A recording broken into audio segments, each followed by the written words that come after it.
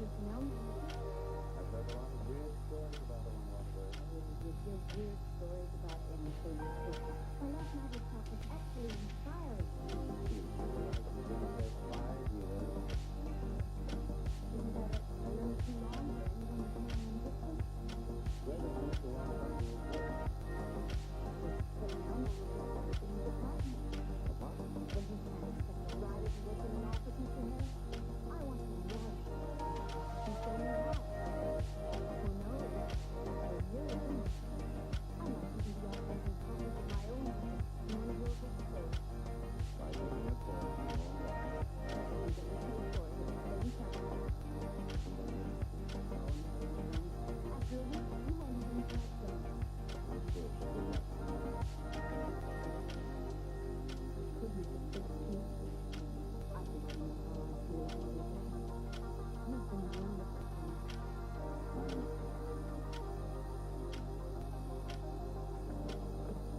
Steve, Yes, call me sometime, will you? We'd like to know how you're getting on. I'll call you soon.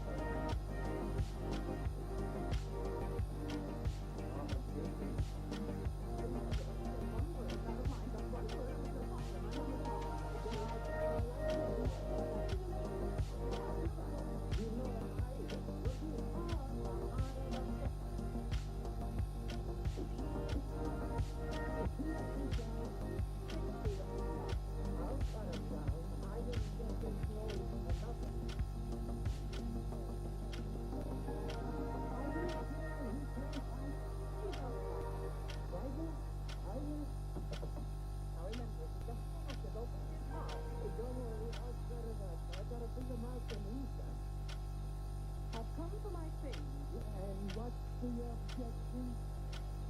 Evidently, he has none. Oh, Bill. Now then, I want you to take all the things out of that drawer and put them downstairs.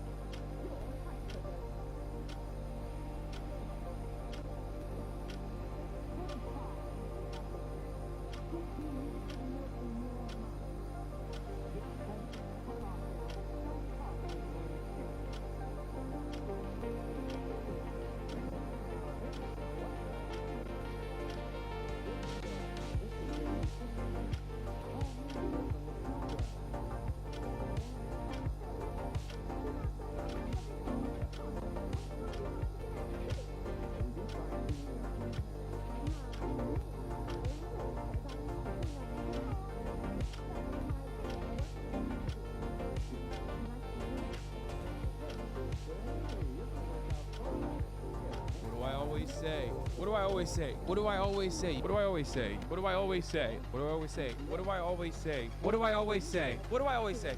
What do I always say? What do I always say? What do I always say? What do I always say, dude? What do I always say? 30% of Americans will agree on anything. Say the line, chat. It's like a muscle. There's no shot. Don't tap the glass. We've been talking about women's rights for far too long. How about it's time for women's wrong? Meritocracy is a fucking lie. Blammo. Rule number 1, get nukes. Rule number 2, never give up the nukes. Rule number 3, if America or an imperial superpower tells you you have nukes, drop everything and find nukes. They want their biases to be confirmed. Kids are no content, okay? Let people be cringe. Show me the fucking pay stub. Just be fucking normal. Holy shit, dude. You go to the gym that much, you're gay. Every guy can be a 7. Absolute bananas mode. Yes, the reason why What Do I Always Say is probably the most said line in this channel is because I unfortunately have to repeat myself every single day. Being a Twitch streamer, especially a leftist political commentator, living in the United States of America and consistently talking about issues that pertain to like American existence in contemporary society, means that I have to repeat myself sometimes numerous times over the same hour, over the same broadcast, and certainly over the course of a year or multiple years. Sakura Gore, thank you for the 25 get the subs. Decked out the wazoo. In our current capitalist economic system, the gains are privatized, but the losses are socialized. Society prospers when old men plant seeds for trees they will never sit in the shade of. The only phrenology I believe in is cop skull. I am your dad, I fucked your mom. That's precisely why you can look back at videos that I have cut from like 2016, 2017, even before that, and look at the exact same arguments that I am using back then and have it apply perfectly, unfortunately, perfectly into our current existence. What's up, everybody? If you're gonna do an accent of people who have like been historically colonized, you have to do it well. You have to do it well, or else it's racist. What's going on, everybody? I hope everyone's having a fantastic evening, afternoon, pre-noon, no matter where you are in the world. I'm Hassan Piker, and this is the Hasanabi broadcast coming to you live early, coming to you live early. Early bird catches the worm from somewhat sunny but very windy California, Los Angeles. We're at the heart of the fog, the main place where the fog is implemented. All the chemicals in the air in stolen land. Ladies and gentlemen, boys, girls, and MBs, it's the mist. It's here. What is the fog doing? It's the Nexus. We're live, and I hope all the boys, girls, and MBs are having a fantastic one. Regardless, though, it is Thursday, December 18th, 2025. I'm in a lot of pain overall. Because I'm old. I'm an old man, and this is the part of the broadcast where I tell you about my personal news. And the personal news, honestly, the personal news segment has basically turned into the segment where I tell you about, you know, the different pains, the different pain points in my life. Because that's just what it is. That's just what it is when you're an old man, okay? And as far as the pain points goes, injury update time, foot still sucks. The black and blue purple the bruises have moved into the crevices of my toes. Where you have toe jam, I have black and blue jam. I will not be showing you the foot one more time because you guys absolutely hate it, I know. And yeah, recovery is still taking place, but the problem is, I don't know why, but I have back pain. I have freaking back pain. Just cut it off, bro. I know. Do you ever get an injury where you're just like, I wish I could just like boom, hit something and then get like in a video game, I wish I could just like hit like a medevac pen or something. But yeah, I have back pain most likely because I'm and I haven't been working out or anything, but it's because I've been like putting weight on different parts of my body, and it's fucking annoying. It sucks really bad. I wish I could just like stim pack myself and get out of this conundrum, but I can't. Dude, I'm 32 with cicada flare-ups. It sucks. Sciatica, you mean?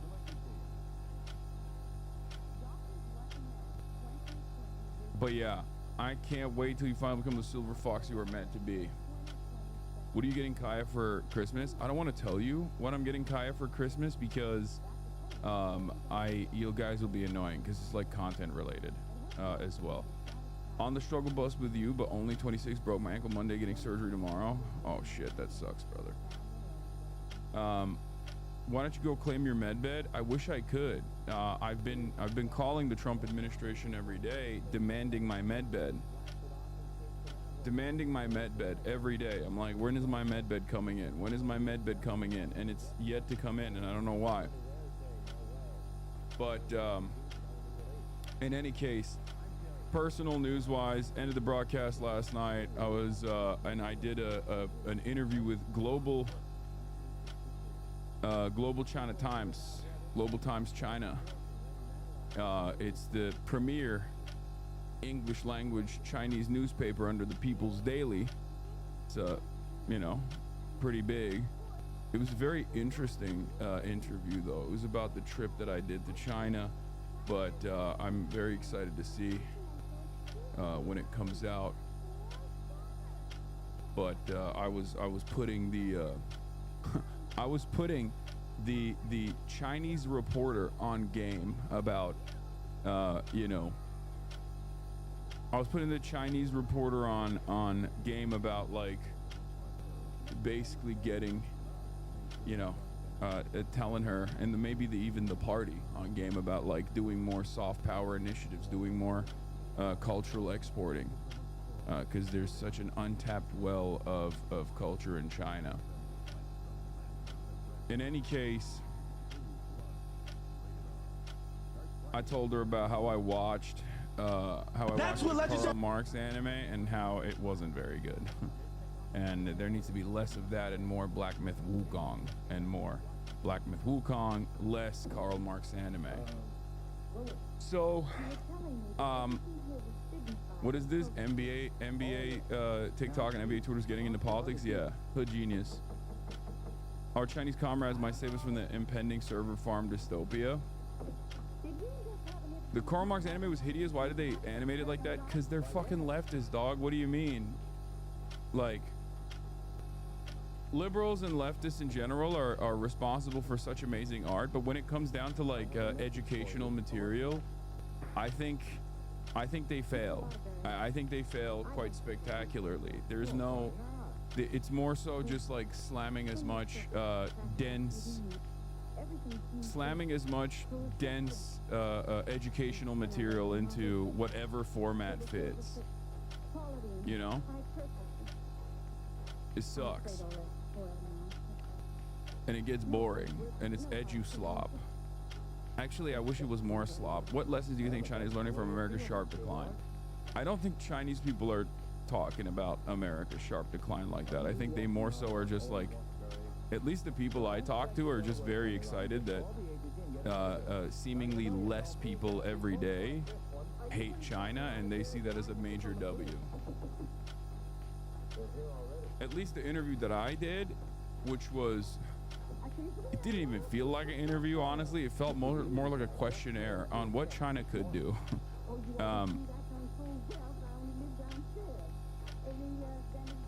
But Trump is rescheduling weed right now. Good. You need to reprint the Get In, We're Doing a Coup, America's Favorite Hobby. Kurunet getting a lot of compliments lately. Oh yeah. Well, Puka Nakua's brother was arrested for stealing a Lakers player's BMW. Yeah, I saw that. In any case, ladies and gentlemen,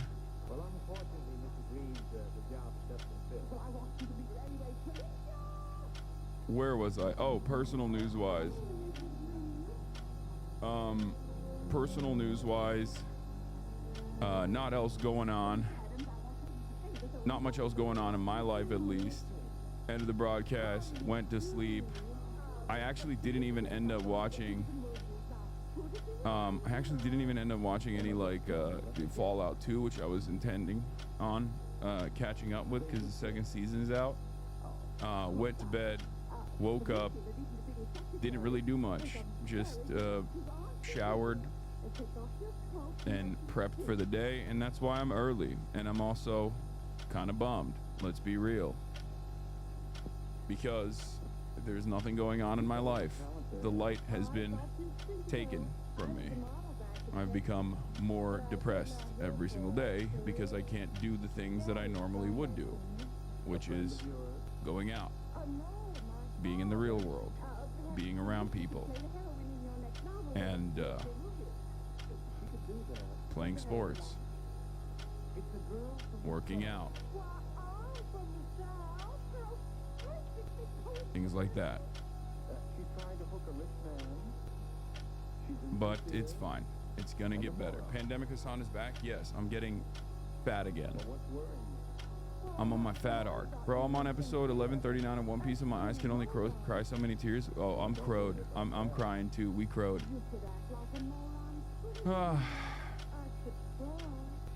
Anyway, you're bumming me out. Well, apologies, but my shit sucks. Okay? It could be worse. The economy wouldn't be so bad if people weren't buying $30 instead of $2. I know. The doll economy is what's fucking everything up. Bro is early. Yes, it's because I'm on, because I have an injury. That's why I'm early, and there's nothing else going on in my life. So that's the reason why I'm early. This is a reminder of the pandemic days. Yes, we're back to 2020 Hasi. Let's be real. Hogfest is starting. Amerifest TP USA will obviously watch that as well. I'm very excited about that. Thank you, Themasius, for bringing that up. Obviously, Trump addresses nation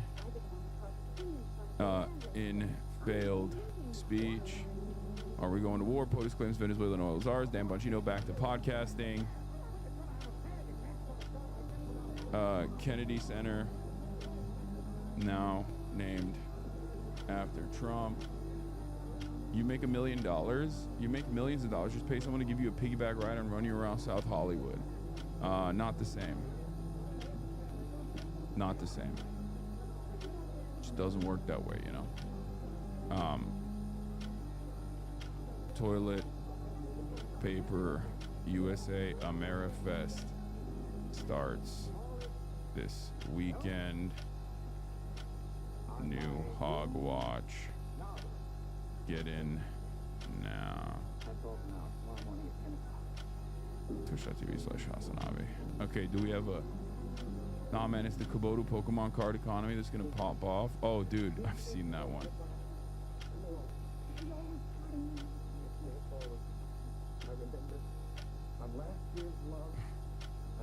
Did you hear about the U.S. citizen who got detained deleting his phone history before it was checked at the border? Sorry if you are planning on covering. I only caught a headline and I'm wondering if you know more about it.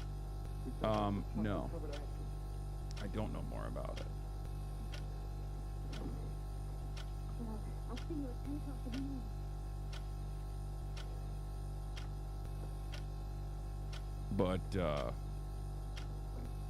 But yeah, apparently there's a new JCS as well. I don't know. Is JCS still got motion? Does it still have the juice? Hello? More perfect union on modern socialist cooperatives in Italy. You know what's really funny? Cooperative corporations in Italy. We're so back to like 2015 politics. I can't wait for like anarchists to start getting mad about like the minutia and accusing everyone of being red fash or something. You know,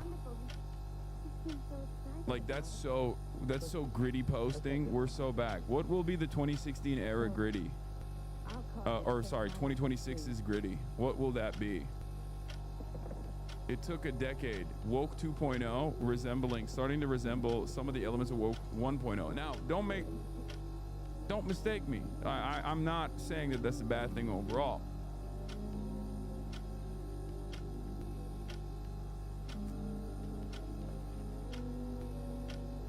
What's the foot looking like?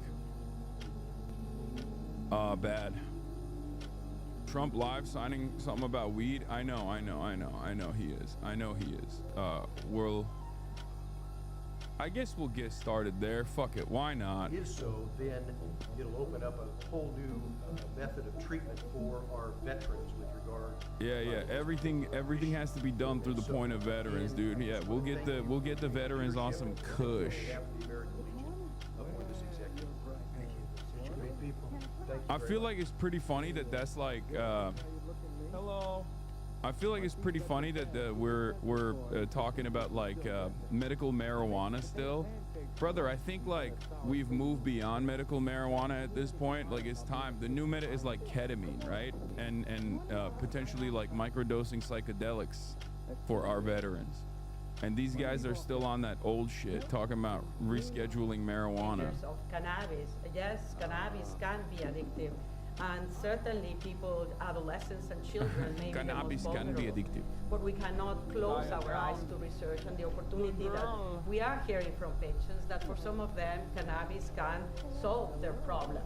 And so what we need to do is Eric Swalwell calls out Puka. Yeah, I saw like a bunch of like advocacy groups actually getting mad at Adem Ross and Puka for doing like the like Jewish merchant, greedy merchant memes, but I think is so far we're so far lost on this sauce on this stuff that it's just not.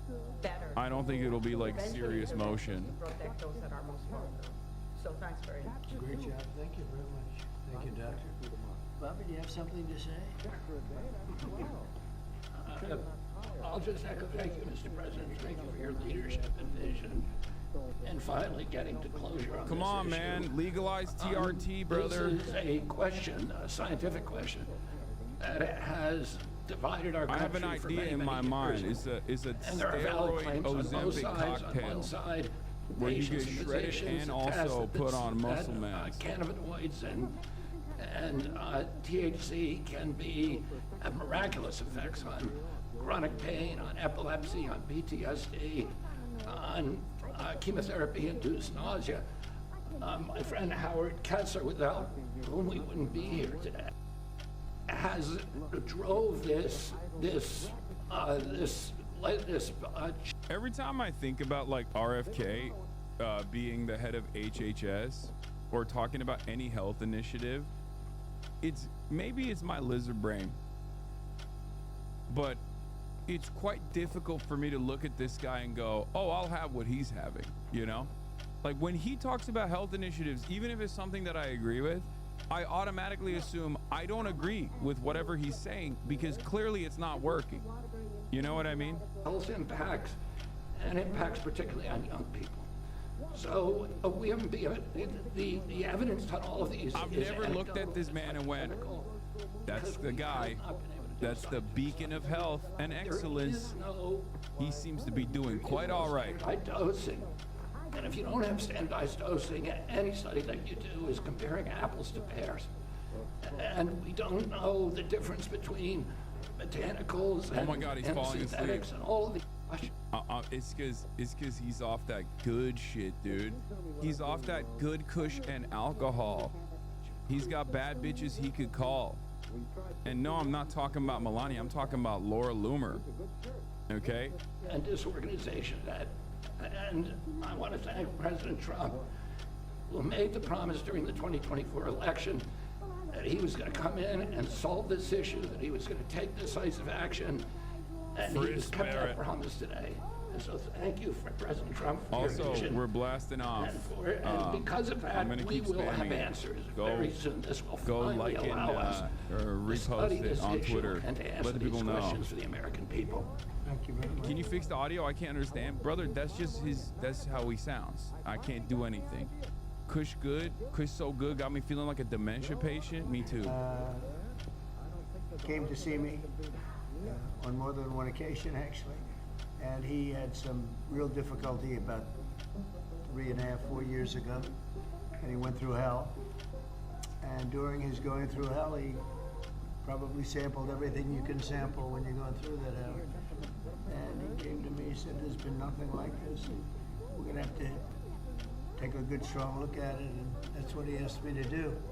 And others have likewise said that, many others. I mean, you know, again, it's, I've never been inundated by so many people as I have about this particular reclassification.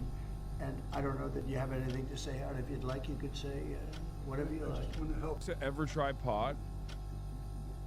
Yes, I used to smoke.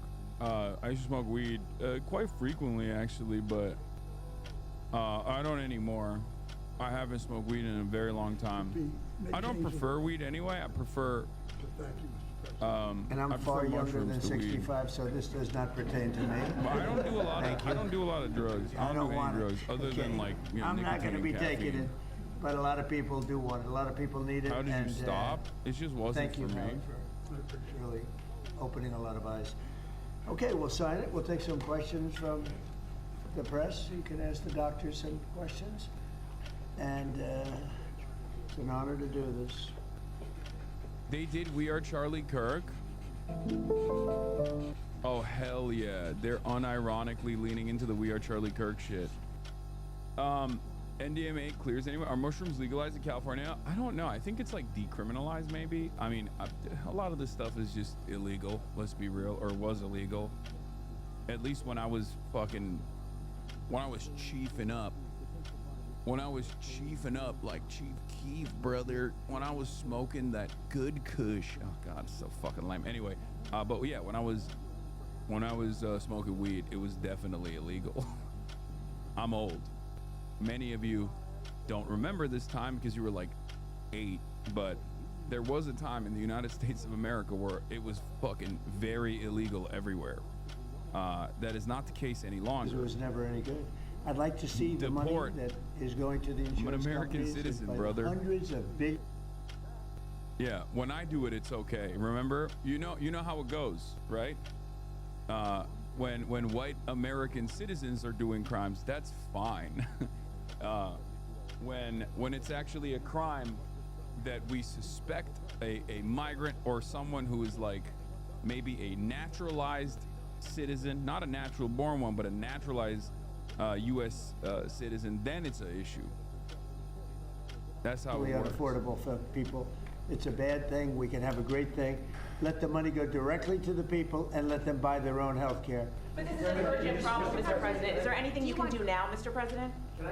This is going to be right now, as far as I'm concerned. Go ahead. We just got data today. We have federal exchanges where people come shopping for the ACA. And the president hasn't heard this yet, but we've talked to the team. The percentage change from last year. I've been hearing a was lot down of back and 2.7 forth to about this 2.8%. and controversial Not the opinion, massive and I'm numbers not that have saying been this predicted. because like I'm And there's many Turkish, possible reasons but for people this. apparently But right now, Americans are signing actually up for think these Dr. programs, Oz might be the despite all only things good that have been person going in on. this 2.8% entire is a tiny in fraction the of what entire many federal had claimed agencies would team happen. that And I Donald think it Trump speaks to the fact the accidentally American put people into a appreciate position of these power. ACA plans No, are I'm already serious. subsidized over 80%. Partially because the bar So is it's a in good hell. deal. Also partially because he is a real doctor before he was a TV doctor and a scammer. But no, no, he's not a good person. He's not a good person. And he hasn't done a lot of good in general throughout his career. He was a fucking charlatan, a scam artist, all of that stuff. I'm saying, when matched with the performance of every single other person that Donald Trump has actually elevated to a position of power, a lot of the people that are looking at this stuff from afar unironically think Dr. Oz has been doing a fairly decent job in comparison to everybody else. And I have seen some chatter about him potentially taking over HHS in general. You know, I mean, we have a fucking podcaster who can't even touch the ground when he's sitting on a chair running the FBI, okay? Yes. Why does the bar matter? He's a doctor, not a lawyer. No, that's what I mean. Like, he's not. L streamer bro forgot the rage bait. All streams so far is getting boring as fuck fast. I'm a tweak on the ice if it doesn't improve in like 5 minutes. L streamer, where's the rage bait and entertainment? Brother, I don't know if you are lost, but I cover politics. I mean, the rage bait in and of itself comes from how fucking stupid this administration is, but I usually just cover politics. I don't care, make it work. Okay, I'll get to it. She's fantastic. She's a fantastic person. Thank you, Mr. President. Some GOP lawmakers have written to you in recent days saying they're concerned this executive order could normalize drug use for youth. How would you respond to that? Yeah, like I was saying though, like I was Well, I think I'd saying, let one of the doctors respond to it because they can do it a lot better than me. show your foot I to can only tell subdue you them. that when Yeah, you I'm see not gonna polls do of that. 82% of the people want It's this, always funny when people realize When I most of have your friends coverage that is are boring really, news. really I mean, it's sick and boring, but we make it less boring. Yes, you Also, could say it. American news is not as boring as like news in other countries, I would say. Because everything is so fucked. It's a massive shit show. So it's entertaining in and of itself. When they go through this horrible ordeal of cancer or other Hey Hassan, black people love you. this is something that Cool, makes me thanks. feel better. I love black people. All of the side effects of some of the drugs where you're just There's a lot of totally S's, knocked man. out and out of it. But I'd like to have one of the doctors maybe respond because you people do it better than anybody. I'm happy to respond. I Yes. mean, and my answer is we have had cannabis scheduled for how long? And it hasn't. I love this lady. Neither the The way she says adolescents nor the cannabis. adults. We have 20 million people in the United States with a cannabis use disorder. This is not legalizing it. It's making easier to do research so that we can use it when it is indicated and optimal. So it's also a big part of this is research. In other words, you'll now have a much larger sample and you'll be able to see if it's as good as many people say it is. I mean, people say it is beyond good, and you'll be able to find that out now. On housing, you talked in your address last night about housing. Yeah. Are you still considering a national emergency over housing? I'm looking at it. What would that look like? Looking What would at that it. look like? You know, there's two thoughts on housing. You have a lot of people have housing that because we have Puka such a strong apologize. economy, such a strong market Stand up there. to, Houses are very and then put the valuable. stand up It's a to big Jewish part of hate our as a net worth. timeout. Their Puka house. said I timeout. don't want to knock those numbers down because Hit the blue I want square them and to everything. continue to have a big I told you, value man. for their house. At the same time, I want to make it possible for young people out there and other people. He got the boss house. call. In a way, they're. I don't think it's going to be that. I don't think it's going to be that consequential in general. But it's like this is the type of shit that you don't. want to take care of the You people that definitely have don't need houses to and- do. You know what I mean? It's just not. You just don't need to do that at all. There was no point. There was at no point where you. Like there is no reason for you to put yourself at risk like that. But yes, it's the one kind of DEI and woke that still works. Okay, that's it. the only woke that still works. Can you explain to the folk at home what cannabis is? Shut up. Excuse me, did he seriously announce Patriot games with a boy and girl from each state? Am I hallucinating? That's what he said, yeah.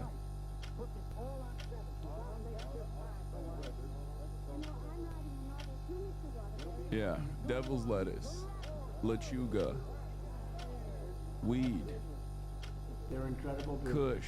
Finest people. They're protecting us. And because of tariffs, we're taking in billions and billions of dollars more than we ever have before. With no inflation, by the way. With no inflation. You saw the inflation numbers. They just came out today. What great timing. Practically no inflation. And yet we're taking in hundreds of billions of Yeah. dollars. Okay, after last night's crack-induced incident,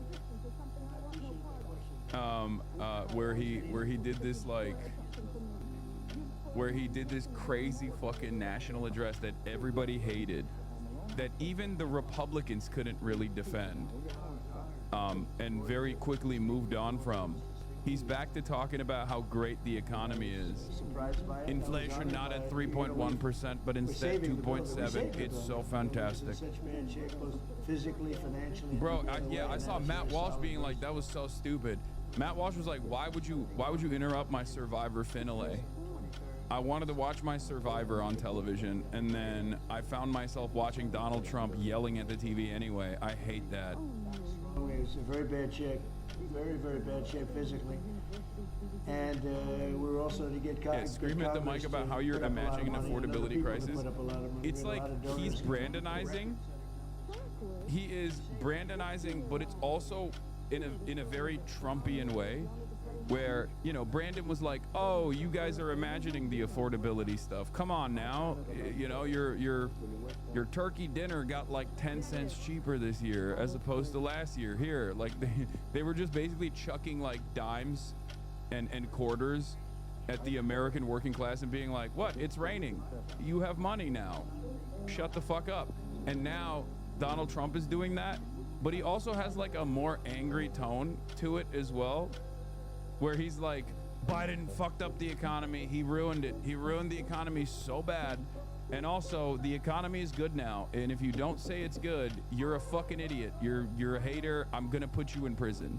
You have to say the economy is good, or else the fattest ICE agent you've ever seen is gonna come knocking down your door and put you in a fucking detention facility. And, you know, every time they take too much time, then Russia changes their mind. 27,000. We're hiring the soldiers were killed fattest last ICE month. agents. Think of that. What do you think of that, Doc? The least trained. 27,000. It's like a half. Nobody's done it like me before. Killed in 1 month. And it's that way. It's anywhere between 20 and 30,000. Mostly soldiers. Also some people from Kiev and other people places. Largely it's the soldiers. They're losing their lives. Nobody's ever said anything It's about like- It's the worst since World War II. And, you know, you've heard me say I settled 8 wars, some going on for 35 years, one going on for 37, one going on for 32. And Yeah, 8 that's why wars he's in starting a the- new one, the guys. Come initial on. one. This is He because settled of the 8 wars. animosity, the hatred. It's a little bit more difficult than we thought, but there's a chance we can get this done maybe soon. Remember that 25 to 30,000 people being killed a month, young people being killed a month. Steve, please.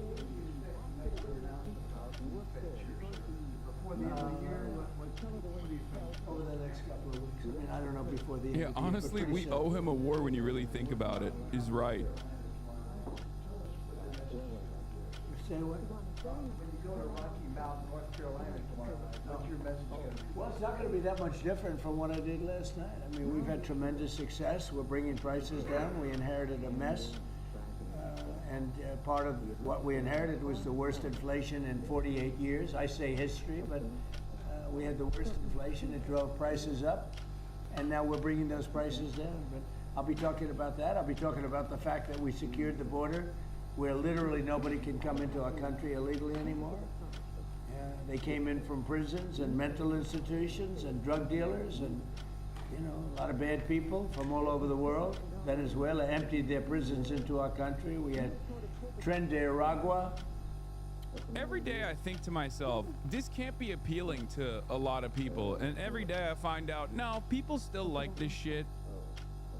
People just like, they like being lied to. They enjoy it. They're like, no, you're right. All of my problems are actually related to immigrants. Okay, well, Donald Trump has started doing mass deportations and your shit still sucks. So what's that about? He's like, well, I guess we just haven't deported enough migrants yet. Okay, got it. All right, cool. Before Any day now. I came into office, they couldn't do that. They were getting badly hurt in many cases and beyond hurt, killed.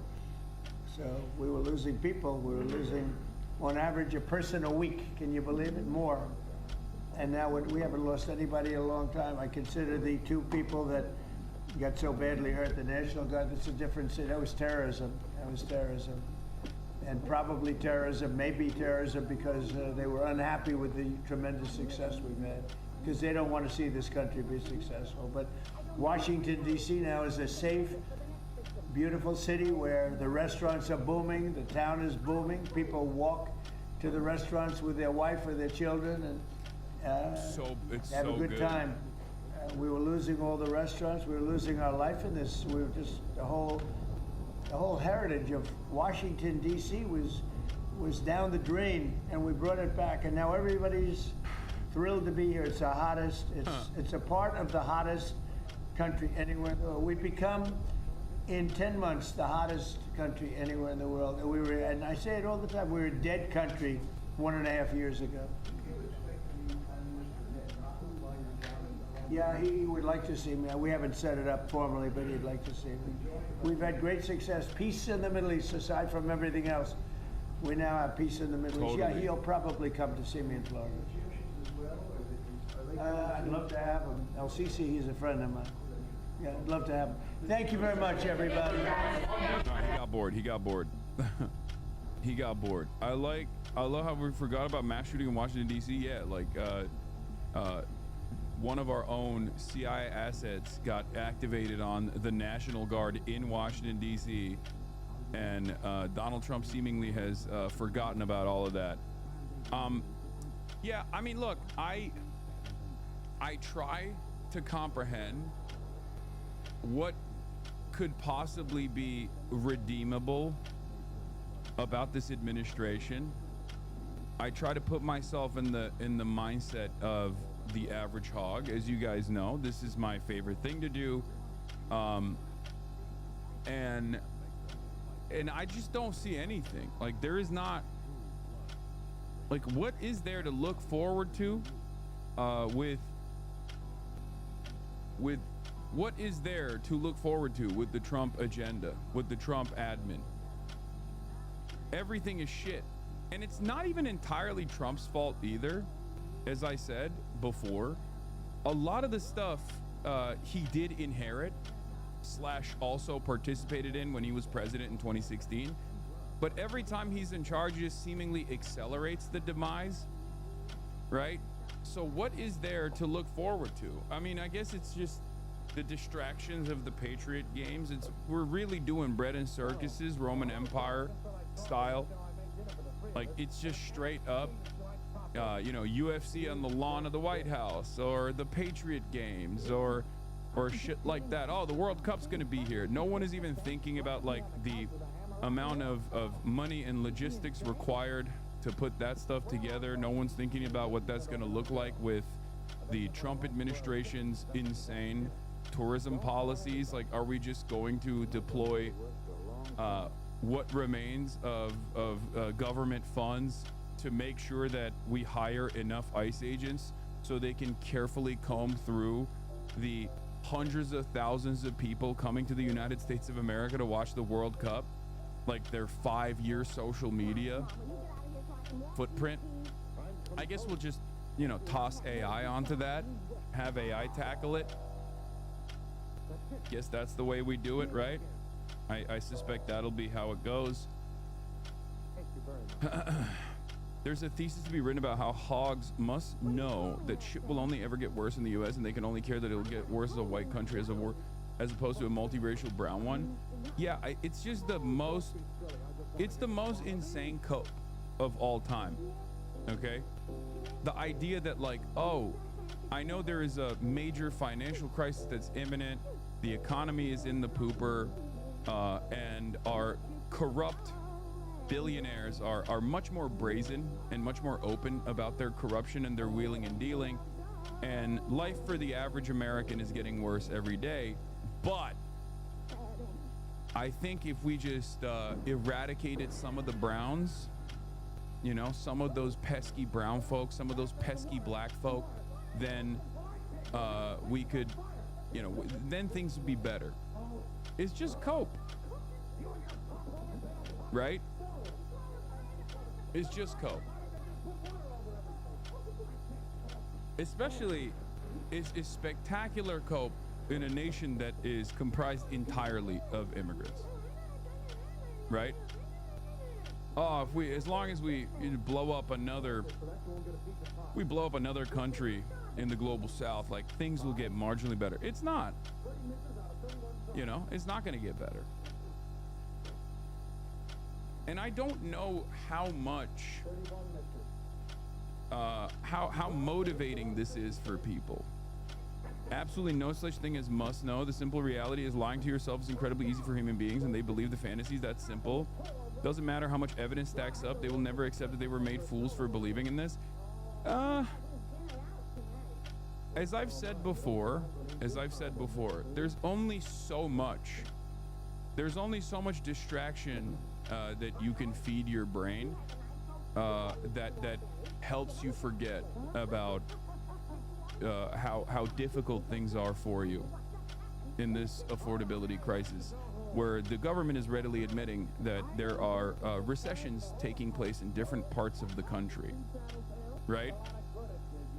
Like, there's definitely always going to be people who try to cope with how awful things are by fantasizing about harming those who have less than they do, like harming an imaginary villain that they've propped up in their minds. There is definitely some power to that, right? But I assume that, like, at a certain point you have to recognize, like, okay, all the transgenders were banned from athletic competition. They were all banned. They can't participate in, like, high school swim meets anymore, right? Did that actually do anything for you? I wish more people would ask this question. It's one that I ask all the time, knowing full well that that was always going to be a distraction, and it wasn't going to make people, it wasn't going to actually satisfy people's more understandable material needs, their material desires, right?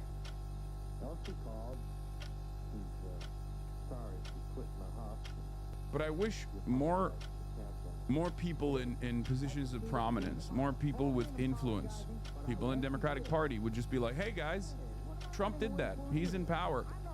Do things feel good for you, you know?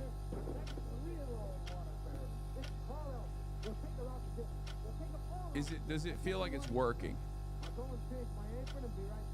Because it doesn't feel like it's working at all. Maybe we should try a different alternative, a different vision. Anyway, here we are. This is, I disagree with the previous sentiment. Everyone absolutely has a breaking point. People are forgetting the promise of America is we get the treats. If we don't get the treats and life continues to get worse for people over time, they will realize they're a frog in the boiling pot.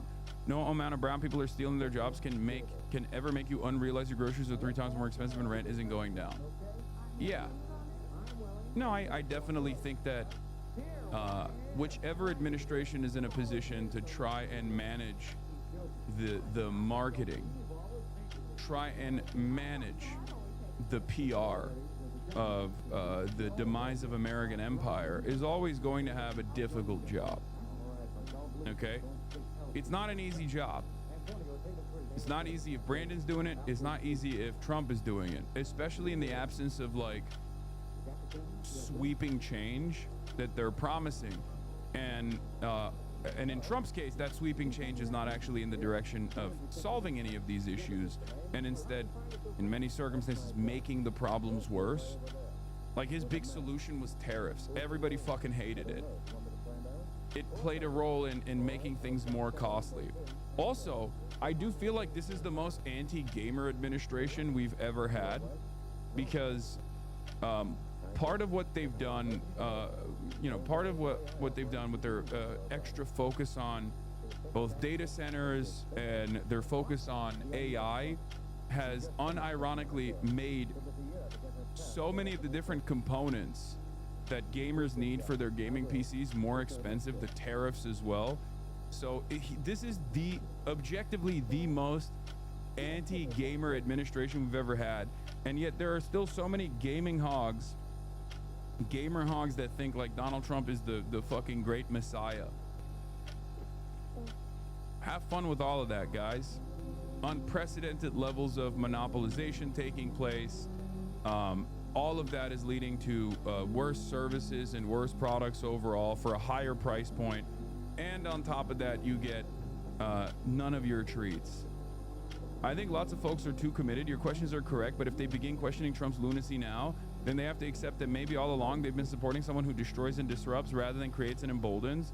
And I think the people who vote for Trump don't have the social capital to accept this. Yeah, I understand that. I'm just talking about people in the margins. There's always people in the margins.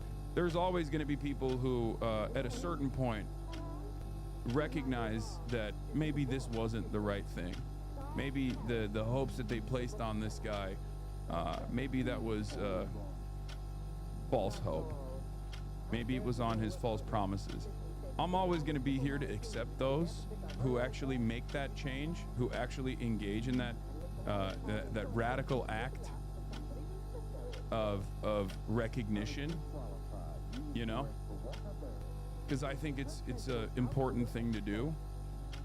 I think it's a powerful thing to do, and it's good for people to not find themselves rudderless when they actually do take that next step. I think most people recognize this shit is rigged and isn't working for them. They just don't have organization that collectivizes their power in order to change it, or even direct them to more productive outlets. That's the other side of this. That's why I yell at the Democrats quite a bit, right? Because it's the most common position. Dude, this is all fuck. Both parties are actually working for the powerful. And that statement in and of itself is not the worst statement to make, right? Not a bad statement. There is a lot of truth to that. It's like that equation of you know, dumb guy says, oh, both sides are fucked up. And then at the middle, you have the partisan guy who's the actual true stupid. And then on the bottom, on the other side, in the top 1% of intellect, you have both sides are actually, you know, participating in this bourgeois democracy. I think both sides are bad. One side is worse, certainly. But I do think, I mean, the reason why I do yell at one side, the Democrat side especially, is because they seemingly have no investment in making the necessary changes, or even galvanizing the public in a more productive manner, moving them in a more productive direction. So that's why we're in this never-ending spiral. America. President Trump addressing the nation in a combative and defensive primetime speech, placing the blame on Democrats for the economic challenges happening under his administration. I am bringing those high prices down and bringing them down. It's always good when you start off by saying, a year into your presidency, I've inherited a mess. Okay? It's always good when you have bold leaders that are taking ownership over how terrible things are going, and instead of taking ownership over it like a good leader would, instantly choosing to blame the previous administration for the economic hardships that Americans are experiencing, only to then turn around and say, actually, there are no economic hardships, as a matter of fact. I inherited a mess, and there's actually no mess any longer. Very fast. But polls show that's not the reality for most Americans. While some grocery items like eggs are down, economists say Americans have paid higher prices on everything from lettuce to beef to coffee because of the president's tariffs. A new Quinnipiac poll reveals 65% of voters say the state of the economy is poor or not so good, with 50% saying Trump's policies are just making things worse. The president, well aware the economy will be front and center next year's midterms, suddenly promising a cash giveaway, announcing his administration is sending out checks for $1,776 to military service members before Christmas. 1,450,000 military service members will receive a special, we call, warrior dividend before Christmas, a warrior dividend in honor of our nation's founding. You know what that's about, right? Police are looking into the potential ties between Saturday's shooting at Brown University, Monday's fatal shooting at Massachusetts Institute of Technology at his home in Brookline, Massachusetts. Oh shit. Is this like an assassin? What the fuck's going on? But why would an assassin do a random shooting at Brown University seemingly, and then go after like a nuclear scientist? I don't know. I mean, just because the cops are looking into it doesn't mean that there is a real connection between the two.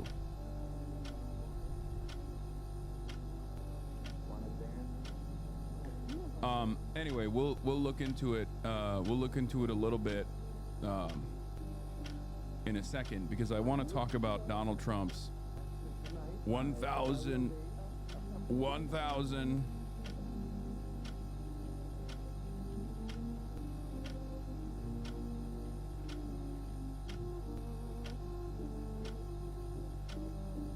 $776.10. Here is what I wanted to show you guys.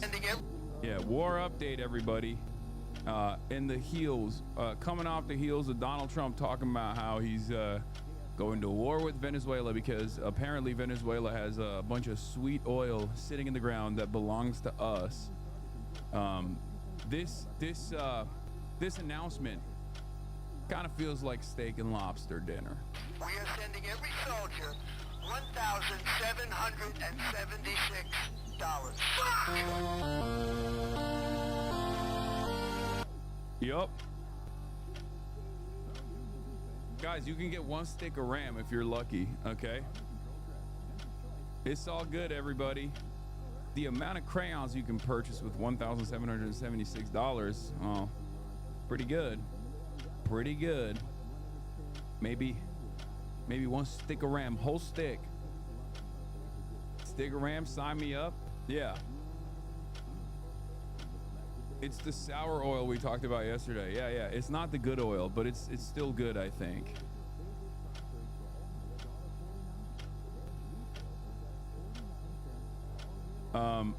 Hassan, when you look at the current situation in Venezuela, do you interpret the crisis as a shift from state-centered socialism towards a form of state-managed capitalism, or as a more complex geopolitical restructuring where sanctions and external pressures reshape the country's class dynamics? It's definitely external pressure playing a major role. I mean, there's obviously countries will always have issues. Countries are always going to have issues with mismanagement, especially countries that aren't the United States of America. I mean, we have issues with mismanagement, right? But when you actually lean into certain pressure points and cause instability, when there are competing factors with ideological and material needs, especially those in the capital ownership class that do not like where the country is heading, and they align with this major imperial superpower to destabilize the country further and to actively do coup d'etats, some of which that fail, many of which that fail. And then on top of that, you get the mother load of sanctions. It's not going to be easy to recover from that. In that process, you are going to make decisions that are repressive. Political repression is going to be commonplace. This is not an excuse for said leadership. It's just a recognition of how people get there. Anyway, U.S. soldiers suspect deployment of steak and lobsters hit DFAC menu. DFAC has steak and lobster. How's your steak and lobster? All right. Damn, you're decent. How's yours? I'm ready for war. We're going to war.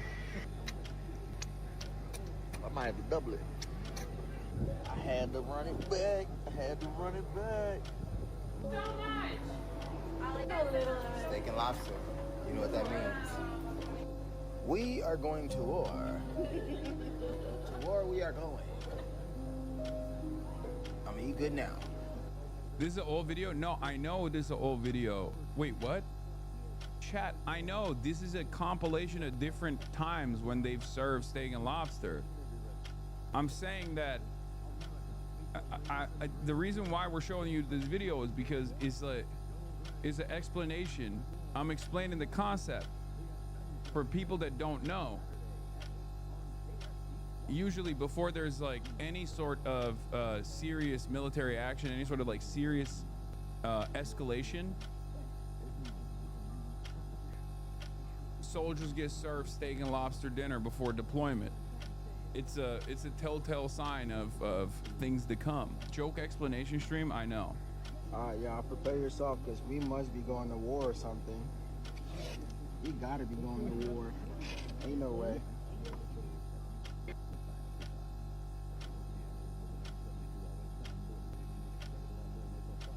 Those funds were rerouted from funds approved to increase housing allowance payment for active duty families. Probably a net loss for many troops. Yeah. An army marches on his stomach. It's wild how much they're leaning into numerology with the 1776 bonus and the 11,888 murderers entering a country and shit. Wait, what? I don't know about that. Of course, they will also be fucking over homeless veterans at the same time. What is this? There's currently a mass shooter on the loose who killed 2 students this past weekend at Brown University, and FBI Director Cash Patel is coordinating a manhunt in Rhode Island. Wait, what? What does this have to do with the fucking over homeless veterans? What? This video is old because there are black people in the military. There are still black people in the military. They just don't have the shave slips any longer. Okay, so when you see black people in the military and they have like massive bumps on their face now, that's because of Pete Hegseth. Okay, they didn't quit. They just now have folliculitis all over their fucking necks and their faces.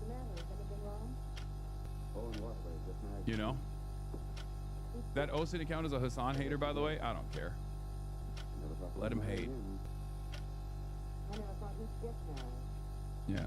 Where's my warrior dividend for having to pay double the cost on coffee all year because the lard-ass president tried to extort the Brazilian government into exonerating its crook former president, which also failed. He just started a 27-year prison term. Yeah. Well, you know how it is. Anyway, nothing a good deal of war won't solve, everybody. You'll forget all about it when we wage war with Venezuela because they're holding our land and our oil inside of their national boundaries, of which they thought they had sovereignty over. Duh. That's unacceptable. What are we talking about? In 1776, we are sending every soldier. I'm calling this the Chevron War, okay? Chevron is seemingly the only company that is still allowed to take oil out of Venezuela. I wonder why all of the other oil that's leaving the Venezuelan coastline is actually our oil, but it just hasn't been our oil yet. Okay? It's just waiting to be our oil. $1,776. Think of that. And the checks are already on the way. The president says that money is coming from... Can you explain what they mean by Venezuela stole our land? I have no idea what they're referencing. It's bullshit, chatter. There's no rhyme or reason. They're just claiming that America... Look, it's the same exact colonialist argument that the British made when the Iranian government under Mossadegh wanted to take a closer look at the extraction process on Iranian oil fields that were being run by British Petroleum, okay, by BP. It's the exact same argument. They're like, oh, we built those refineries, which is bullshit. But regardless, like, Americans built those refineries. Those are, the oil being extracted from the ground is supposed to be our oil. I don't know how else to describe it other than they're just stealing, or they want to steal. That's it. BP stands for British Petroleum? Yes. Just like when Iran was like, hey, we want to look at these contracts because this is our oil and it feels like you're fucking us over. Maybe we want a little bit better of a deal. They were like, no, you can't do that. That's completely unacceptable. Here's a coup. Have fun with that. We're putting the Shah in charge. They're trying to do the exact same thing and using the exact same methods and the exact same statements. This time in 2025. Here's Hussein Douru. The West, including Israel and the U.S., is pushing for regime change in Iran, claiming to support democracy. But 72 years ago today, this is back in August 19th, they overthrew Iran's democratically elected Prime Minister Mossadegh in a CIA-backed coup, shaping the Iran we see today. With the help of the British, the CIA overthrew Iran's democratically elected Prime Minister Mohammad Mossadegh, who had nationalized Iranian oil in 1951. In 1951, Mossadegh's National Front won the majority of seats in the Iranian parliament, and the bill to nationalize the oil industry was passed with overwhelming support. This put Mossadegh on a collision course with British imperialist capitalist interests. And much like in the case of Venezuela now, Mossadegh wasn't necessarily taking the entirety of the extraction industry and completely nationalizing it. He simply wanted to take a closer look at the contracts, the long-term contracts that British Petroleum, or rather the Anglo-Iranian Oil Company at the time, the ridiculous exploitative contracts they had, where it was, exploited Iranian workers and pretty much the entirety of the Iranian oil that belonged to the Anglo-Iranian Oil Company. They wanted to maybe demand more of their own natural resources. They demanded more revenue generated off of their own natural resources. And the British did not like that. Instead of offering them a fair deal potentially, or negotiating with the Iranian population on what I consider to be one of the most justifiable points, they chose to overthrow the democratically elected Iranian government and install the puppet leadership of the Shah, which was incredibly ruthless, incredibly oppressive, torturous regime, really. And that, of course, led to the Iranian Revolution. But this is initially something that America involved itself in. If you're wondering how Khomeini came into power, this is how. Okay? And if you are also wondering why, like, people consider the Ayatollah to be a revolutionary figure, this is also the reason, right? Today known as BP, rejected Mossadegh's offer of talks and told British technicians that they shouldn't work with their counterparts from the new national Iranian oil company. British warships also blockaded the Abadan oil refinery. The British government imposed economic sanctions on Iran, banning the export of sugar and steel. All British staff in Iranian oil fields were withdrawn, and Iran was prevented from accessing its hard currency in British bank accounts. British Prime Minister Clement Attlee considered seizing Abadan by force, and his successor Winston Churchill took an even more hardline stance. The British took the case to the International Court of Justice. Still, judges ruled they had no jurisdiction over it. Okay? British spies in Iran worked to undermine Mossadegh by bribing candidates during the elections in 1952. MI6 officer Robert Zahner spent over 1.5 million pounds in bribes smuggled in biscuit tins, while his colleague Norman Derbyshire admitted that the coup cost over 2 million pounds. The British persuaded the U.S. Secretary of State John Foster Dulles that Iranian nationalism was a Soviet plot. This wasn't helped by the fact that the Communist Tudeh Party, who had previously denounced Mossadegh, had decided to reverse their position and support him.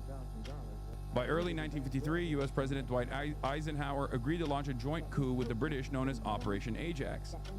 The CIA officially admitted their involvement in the coup. Still, the British have refused to acknowledge that they were involved. Okay, the U.S. and Britain not only wanted to regain access to Iranian oil, but also wanted to stop the Iranian nationalist movement that was linked with Mossadegh. By installing the Shah as a puppet leader, they could reassert their economic and political interests in Iran.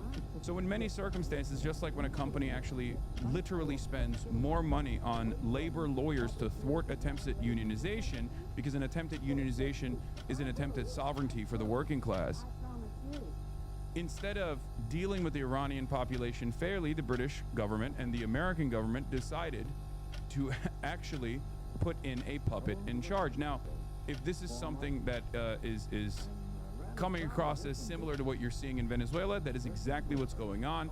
I'm sure Maduro, instead of having his entire, having the country fall into a state of war, has tried to offer up the resources, as many American outlets have reported, and Chevron is already working inside of Venezuela.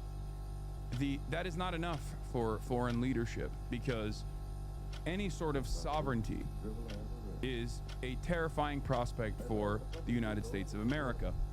As long as Maduro is still in charge, even if he offers up the natural resources of Venezuela, that's still not enough, because, God forbid, he set up contracts with our foreign adversary, China, for example. You know, The CIA hired gangsters and fake protesters to organize chaos in Tehran, and Mossadegh resigned after the army attacked his house. An anti-communist dictatorship led by the Shah was established. As I've said over and over again, this is a historical repeat. This is a historical repeat that is taking place right now in Venezuela.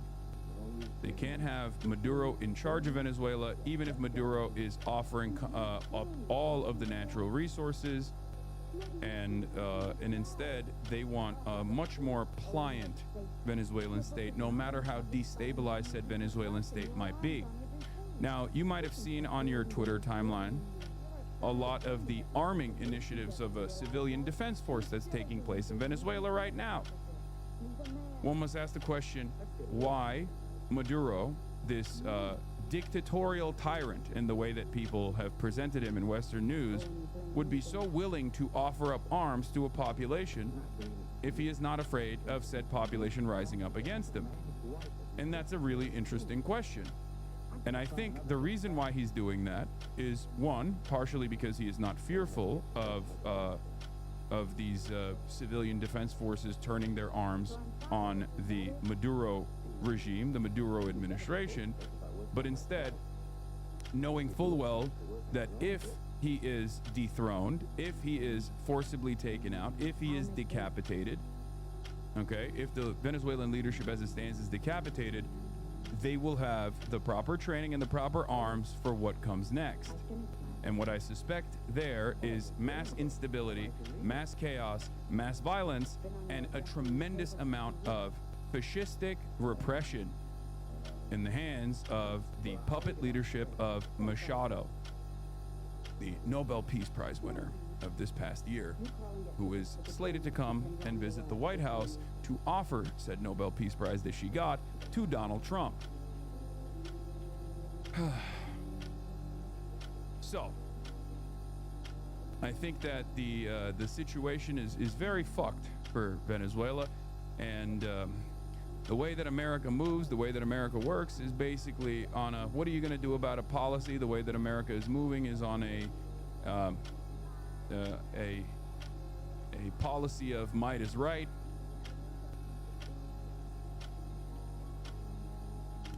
And I think we do not care about the death and destruction that comes along as long as our foreign policy needs are met.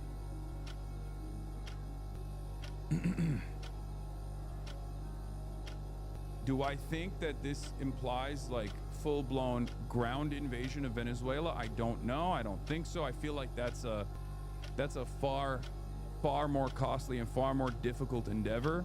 I don't know if there is enough appetite for it, but we shall see.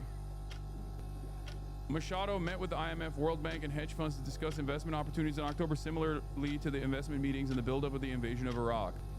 And for those of you who say, I still don't understand, why did she win the Nobel Peace Prize? Because all of these Western institutions still ultimately are guided by the United States of America, the United States of America's interests, and American imperialism. If these past 2 years have not taught you anything, I don't know what to tell you. The moments in which some of these institutions want to maintain their legitimacy, their credibility, where they step out of line from the needs and the interests and the goals of American empire, like in the case with Israel, they very quickly get punished. The Trump administration, for those of you who haven't been paying attention, has already sanctioned many of the ICC prosecutors. They have sanctioned the former ICC prosecutor that was tasked with investigating Israel's war crimes. They keep doing it over and over again, and they do it in broad daylight. It's not like this is a hidden thing. This is not like a secret or a conspiracy or anything of that sort. This is pretty open. It's out in broad daylight, and it's it's happening all the time. It's repeating Western hegemony doesn't always need boots on the ground. Economic pressure, sanctions, and political isolation create the same instability. And when the social base starts cracking from the inside, these civilian defense groups losing faith, that's exactly the outcome Western powers bank on. Yeah, but if it doesn't work, then you also have to obviously improve your odds by directly fighting. That's when you send in boots on the ground. Today, the Trump administration is sanctioning 2 international criminal court judges directly engaged in politicized and illegitimate actions against Israel. The United States has been clear. We will continue to respond with significant and tangible consequences to protect against ICC's lawfare, abuse of power, and blatant disregard for the sovereignty of U.S. and Israel. By the way, the Twitter thread that I was showing you was from Hussein Doro, a person who a person who quite literally was victim to the European Union's broad attempts at making someone a non-person. Hussein Doro is literally a prisoner inside of the country that he's in for fomenting anti-Israel sentiment. I believe they also say because of his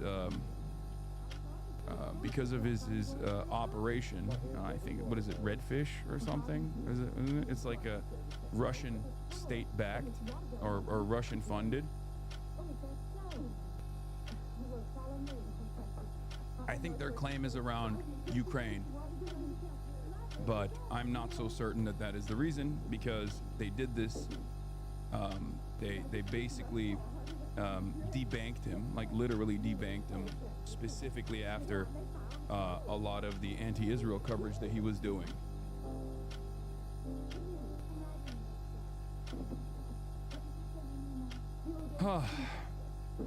Anyway, that is where we're at. Also, Trump has announced Hunger Games as well, but let's continue. Tariff revenue. But even Republicans have said he can't cut those checks without approval from Congress first.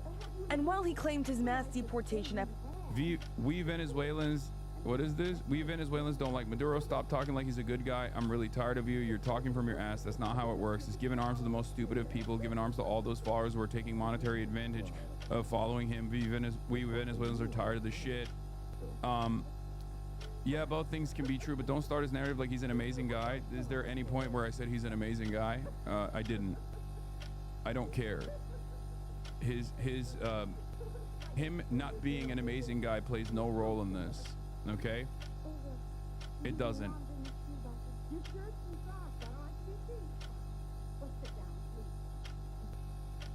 As someone from a country that has been a historic Cold War ally, a NATO nation, I personally saw what took place when there was an American-backed coup d'etat that failed in Turkey. That only led to more repression and more power in the hands of a singular man. He was able to successfully implement a referendum. If you don't like Maduro, the best thing you can do is demand no American intervention, okay? No American intervention in Venezuela. And yet, America has one speed. There has never been, you said he gives arms to his people and is not afraid of getting shot. No, I'm saying that he's giving arms to his people and he has no fear of getting shot right now. And in the scenario where he is taken out of power, he's giving arms to the people because he knows that the people will inevitably fight back against the Machado puppet state. That's why he's doing it. It's a contingency plan. But the whole point is, if you were this despotic, dictatorial tyrant that every single person despises in the way that he is presented, with no popular support whatsoever, even though his support has diminished over the years, and for the most part he was just like leaning into the charismatic leading to the charismatic and popular leadership of Chavez. He was greatly eating off of the Chavista movement, and year over year, because of his mismanagement, because of his repression, and also on top of that, because of a lot of foreign entanglements, foreign involvements that have made life a living hell in Venezuela, and his response to such initiatives have obviously been more forceful, okay? Ultimately, the Chavista movement that backed him initially has fallen. I wouldn't say like it's completely gone away, but it's nowhere near as powerful or as popular as it once were. Okay?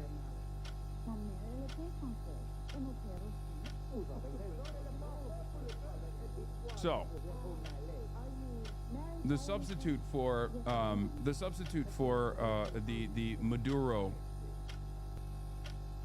administration is not a American-backed right-wing puppet that will sell off all of the Venezuelan natural resources and then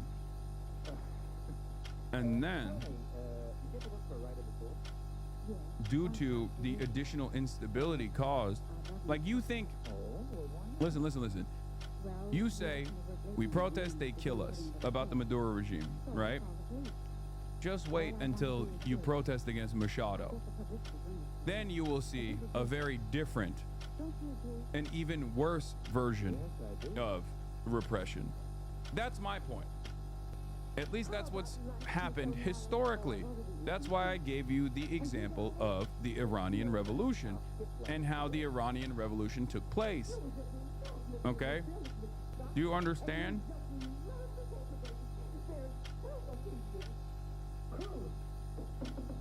Even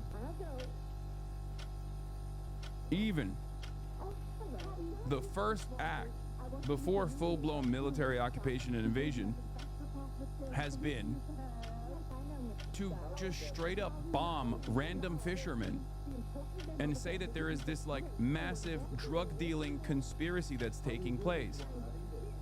Venezuelans know that that's bullshit. Even Venezuelans that don't like Maduro know that that's fucking bullshit. They just hate Maduro, so they think, oh yeah, it's fine, whatever, who gives a shit that a bunch of fishermen are getting bombed. So what's the substitution here? You'd rather, instead of having Maduro engage in like ruthless crackdowns on protests against the Maduro administration, you'd rather have American bombs blow up the Venezuelans? Is that what it is? Like, you're just exchanging leadership from one guy that you say is ruthless to another faceless, lifeless entity that has not even made an attempt to act like he cares about everyday Venezuelans. Okay? So you defend the boots on the ground militia? Wait, what? Would you say this about your birth country, though? My birth country is the United States of America, and boots on the ground? Do you mean I understand why there are militia movements? Yes. Forming against potential American invasion? Yes, I think they are right to do that. And secondly, I have actually said this about Turkey. Turkey is not my birth country, but Turkey is the country where my family's from. Turkey's where I grew up. Although I'm an American-born citizen and a Turkish citizen, I literally brought up the failed coup. There was an opportunity for two separate options. Either you continue with the repressive Erdogan regime, or you allow an American puppet state to be implemented in Turkey, Fethullah Gülen. My preference was Erdogan over Fethullah Gülen. And I say that as someone who can't even fucking go back to Turkey. So yeah, I am consistent on that position. As a matter of fact, my personal experience in that guides my analysis in this circumstance as well. The fuck? Why don't you make it a year? But I haven't even begun. Oh, that's all right. You get paid just the same. What time tomorrow? Oh, any old time. Suit yourself.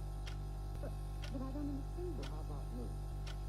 Oh, thank you.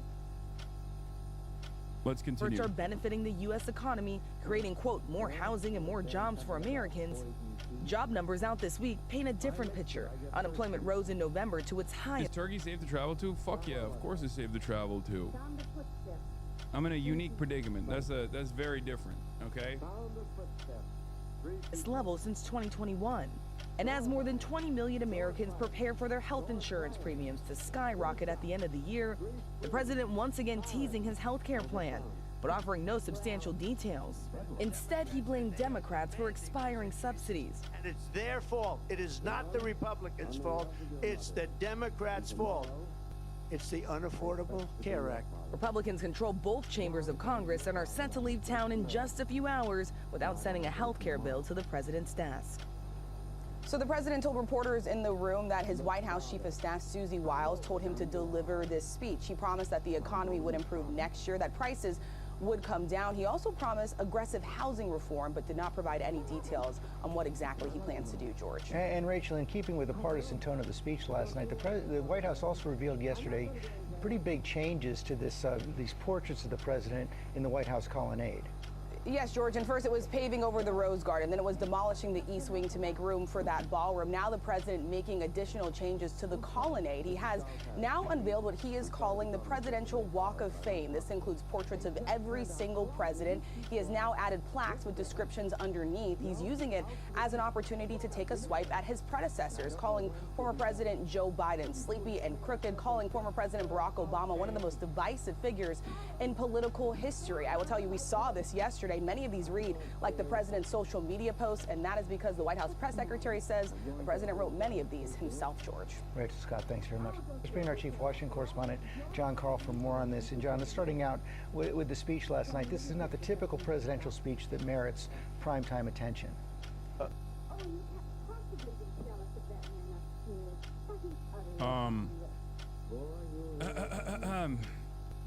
You know this shit didn't bang because, as I covered last night, Sean Hannity spent like 20 minutes on it and then moved on to other things. Okay? The Pettysburg Address. If this speech actually banged, Fox News would be doing victory laps all over, being like, the libs are so owned, dude. Oh my God. American prosperity is imminent, right? And they basically were like, yeah, great. It was really cool. It's going to really help us in the midterms. Let's move on to the Brown shooter and how our FBI is incredibly incompetent in ways previously unforeseeable. Like, it was a crazy speech overall. He seemed like he was on crack cocaine. He hit all the same lines. He hit all the same lines that you expect from a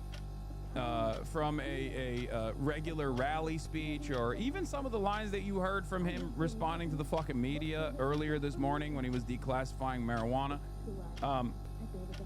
Great stuff. Just yelling the entire time.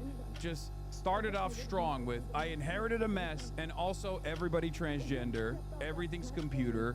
Undocumented immigrants are raping and pillaging the lands. We're being invaded. The problems that he claims are destroying America are made up. The solutions that he creates are very real, but those are not real solutions to improving people's economic conditions, of course. And the financial struggles that he claims are fake are actually very real. It's upside down world in every way, shape, and form. Okay? When he says the country is hot, hot, hot, he doesn't mean like literally the economy is doing great. I think he means like the temperatures are rising. Everything that he says is the diametrical opposite. Look, George, when the President of the United States asks for prime time network airtime to address the nation, it is usually either to make a statement about a national crisis, to announce a major new initiative, or to speak on an issue of war and peace. This was none of that. In fact, I cannot recall a primetime presidential address that was as defensive and hyper-partisan as this one. By my count, they're still talking about partisanship, brother. Is over, okay? I don't know if boomers still actually tune into that kind of narrative, tune into that kind of world building. Do boomers actually still go, oh man, why can't we go back to a bipartisan president? Is that like a demand? Maybe some of the libs do still. I think we've moved, I don't know. I feel like we've moved beyond that, right? Like that's expected, yes. He's gonna be heavily partisan. And I think the next Democrat should be heavily partisan. I think the next Democrat shouldn't just be heavily partisan. The next Democrat administration or the next left flank candidacy, whatever it is, okay, inshallah, should be incredibly partisan. They should be doing the reversal of Donald Trump, but this time in the direction of like genuinely improving people's material conditions and punishing the naysayers, punishing the hurdles, punishing the people in positions of power that are actively trying to gum up the works to try to stop this from happening. You say Medicare for all, health insurance executives come out and speak out against it, boom, send the IRS down their way. Take a look at their fucking finances, audit them, put them under mountains of paperwork. There is plenty of misdealings that are taking place because corruption has been legalized. Make sure that you are running on an anti-corruption campaign.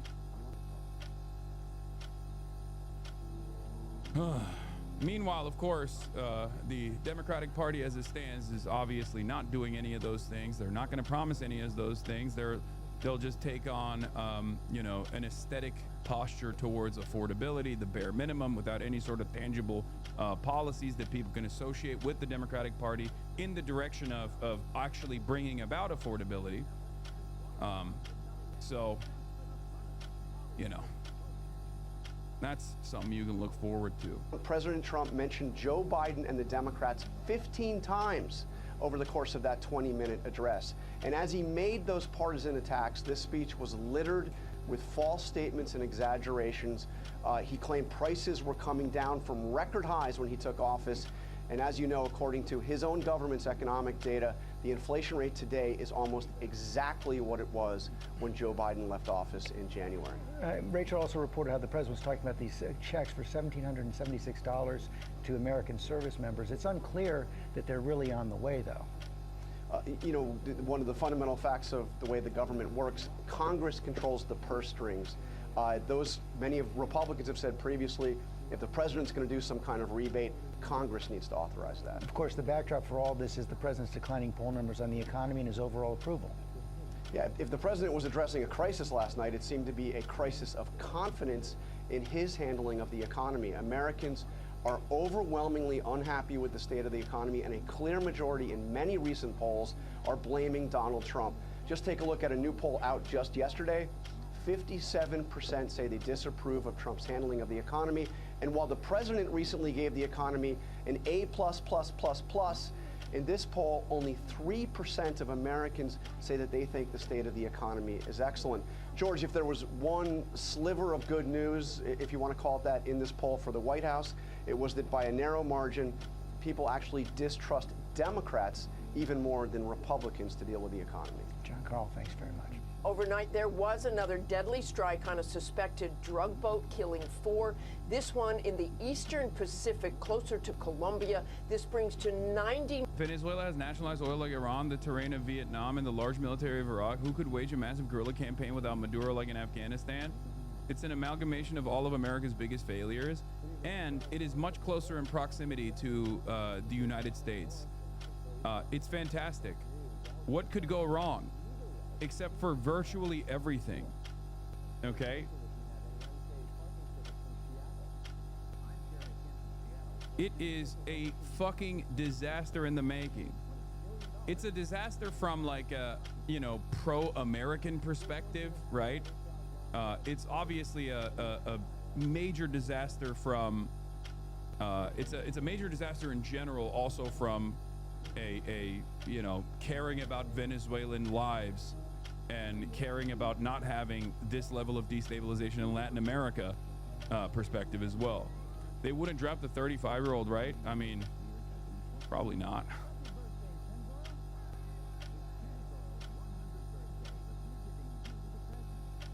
There is just no, there is, at this stage, who the fuck actually thinks that this kind of American intervention will be a benefit?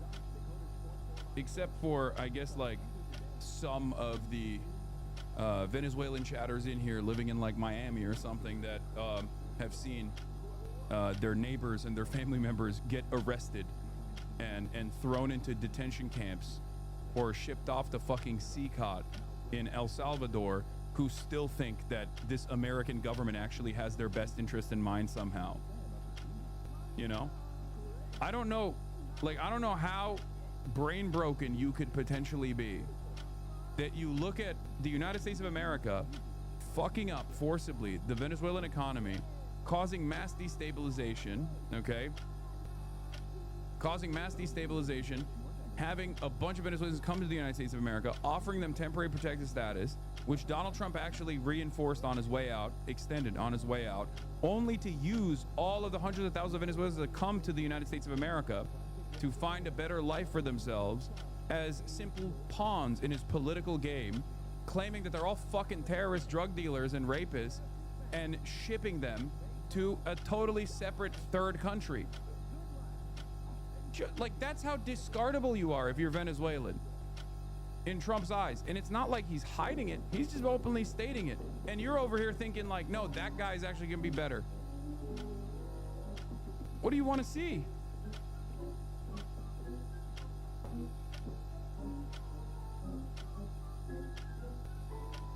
The number killed in these boat strikes, with no evidence made public that these boats are carrying drugs. This comes as President Trump is now calling for a blockade of all sanctions. I came back to Venezuela at the start of November. Let me tell you, the Venezuelan brainworm is real. People here cheer on an invasion, and you tell them, but like, imagine Caracas all destroyed, and they just look at you like, yeah, you can point to Libya, you can point to Iraq, you can point to Afghanistan, you can point to so many different places where America has been able to successfully do this exact same thing, and you know how much better off they are now.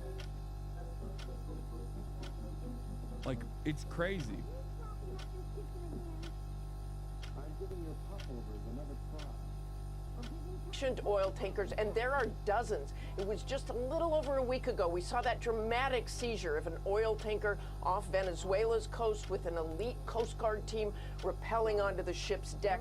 Oil exports are the lifeblood of Nicolas Maduro's government. Well, they're suffering. What do you expect from them? They're gonna suffer more. Like, what are you talking about?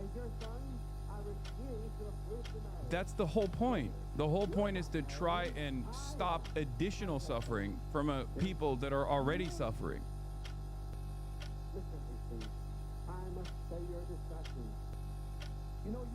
This administration hasn't even done the necessary groundwork to make it seem as though they give a fuck about Venezuelans. At least in the past, when you had an inflow of refugees from the country whose economy you've like purposely fucked up and destabilized in an effort to foment some kind of popular resistance against the administration, and then the administration reacts with even further repression. This is normal part of the process.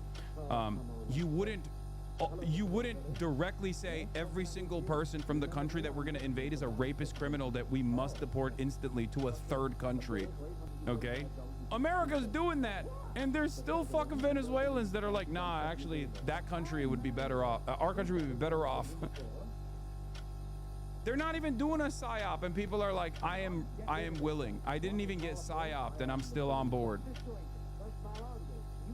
And President Trump has made no secret he wants him out of power, but with this military buildup, the attack on drug boats, and now this threat of more seizures, the risk of a dangerous confrontation in the standoff is increasing, Michael. Yeah, it seems like it's really escalating, Martha. Martha, there's new controversies around the nomination for the leader of the Coast Guard. Exactly, Michael. Admiral Kevin Lunday had been nominated to head the Coast Guard, but that nomination was frozen by Democratic Senators Tammy Duckworth and Jackie Rosen because the Coast Guard downgraded its listing, they say, of swastikas and nooses as merely potentially divisive in its workplace harassment policy. Instead of, again, labeling them as hate symbols, Senator Duckworth told ABC she had been assured by Lunday that he believes the swastikas and nooses are hate symbols, but the— Excuse me, this is hurting military readiness. Excuse me. Why can't they get swastika tattoos? I don't understand. It's just that's a symbol of peace, actually. I'll have you know, that's a Buddhist symbol of peace, ma'am. Oh God, what the fuck are we doing, man? What are we doing? New policy went into effect regardless, she said, but overnight the Coast Guard put out a strongly worded statement saying it maintains a zero tolerance policy toward hate symbols, extremist ideology. Also, this is utterly irrelevant, but my friend who's an immigrant from Venezuela has been posting about how we shouldn't call it regime change, but democratic restoration and shit. I try not to question him on it since he has first-hand experience, but it feels weird. Yeah, you know what he doesn't have first-hand experience with? Living in an Iraq-style situation, okay? Living in a Libya-style situation, which I suspect he won't be living in regardless because he's in the United States of America now. Except he might actually be living in that situation, or even in a worse situation, when the Trump administration decides actually he's not worth living on U.S. soil, as they have already signaled towards. So I don't understand how these guys have any faith whatsoever. I understand why you lose faith, you lose confidence in your, in your local leadership, in your domestic leadership. I get that. I mean, I experienced that personally, like I said, with Erdogan in Turkey. But there has never been a situation where the conditions on the ground have improved after American intervention. Just doesn't it doesn't happen.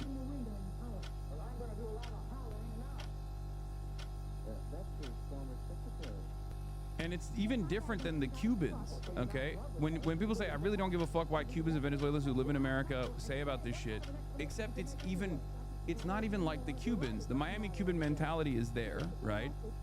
For sure. Except this is different because the Trump administration at least is not like threatening or can't really deport the 500,000 Cubans that live in Miami or whatever the number is. Because they've been here and they're second generation, third generation at this point. Like, they were born in the United States of America. So that, like, for now. But the Trump administration is actively signaling that they're going to denaturalize people, is actively signaling that they are working to, I mean, they've singled out Venezuelans living on U.S. soil as like the #1 op. It doesn't make sense. Like, it's not like they're saying like, oh, Venezuelans, you are our allies, you are welcome here, we are so sorry about what Maduro's done to you. They're literally saying you're rapist drug dealers and we're gonna fucking kill you, we're gonna send you to El Salvador. Were you initially a fan of Erdogan? Fuck no, of course not. I was libbed up as hell. Are you kidding me? Was the public sentiment positive for him overall? Yes, the public sentiment, obviously. Erdogan has always been able to maintain a 51% majority. That's just, something that he's been able to maintain. The Turkish elections are free. They're just not fair, I would say. Or, like the elections that take place in Turkey are legitimate, and there is legitimately a 51% coalition, which is going away now, but we've been saying that for the past 20 fucking years. The difference, however, is that in the past it was almost single-handedly in the hands of his own party. Then he had to build a coalition with the MHP, which is the ultra-nationalist party, also another CIA invention. Shouts out to NATO, shouts out to CIA. Obviously, Erdogan himself comes from the political background, like Erdogan's personal political background, and his movement is also the other side of the CIA NATO intervention in Turkey. The religious, like the Islamist movement is where he comes from, also propped up against Kurdish nationalists and socialists and all of these different movements in Turkey that were a real threat to America's interests as it was fighting against the USSR. But that's like these movements in the country that were primarily tasked with destroying any sort of like left flank political organizing in the country succeeded. Erdogan comes from that background. Him and Feto were like this, Fethullah Gülen initially, and then they separated when America decided, actually, we want even more control.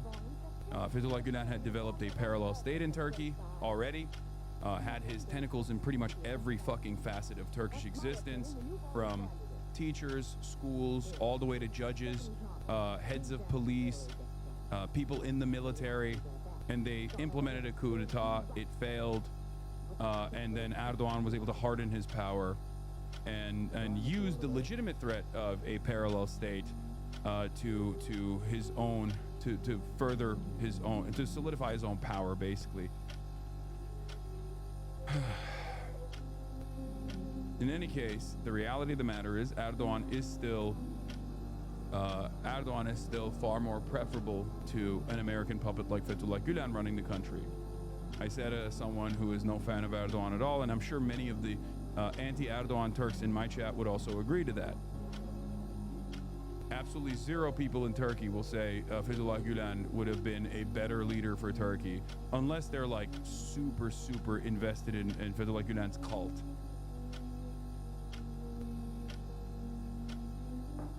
The point is, there's always a worse op out there. Okay? Yeah, fuck Enes Kanter. Amına koyayım, Ohio'da bir Amerika'da tanıştığım suçu biliyordu. Nereden öğrendin dedim. Adam FETÖ okuluna gitmiş. Burada da Fethullah okulu varmış. Tabii oğlum, her yerde var. Afrika'da da her yerde var. Amerikan parasıyla açıyorlar işte.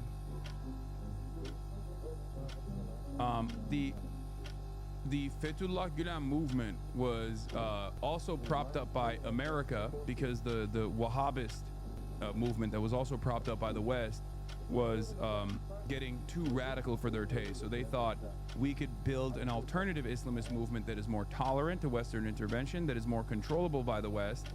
And then they did that with the Fethullah Gülen movement. And that obviously did not work out very well for them anyway.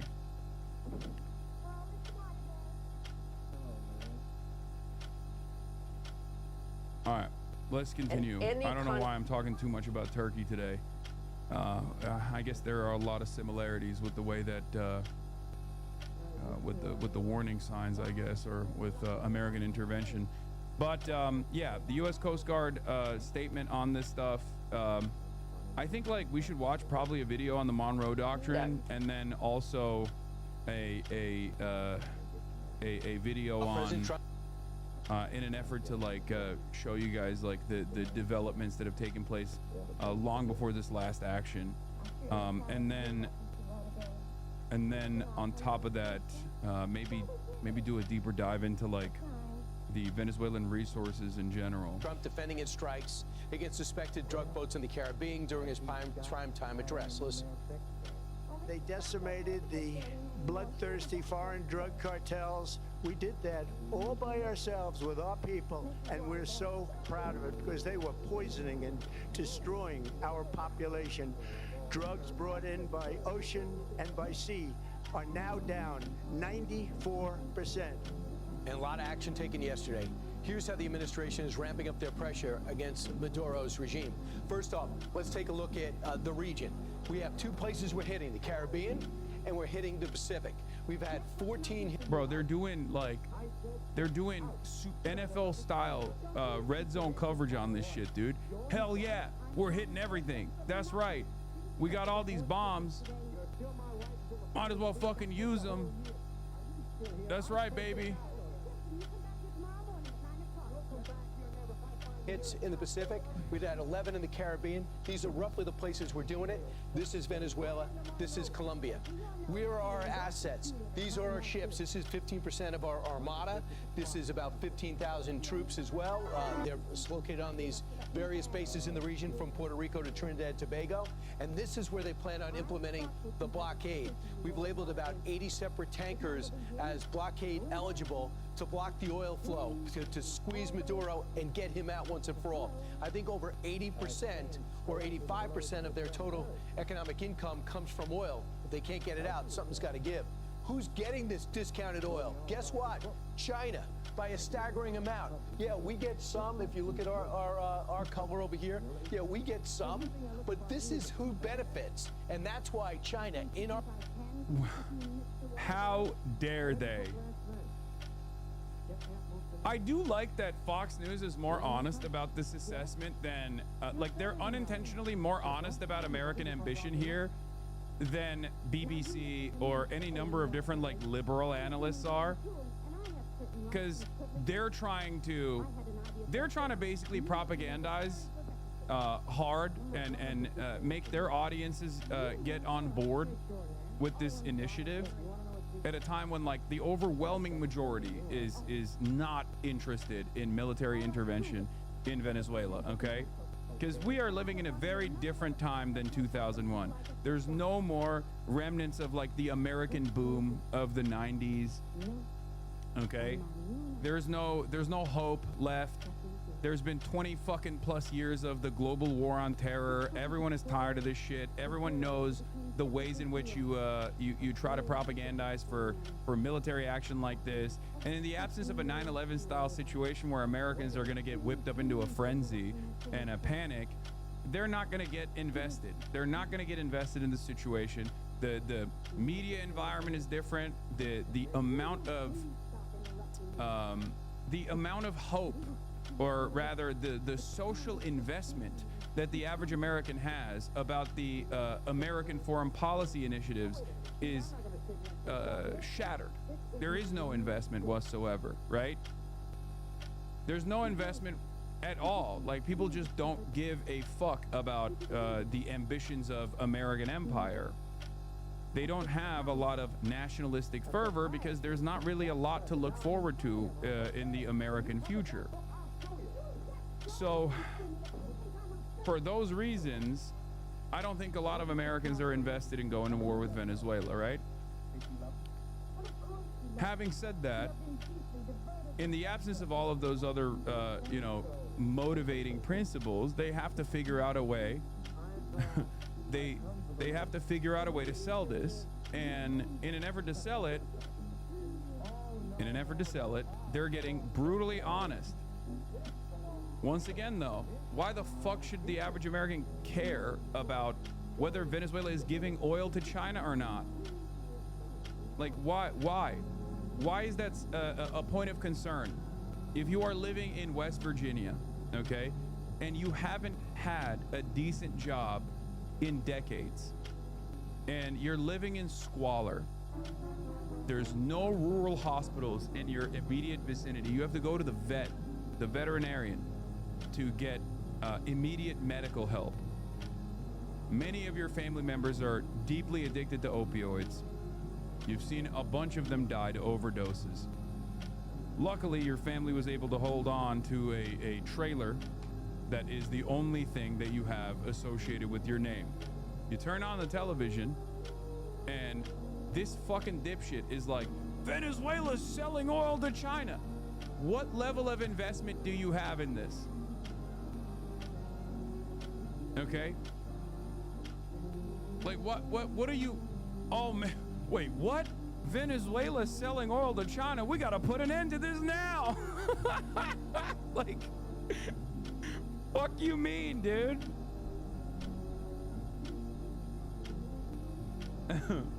I'm sure there are people that see that and go, that's right, we gotta do something about it. But the number of people that have that level of investment is diminishing, okay?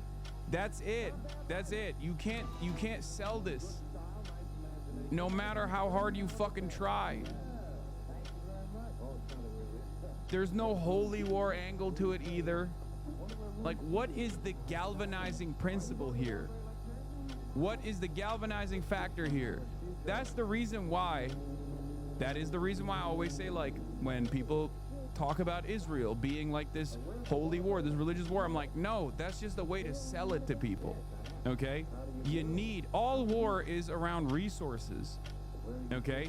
But in order to get the average dumb fuck to be on board with one side over the other, you have to sell them on it.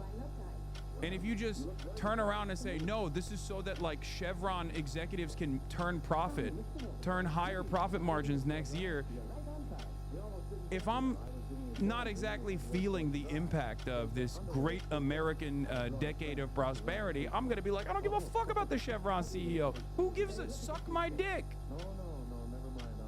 I'll sit in the bleachers. Do you see what I mean? Now, of course, there's an entire separate conversation to be had here where it's like, do we even need the consent of the masses to be able to initiate wars such as this one? I think yes.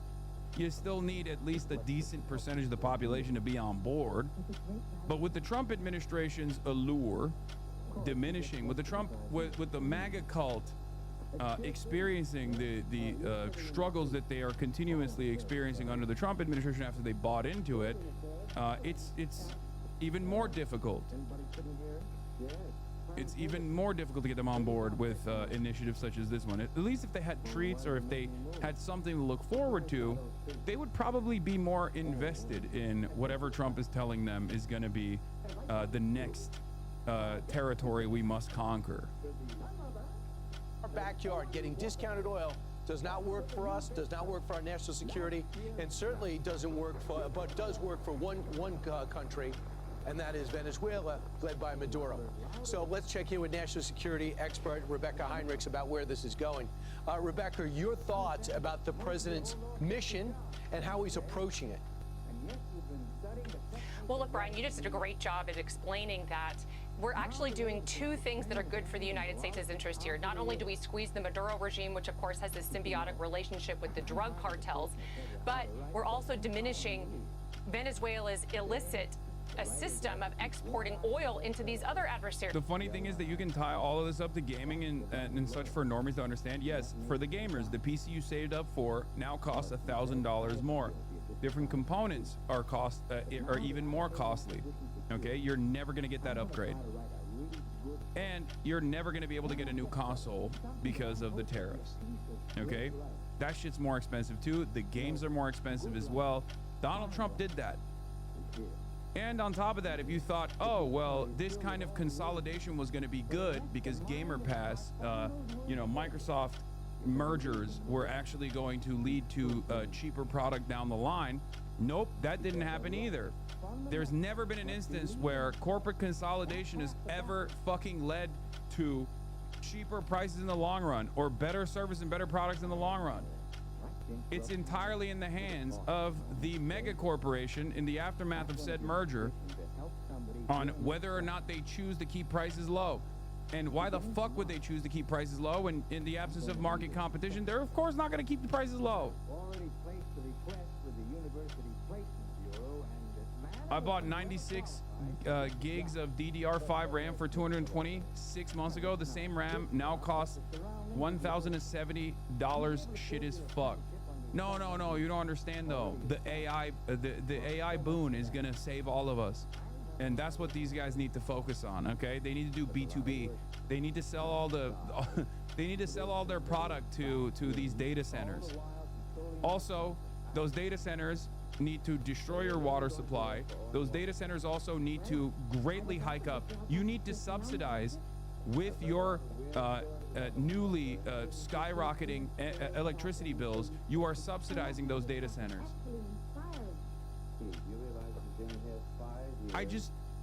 I don't know, man. It's so fucking crazy. It's so crazy that like every part of this sucks and you get nothing out of it. Like nothing. It's your work and the things that you type out on the internet that is like fueling this AI takeover. And its primary purpose is to displace you in the labor market if you even have a desk job still, right? If you have one of those fucking coveted laptop jobs, which are seemingly the only remaining jobs, where the wages are super stagnant, the benefits are stagnant, getting worse year over year, okay? Like, they are looking to basically cut you out of that deal as well. And they're stealing whatever your output is on the internet to make the AI thing work. You're basically training your robotic replacement. It's devastating. It's just an insane situation.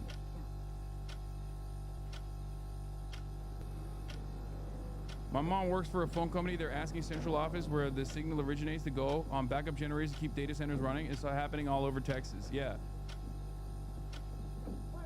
In your day-to-day, you're subsidizing these data centers with your energy bill that has increased ginormously. Okay. And in your workplace experience, your job is you're basically training your robotic overlord to replace you down the line. Where do we go from here? How is this sustainable? Where will it stop? Will it stop when there's like, I don't know, 10,000 people that get to experience the world in all of its glory, and then everyone else is their slaves? Is that how we do it? Is that when it'll be enough? Everything is handled by AI. You got no wages, you got no benefits, you got no compensation, no hope for a better future. You're living in fucking squalor, and you're basically hoping that you can be a slave to the 10,000 ordained multi-billionaires.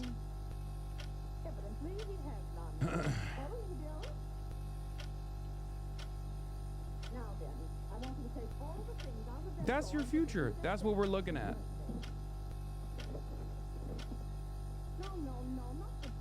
Of the United States.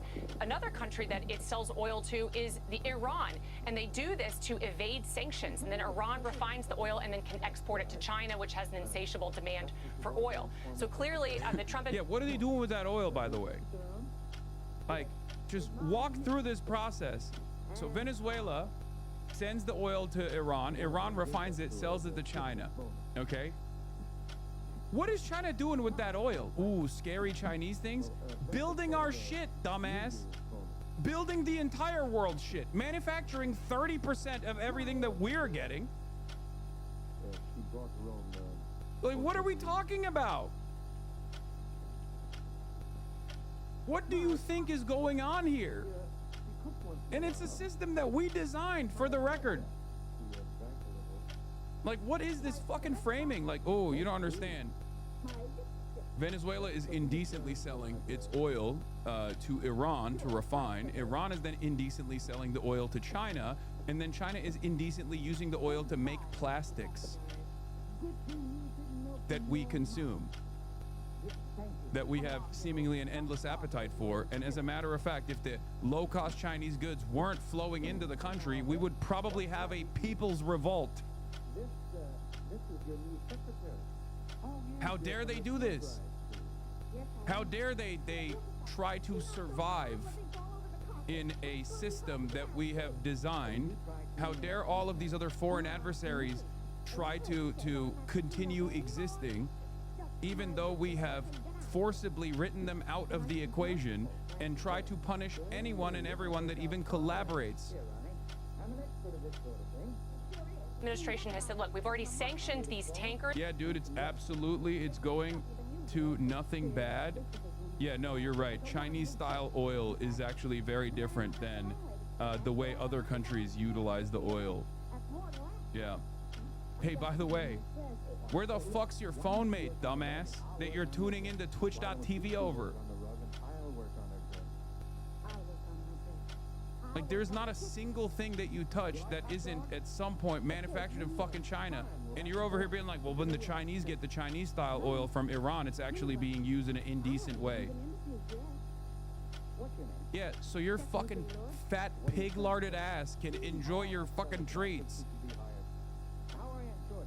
I said they do nothing bad. Why do you assume it's sarcasm? Because you didn't say, because of the way you presented it, okay?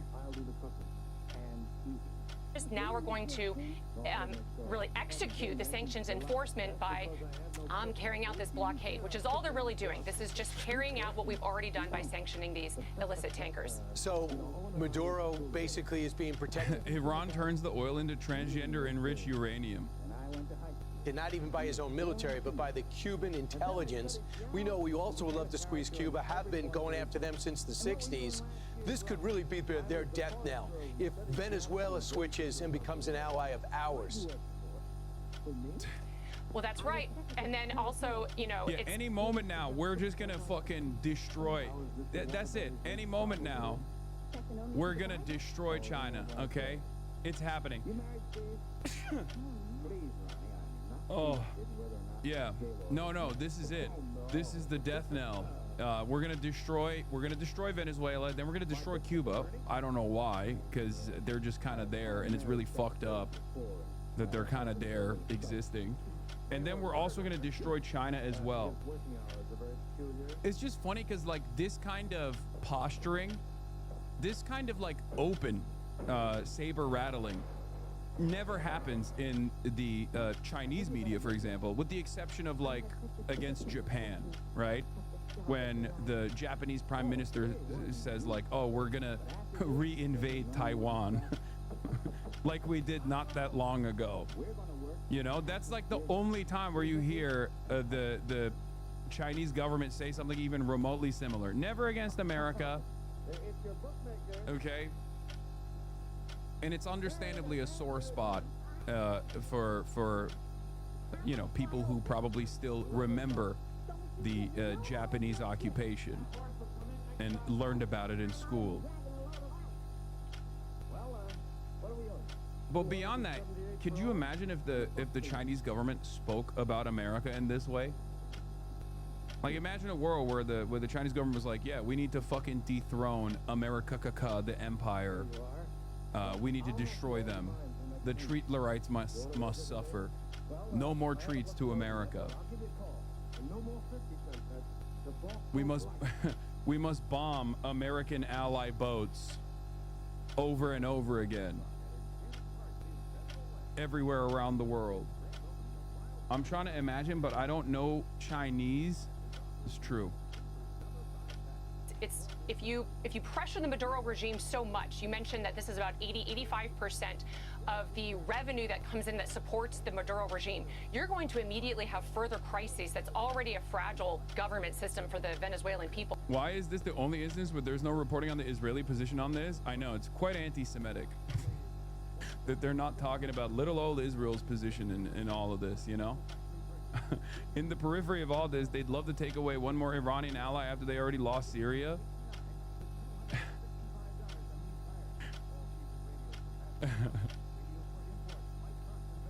They're going to feel that pressure even more, and they're going to blame Maduro, and there's going to be more pressure to push Maduro to leave. So I mean, at this point, Brian, I mean, I don't see at all how Maduro survives this. I think he's going to be gone. And the question then remains is how do we get a pro-American opposition forces in there to replace him in a stable way to get control over that. Again, over all of those other militant people who support Maduro, they're going to have to leave too and get pro-democracy people in place instead. And if you look at the boat strikes, there's been 26.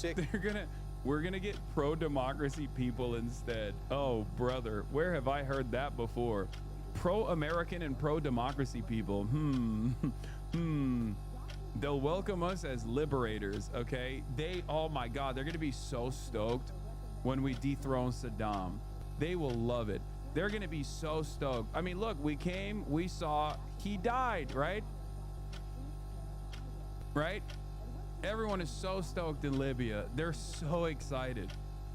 We are going to win the hearts and minds of the Venezuelan population any day now. Yeah.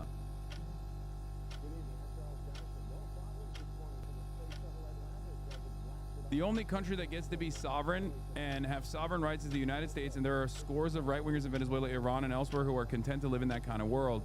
Yeah, the exact same arguments were trotted out by the British when Iran nationalizes oil in the 1950s. It doesn't belong to the people who live on the land from which it is extracted. No, it somehow belongs to the people who sought to steal it from under them. The only country that gets to be sovereign and have sovereign rights is the United States, and there are scores of right-wingers in Venezuela, Iran, and elsewhere who are content to live in that kind of world. Straight up. And we hear from them all the time. As a matter of fact, it's the only type of people that we hear from in Western news.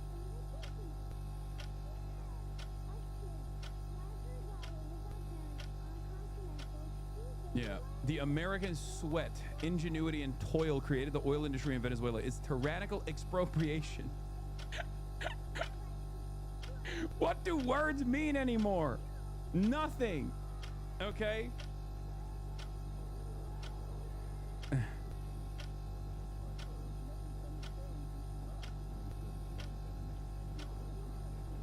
It feels like parody, dude. It feels like fucking parody.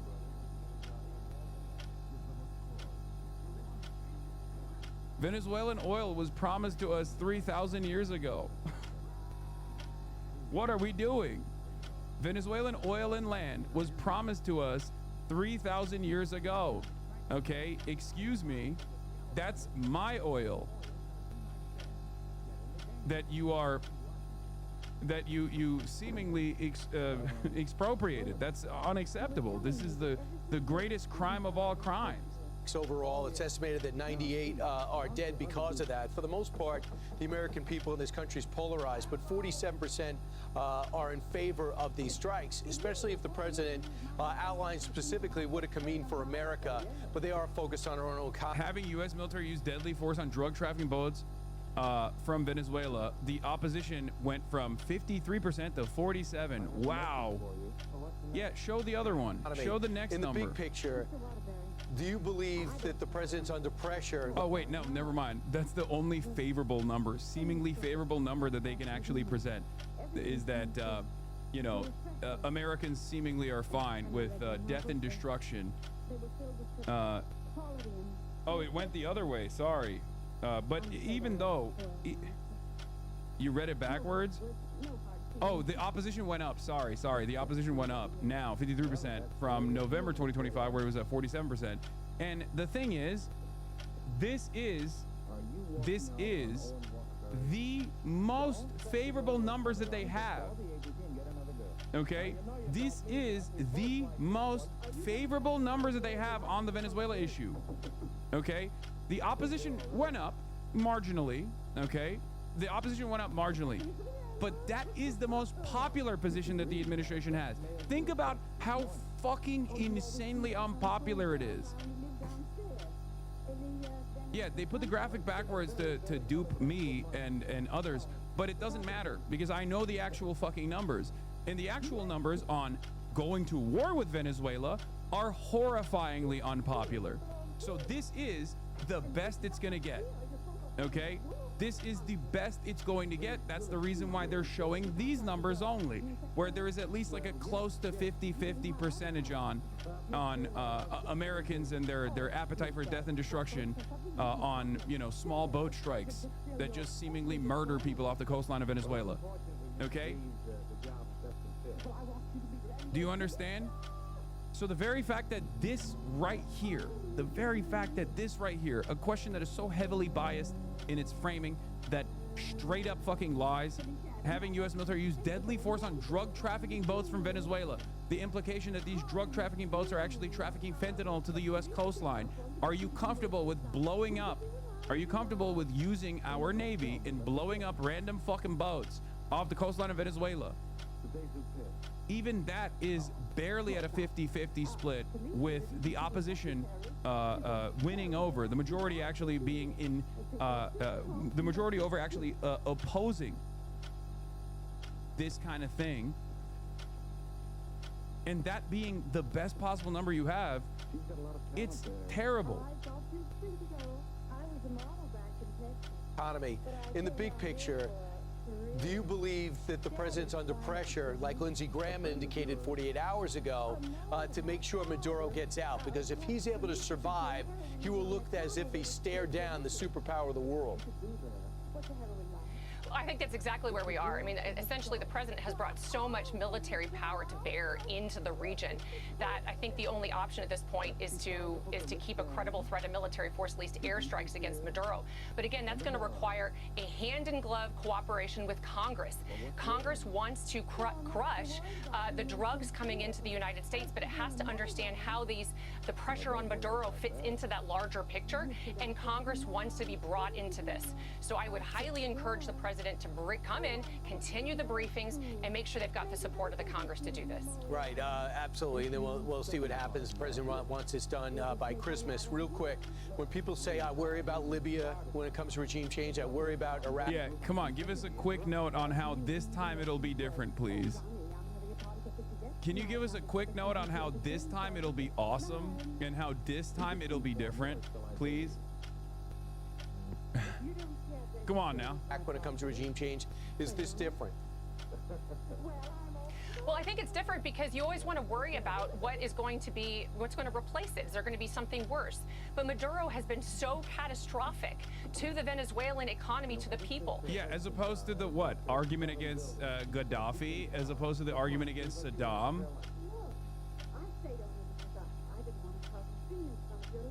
You said the same thing there. Of course, the difference there is that was far away. This is not far away at all. This is in our backyard. Not to use that same colonial framework here before the wokers get mad at me. Okay? You know, this time it's different. Yeah, it is. It's worse. It's worse. TLDR News did a good primer On Tuesday, for why US Trump wants President Venezuela's oil. Trump announced. Oh my God, even the fucking libs are actually out to get Donald Trump on this one. That's kind of wild. Seeing like otherwise liberal outlets that are oftentimes very much on board with American empire actually take this like critical tone, it does feel a little different. I'll be honest. I mean, I don't know exactly how aggressive they are, but I'm glad to have some critical liberal voices here. Via Truth Social that the US would be imposing an oil embargo on Venezuela, deploying its navy off the Venezuelan coast to prevent sanctioned oil tankers from exporting Venezuelan crude. The thing that these guys do, for the record, even when they're critical of Trump's ambitions here, at least from what I've seen on like NPR and all these other outlets, even when they're somewhat critical, they still take this normalizing tone where they'll talk about, well, these are sanctioned oil tankers. They don't actually investigate where the sanctions are coming from, the validity of the sanctions, or the validity of American actions in general. They just take for granted that, like, when America decides you're sanctioned, we get to keep that oil. When America decides you're rendered ineligible for global trade, then that's normal. Let's not consider the impact that has on the Venezuelan economy, for example. Let's not consider the impact that has on the population. That is the part of that's the part of the process that they just like seemingly take for granted, and I don't like that at all. And I've heard that so much from NPR, and I've heard that so much from like BBC and all these other places, where they just basically go, of course America sanctioned Venezuelan oil. Of course they're not allowed to fucking trade with Iran, and then by way of trade with Iran, have the Iranian refined Venezuelan oil go to China. So in that regard, there is this capitulation. There is this normalization of American actions. Trump was cheered on by hawks in Washington, who argued that an embargo would heap yet more pressure on Maduro, given his regime's near total reliance on oil revenues. Although we should note it'll probably exacerbate Venezuela's appalling economic crisis and the regional migration crisis emanating from the country. Within that Truth Social post, however, Trump also seemed to claim that Venezuela had, in some sense, stolen America's oil and land. Unsurprisingly, this sparked some speculation that the real motive, or at least one of the motives behind Trump's pressure campaign against Venezuela, might be getting America's hands on Venezuela's enormous and relatively untapped oil supplies. This isn't actually the first time Trump has made this sort of suggestion. In 2023, at a rally in South Carolina, Trump said that, quote, "When I left, Venezuela was ready to collapse. We would have taken over. We would have kept all that oil."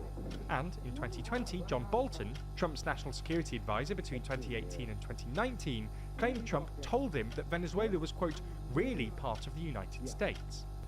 So, in this video, we're going to explain why at least some people think Trump's campaign in Venezuela is really about oil, and how this all speaks to a long-standing contradiction in what we might call Trump's oil policy.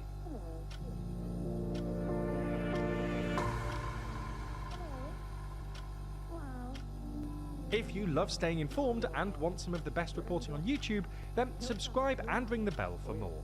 So to understand why people think this is all really about oil, you need a bit of context. In short, Venezuela has a lot of oil. In fact, according to data from the US Energy Information Administration, or EIA, Venezuela has quite literally the world's largest oil reserves, with something like 300 billion barrels worth of proven reserves, about 40 billion barrels more than second-place Saudi Arabia, and more than triple that of Russia. However, Venezuela isn't anywhere near as big a player in global oil markets as you might thus expect. According to the EIA, for instance, Venezuela is currently producing something like 1 million barrels of oil a day, roughly a tenth of the 3 big oil producers, the US, Saudi Arabia and Russia, who are all producing more than 10 million barrels a day.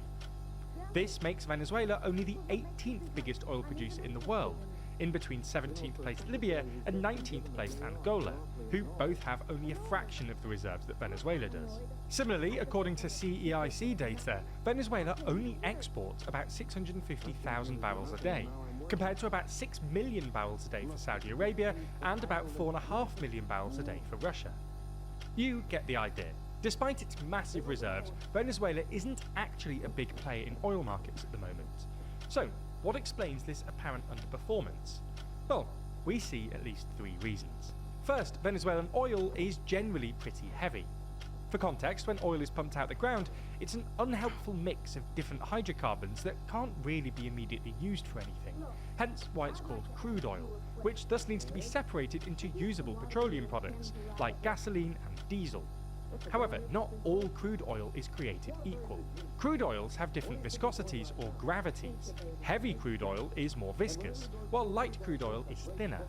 Importantly, heavy crude... Yeah, it's the Venezuelan oil is the sour, shitty, difficult to process heavy crude oil. Is more difficult to separate and process into usable petroleum products, especially high-value products like gasoline and jet fuel.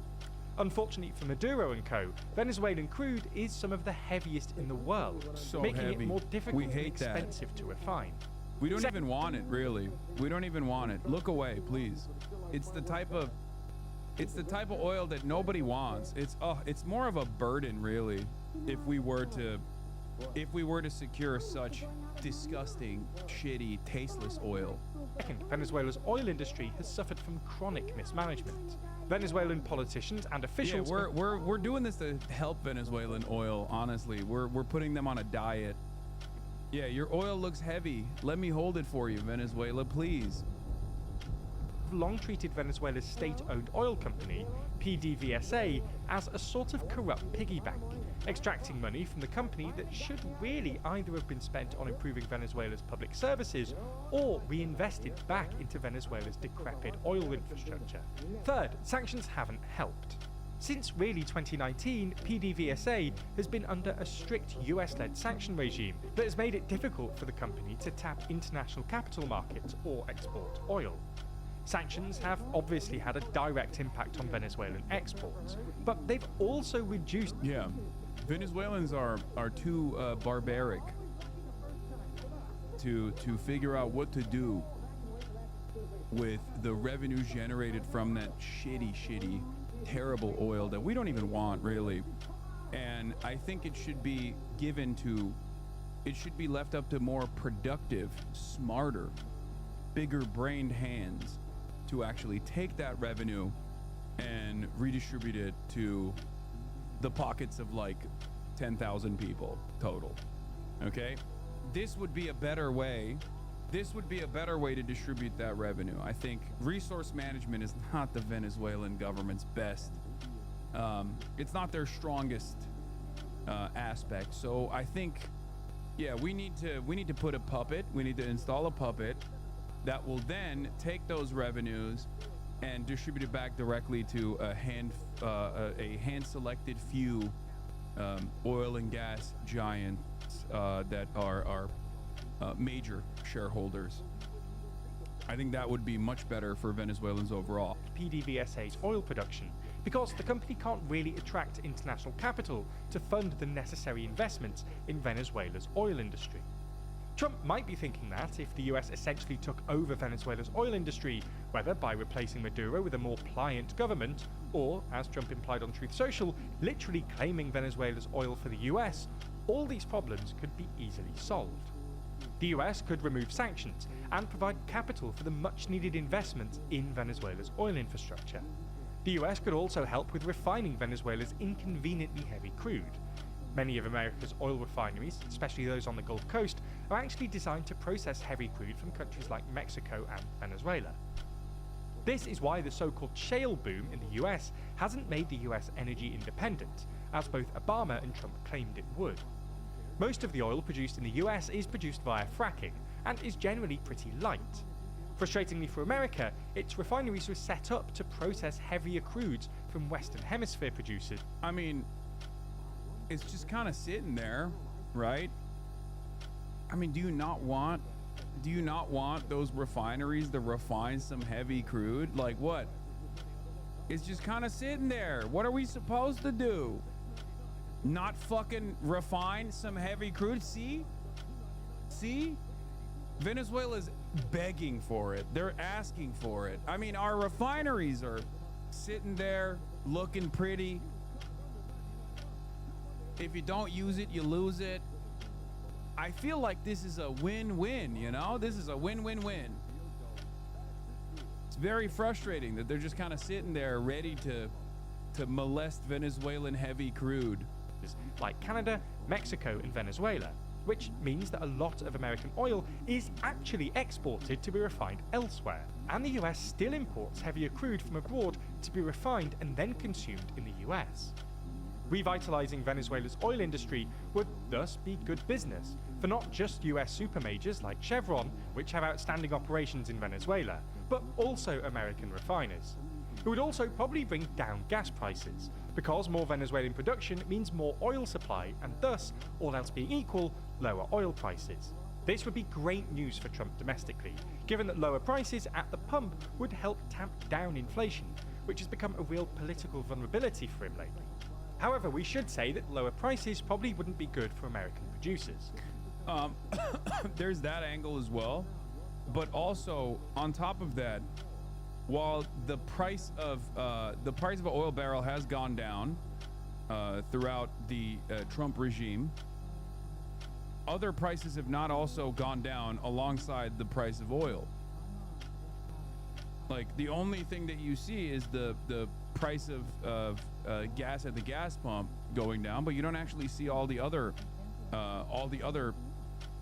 parts of the economy that impact CPI go down alongside the price of an oil barrel. Global oil prices are already pretty low by historical standards. Until Trump announced his oil embargo, Brent crude futures were actually trading below $60 a barrel, the lowest they've been since the pandemic. Unfortunately, US producers need relatively high prices to turn a profit. Estimates vary, but most analysts generally think prices have been at about $60 a barrel for American shale producers to just break even. And there have already been a slew of reports suggesting US producers are tightening their belts, with the Energy Information Administration now predicting a drop in American output next year. This speaks to long-standing tension in Trump's oil policy. Higher prices are good for America's domestic oil industry, which Trump's a big fan of, but unpopular with his voters, who really don't like inflation. Now, as a viewer of TLDR News, we know that you're a details person. So, what is this? Is the rest of this just like a promo? All right, well, that's a somewhat of a liberal analysis on it. But there is a new Al Jazeera video that came out. How dangerous is the U.S. standoff with Venezuela? An inside story. Program, I'm Foliba Thibault. Venezuela is on edge. The government of President Nicolas Maduro, those who want to see him ousted, and the country's people suffering following years of sanctions and political crises are all wondering what's next. After deploying U.S. military forces nearby, U.S. President... Yeah, there's a warrant out for the Brown shooter. We're going to be looking at that in a little bit. Don't worry. Luckily, the law enforcement was able to figure things out. Donald Trump has Thank now God. warned that sanctioned oil tankers will be blocked from leaving Venezuela, cutting off another source of revenue. Russia and China have both reaffirmed their support for their ally. Beijing has accused the U.S. of bullying, while the Kremlin calls for restraint. Trump's new national security strategy declares the U.S. must control the entire Western Hemisphere politically, economically, and militarily. What that might mean for Venezuela has added to tensions in Caracas and the region. So where is this all headed? And how do people in Venezuela see the unfolding situation? We'll talk to our guests shortly, but first, this report from Alexandra Baez. The United States has been escalating pressure on Venezuela for months. It tightened the screws again this week, with President Donald Trump ordering a total and complete blockade on sanctioned oil tankers entering and leaving Venezuela. Kremlin calls for restraint is a funny statement, especially considering what they're doing in Ukraine. But the United States of America is the only country on the planet where they could do that against, and it would still be like somewhat understandable.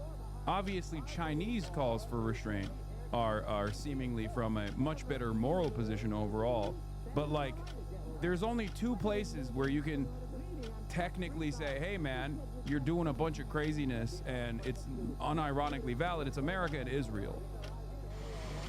He accused President Nicolas Maduro's government of using oil. By the way, it's not exactly different on our end either, because America calls for restraint against the Kremlin all the time.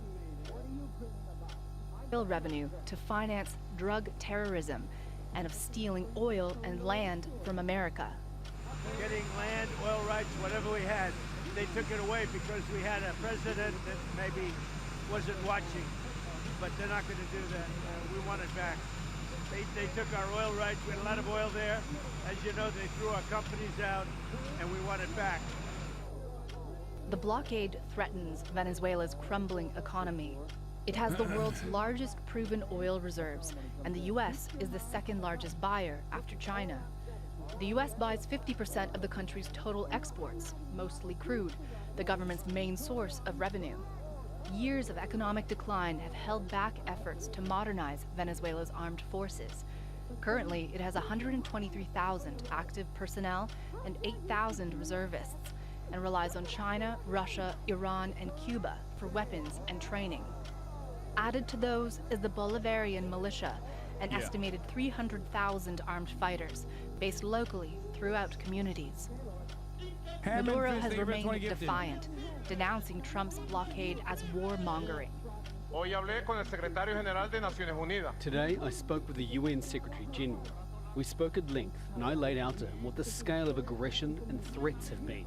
So Venezuela's oil belongs to them. The Venezuelan minerals and gold belong to them. And what we've never heard before, that the Venezuelan land belongs to them and that we must give them back immediately. Honestly, it's a warlike and colonial intention. Washington has deployed its largest presence of U.S. forces in the Caribbean in decades. More than 15,000 American soldiers, fighter jets, a Navy destroyer with guided missiles, and the world's largest aircraft carrier. Since September, it's bombed dozens of vessels in the Caribbean and Pacific, killing about 100 people it accuses of smuggling drugs. Both China and Russia have voiced support for Venezuela. China opposes all acts of unilateral bullying and supports countries in defending their sovereignty and national dignity. Venezuela has the right to independently develop mutually beneficial cooperation with other countries. We see tensions escalating in the region. We see it as potentially very dangerous. Venezuela is our ally and partner. We call on all parties in the region to show restraint in order to avoid any unpredictable developments. With each step, observers are wondering if the countries are moving closer to war. Alexandra Byers, Al Jazeera for Inside Story. I don't know if this goes beyond finger wagging in general, but yeah, the Inside Story is not as exciting, I think, because there's like all these different takes in it. There's got to be a more. Where is it? There's got to be a more interesting one here. Hold on. Like a more concise. Oh, here it is. Trump, Venezuela, and the new Cold War with China. When it comes to the art of diplomacy, there's a number of ways countries talk to each other. There's economic diplomacy. For example, I give you money and you give me oil. You know what I mean. Cultural diplomacy. I give you Louis Armstrong playing jazz at the pyramids and you let me move this oil through your... How is this not seen as hypocritical by China considering his posture with Taiwan? Brother, that is fucking insane. How many fucking fishermen, how many Taiwanese boats has China blown up off their own coastline, ironically enough? Because, you know, the closest Taiwanese land is like what, a fucking 100 kilometers off the Chinese coastline? Like, what are we talking about? It's not even a question. There is no comparison. Also, the American government considers Taiwan to be a part of China. Okay? Just remember. At most, you could maybe say, well, look at what China's doing to the Philippines, right? To the Filipino boaters, to the Filipino fishermen. And even in that situation, could you imagine if the American Coast Guard was actually spraying Venezuelan boats with water cannons as opposed to nuking them out of orbit? There's nothing that you can compare that America does that is even remotely close to what China does. Okay? Canal. And then there's this. Another lethal blow against suspected drug traffickers. The U.S. striking another alleged drug vessel in the waters off Venezuela. Gunboat diplomacy. Give me your oil or else. Venezuela was ready to collapse. We would have taken it over. We would have gotten all that oil. This is how the U.S. has dealt with Venezuela for decades. But Donald Trump has turned that dial way up. It started with missile strikes on speedboats, then an aircraft carrier moved into the Caribbean. U.S. troops deployed in Panama, and CIA operatives were sent to Caracas. President Trump says it's a war on drugs. That Venezuelan leader, Nicolas Maduro, is a so-called narco-terrorist who's flooding the U.S. with cocaine, mass violence, and sex trafficking. But it's starting to look like a war on Venezuela. Millones de campesinos y campesinas estén preparados para tomar las armas y defender la República Bolivariana de Venezuela. So is this really about narcotics? Venezuela's not involved in the drug trade because the UN says they're not involved in the UN. I don't care what the UN says. The UN doesn't know. This man is also the most responsible for all this shit. Okay? I just need you to understand. This has been his baby since he got in office, okay? Marco Rubio came into power because he wanted to suck off Israel and he wanted to blow up every Latin American country he possibly could. And now, as the head of the State Department, he's getting his wishes. And it's not just about Venezuela, it's also about Cuba as well. He wants to blow up Venezuela, he wants to blow up Cuba. He wants to completely dominate every single Latin American country. What they're talking about. Yeah, 99 to 1 Senate confirmation vote, including Bernie Sanders, for the record.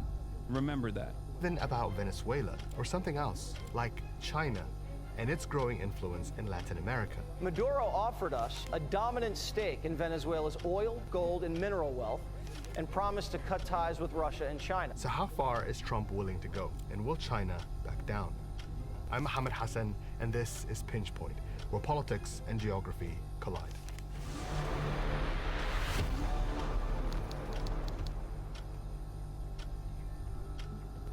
Let's play a game.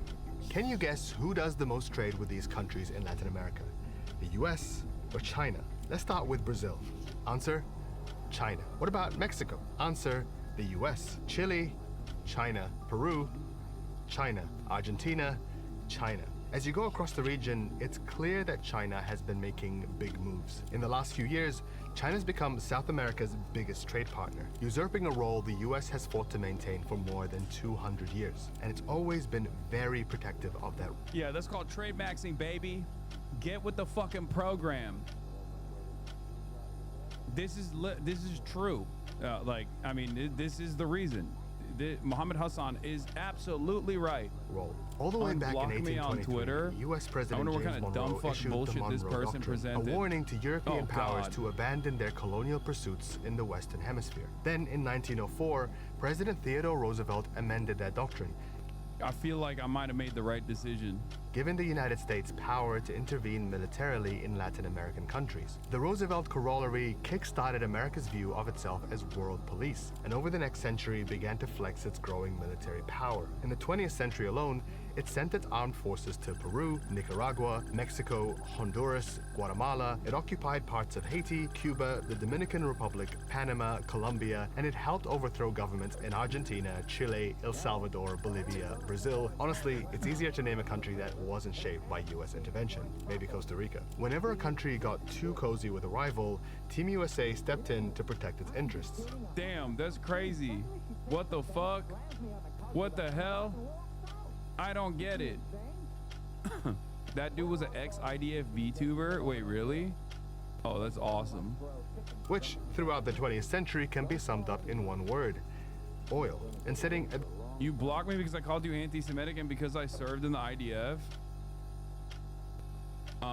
If I blocked you on Twitter, it's not that serious. Like, I didn't think about it at all. Okay? I promise you. But also, why the fuck do you want to be unblocked?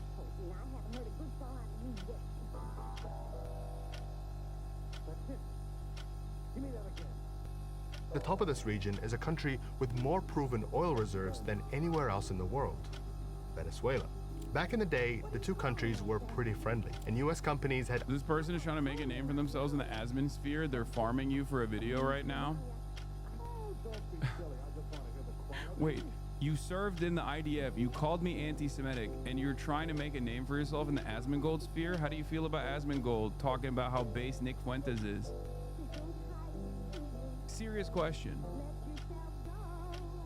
Who do you think is a bigger anti-Semite?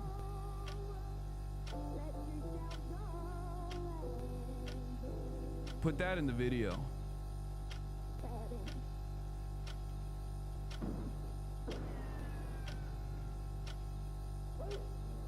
You promote terrorist propaganda. You think I'm a bigger threat?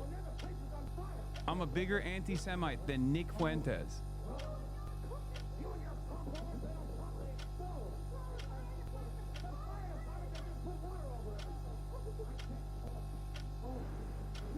Okay.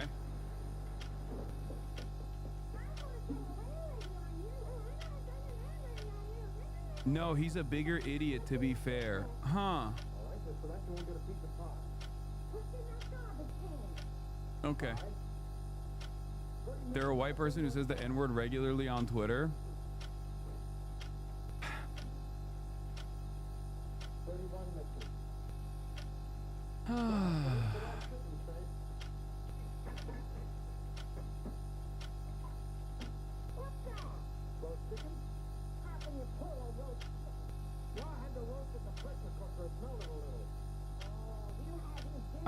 I do love this kind of stuff,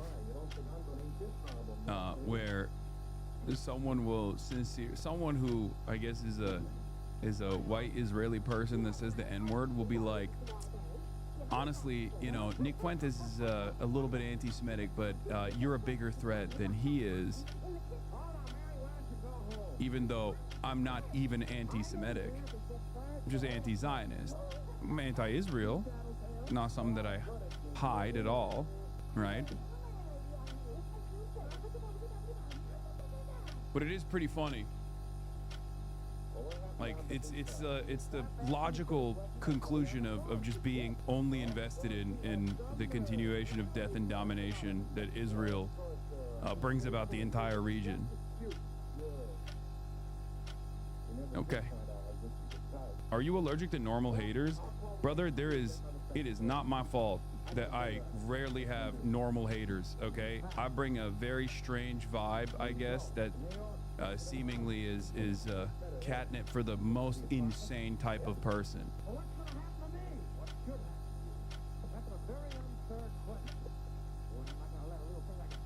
Israeli IDF veteran, lolly VTuber, who says the N-word and thinks that Nick Fuentes is less of a threat to Jews than someone like myself. Like, how do you write that? How do you explain that?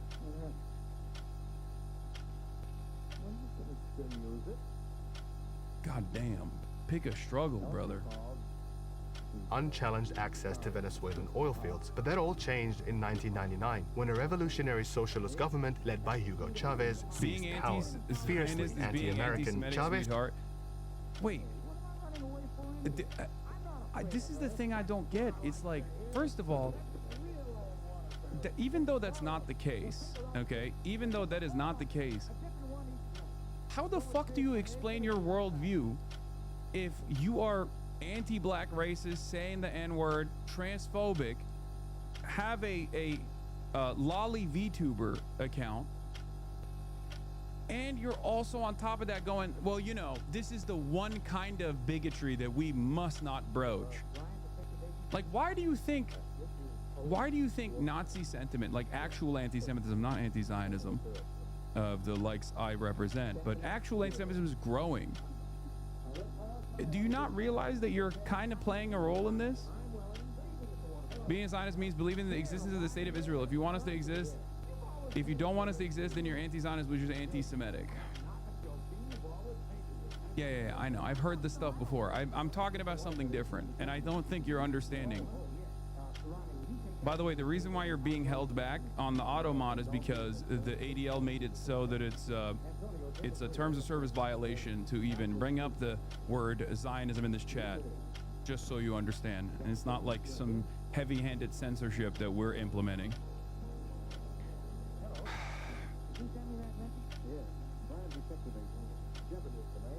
But you're not considering what I'm saying. If you're running around being bigoted to all these other different groups, why do you expect other people to be so cognizant and so careful and so considerate about Jewish people? Yeah, what a nice bridge, making a PewDiePie N-word with a hard R joke.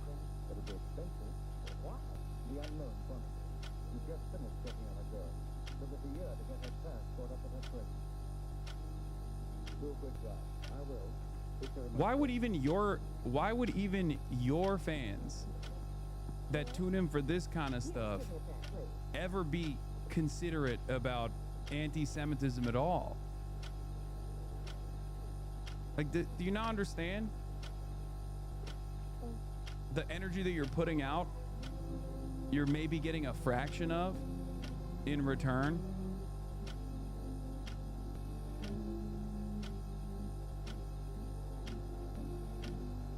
While also simultaneously going to one of the few communities that doesn't entertain this shit at all for any group whatsoever. What do you mean? What the hell are you talking about? Used Google before? What do you mean? What the hell are you talking about? I know a lot of things are confusing to you. I'm saying, if you're being bigoted towards black people, towards trans people, why the fuck do you think people are not going to be bigoted towards Jewish people? Is it that difficult to comprehend? I'm saying you're playing a role in fomenting anti-Semitism.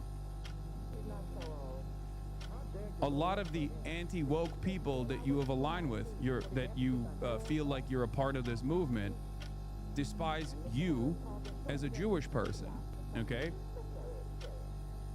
There is no, we're gonna do anti-woke for every group other than Jews.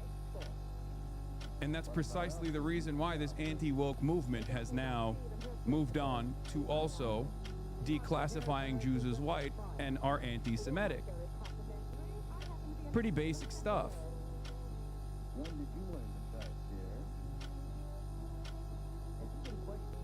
I know it's difficult to comprehend, but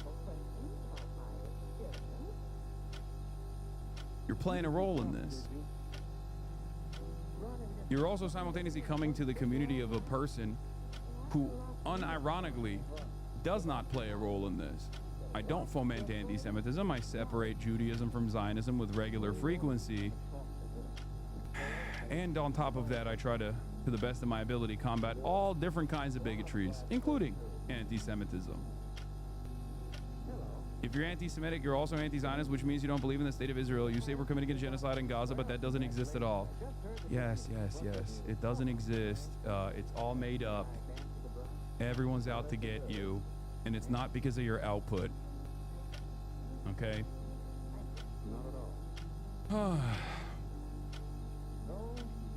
You openly served in a terrorist army. You have not reflected on said service whatsoever. But a lot gets lost, I think, in your mind. And it's interesting to It's interesting to see this in real time. Like people who make allegiances with like some of the most hateful, bigoted people and then cry about anti-Semitism. It's like, brother, you made this shit sandwich, you know? You made it. You made the sandwich. The walls are closing in.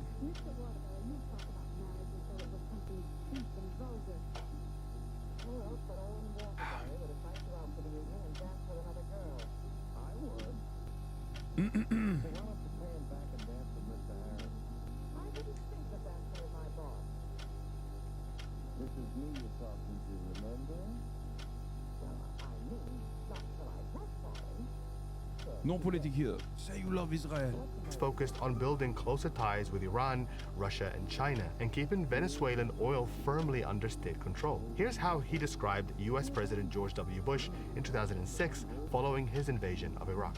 Para decírtelo en mi mal inglés, en mi bad English, you are a donkey, Mr. Danger. You are a donkey, Mr. Bush. Si algún día Hugo Chavez, the lion that you are. se te va a ocurrir la locura de invadir Venezuela, Donkey. te espero en esta sabana, Mr. Danger. Come on here, Mr. Danger. So yeah, not a fan. The root of this tension came from Chavez's belief that the US had tried everything they could to topple him, starting with an attempted coup in 2002 where he was detained for 48 hours, to an alleged assassination attempt in 2005, to his accusation that US aid was funding opposition parties. When Chavez died and his deputy, Nicolas Maduro... Not an accusation necessarily, but just, you know, real life. You can usually tell when it's American involvement because immediately after the implementation of the coup, before it like hits the fucking news outlets, America will automatically go, we recognize the new Venezuelan government. The people have spoken. The new Venezuelan government led by the Venezuelan Chamber of Commerce. You know? Like before people even understand what the fuck took place, before the Venezuelans go, whoa, whoa, whoa, hold on. We're gonna take up arms against this. This is unacceptable.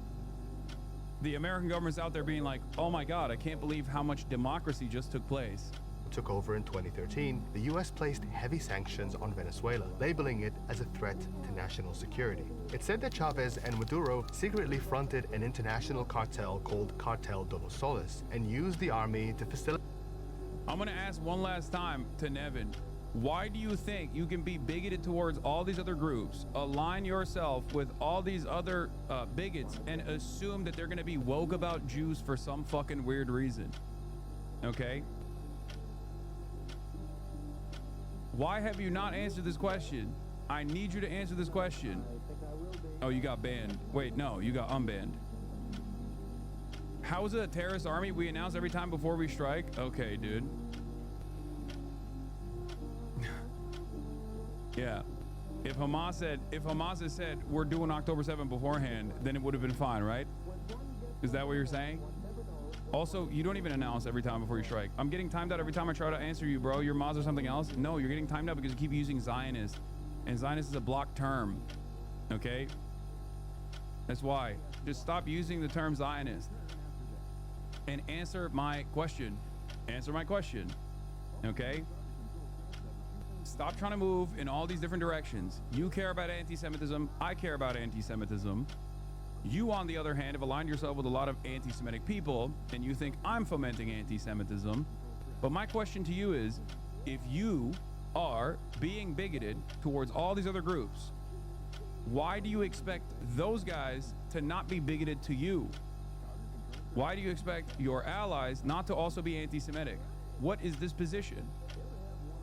Where is this attitude coming from? Where is this entitlement coming from? Why would the anti-woke crowd simply, are you afraid of Zionists? Lol. No, dumbass. I already explained it to you, but you're too fucking dense. You do not understand. The reason why Zionist is a block term in the chat is because the ADL, in an effort to combat the anti-Semitic tendencies that we're fomenting on Twitch, made Zionists a violation of the terms of service. Okay? And we are complying. This is what you wanted, I assume, right? You don't care about anti-Semitism. You constantly spread lies about Israel.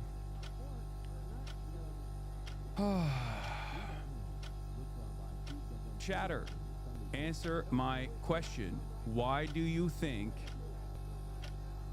all of the anti-woke movement, all of this anti-woke movement wasn't inevitably going to turn on Jews? Listen to my words, listen to my question, and answer it.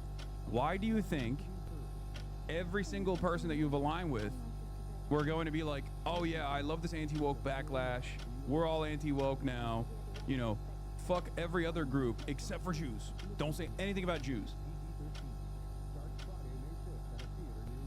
Why did you think that that was going to take place? Very difficult to penetrate the iron dome of the propagandized mind.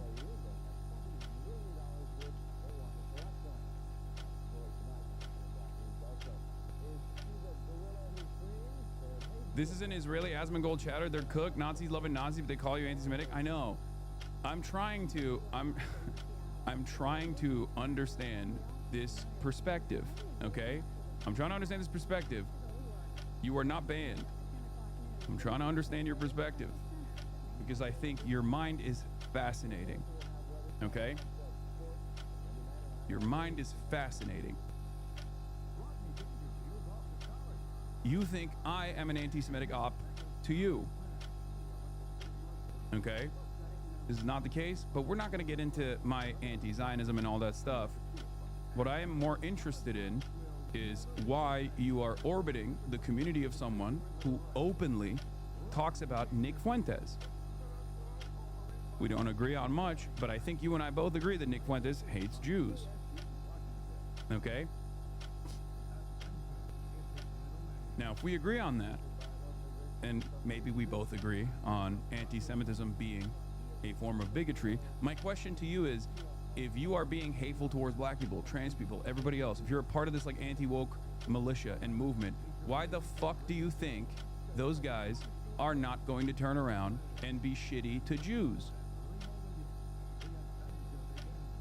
What makes you think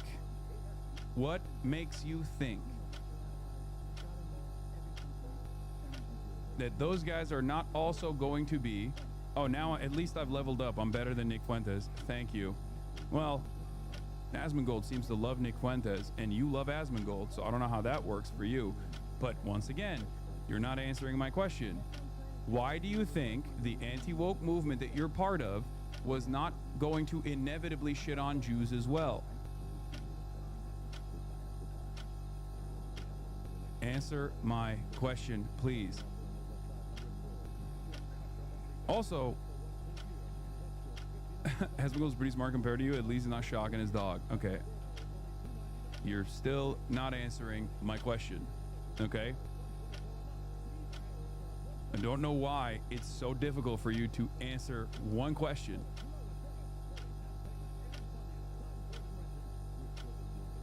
How many times has it been now? Like 15? 20?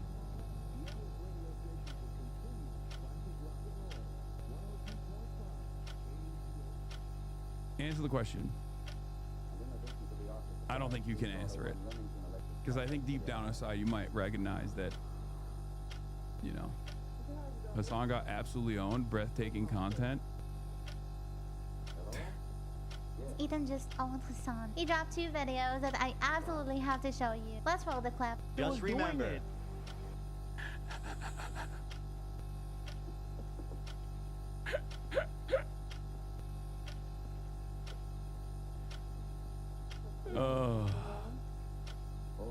Bro, Israel is in fucking shambles, dude. These are the Hasbara operatives. These are my fucking ops, dog. What are we doing? I am from Israel. This is my culture.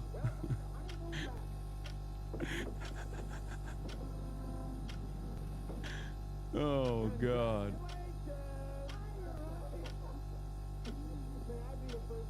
I am Israel's top general. This is my culture. All right, I'm done. We got to get back to some serious shit, okay? facilitate drug trafficking to keep themselves in power. But does this cartel even exist? There's not much evidence to prove it. According to UN data, most of the drugs that are flowing through Venezuela don't end up in the US. It mostly goes to Europe. For example, if you look at where cocaine is produced and transported into the US, it's being made in Colombia and Peru and transported through Mexico. In other words, it's the US's allies who are most responsible for its drug problems. Here's the thing though, throughout this whole ordeal, Venezuela never stopped selling oil to the US. Why? Because of the strong economic ties between Venezuela and the United States, including the refineries in the Gulf Coast of the United States that were dependent on receiving Venezuelan crude, which is a very specific type of crude, and their refineries were designed to process that very specific type of Venezuelan crude. Whenever it needed access to crude, the US quietly gave licenses to American companies like Chevron, allowing them to bypass sanctions. Until 2023, the US was buying half of all Venezuela's oil exports. But Venezuela was also looking elsewhere for trade, and this is where China comes in. Back in 2001, China needed large amounts of crude oil to fuel its modernization project, and Hugo Chavez needed a buyer who wasn't threatening to impose sanctions. That year, Venezuela became the first Hispanic country to sign a major trade deal with China. A year later, the US tried to overthrow Chavez in a coup, and like I said, failed.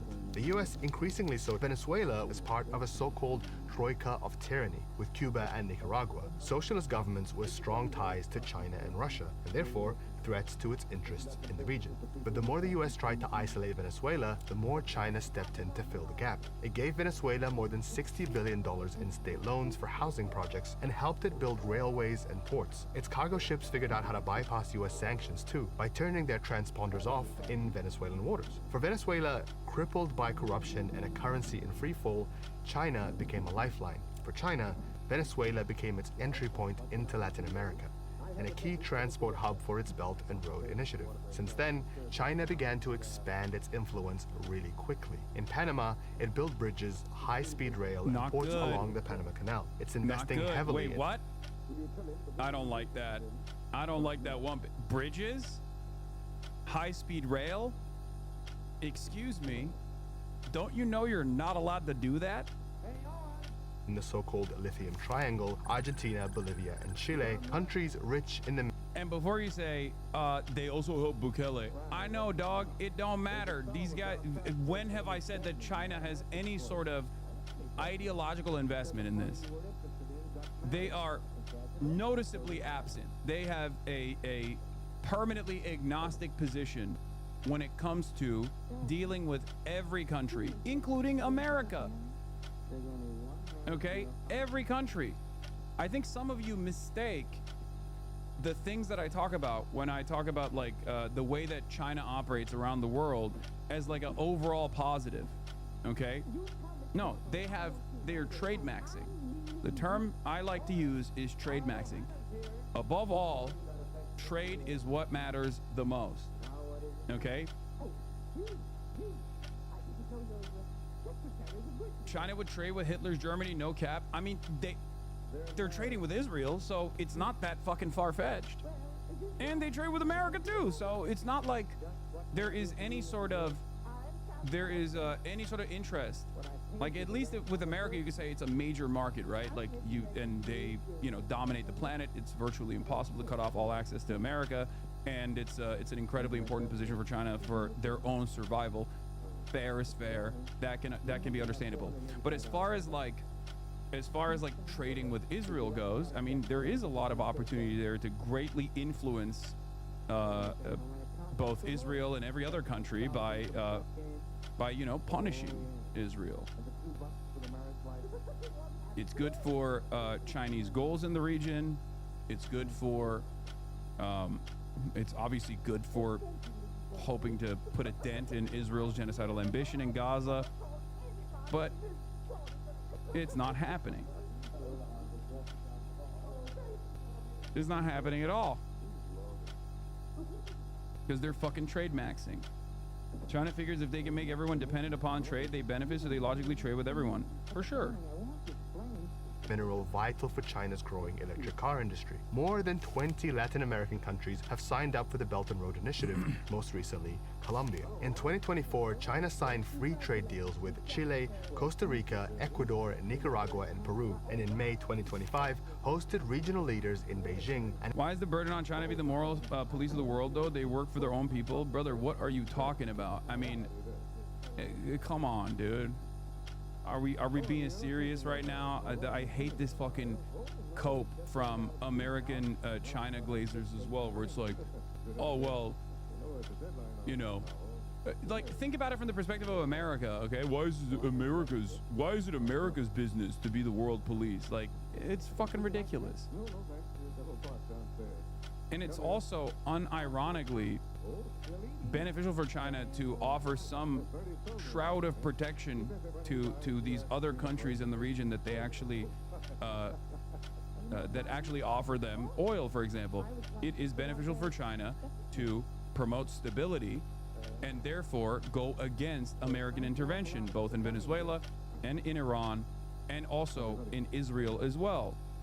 If they want a trade max and they want global stability, they have to, at some points, push back against the #1 instability guy in the entire planet, which is the United States of America.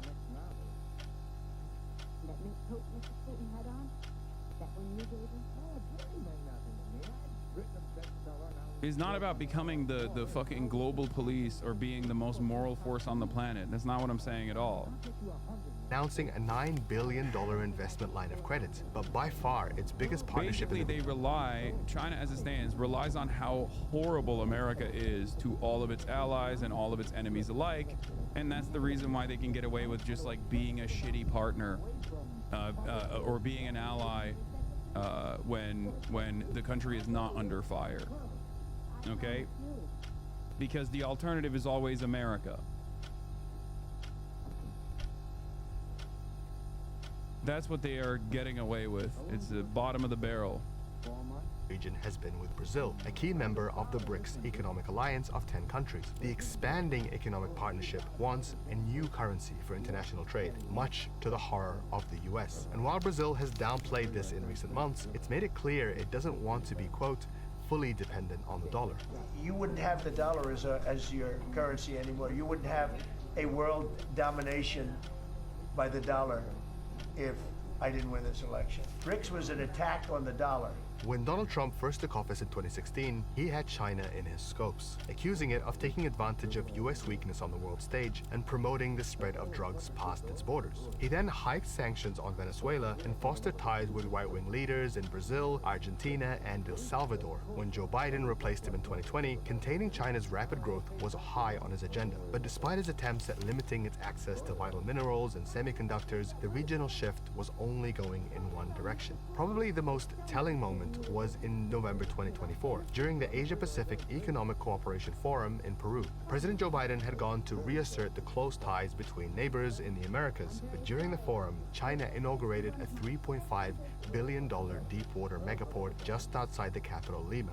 During a group photo to conclude the summit, China's Xi Jinping was placed front and center, right next to Peru's president. And Biden was, well, all the way back here. Ouch. By the time Trump returned to office in 2025, he was convinced something more drastic had to be done. His Secretary of State, Marco Rubio, had long advocated for a more hawkish approach in Latin America and believed the spread of China and its socialist influences was the primary threat to U.S. interests.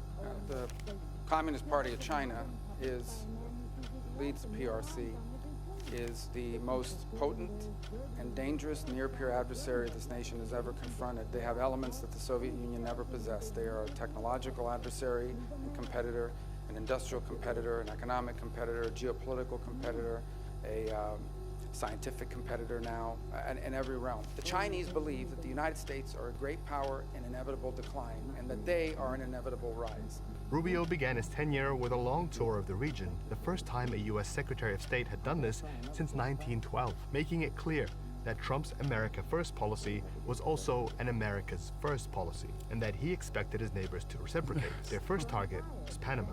And above all, China is operating the Panama Canal, and we didn't give it to China, we gave it to Panama, and we're taking it back. Panama's government hit back, saying its canal wasn't up for grabs, and that it wanted no part in the US-China rivalry. But just 2 weeks later, it was forced to drop out of the Belt and Road Initiative and allow US investment company BlackRock to acquire the Panama Ports Company, which China is now trying to block with its own bid. Then in April, the US deployed troops near the canal for military training exercises, and the message couldn't be more obvious. China did not build this canal. China does not operate this canal. And China will not weaponize this canal. In July, the US slapped a 40% tariff on... I'm gonna be honest, I think China believes for very good reason too that if the US gets bogged down for another 10 years in a war, this time so close to the US too, is pretty much only positive for China. Yeah. I mean, sure. Everything that America is doing is accelerating towards America's demise, and that is the gamble that China is making.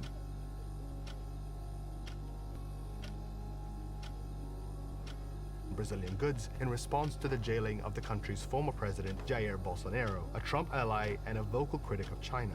In September, Rubio placed visa restrictions on Central American nationals accused of acting on...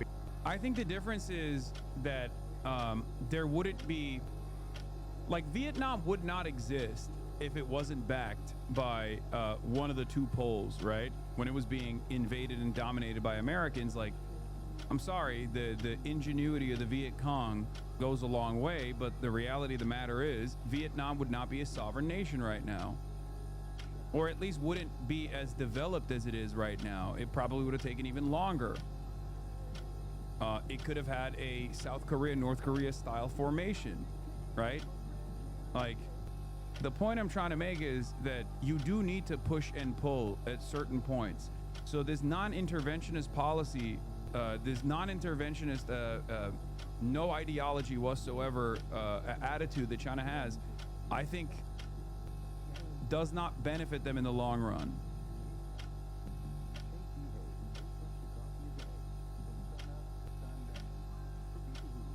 Sometimes it's all right to tilt the scales a little bit, or to stop further collapse from taking place for an important ally that has allowed you to gain foothold in this entire continent.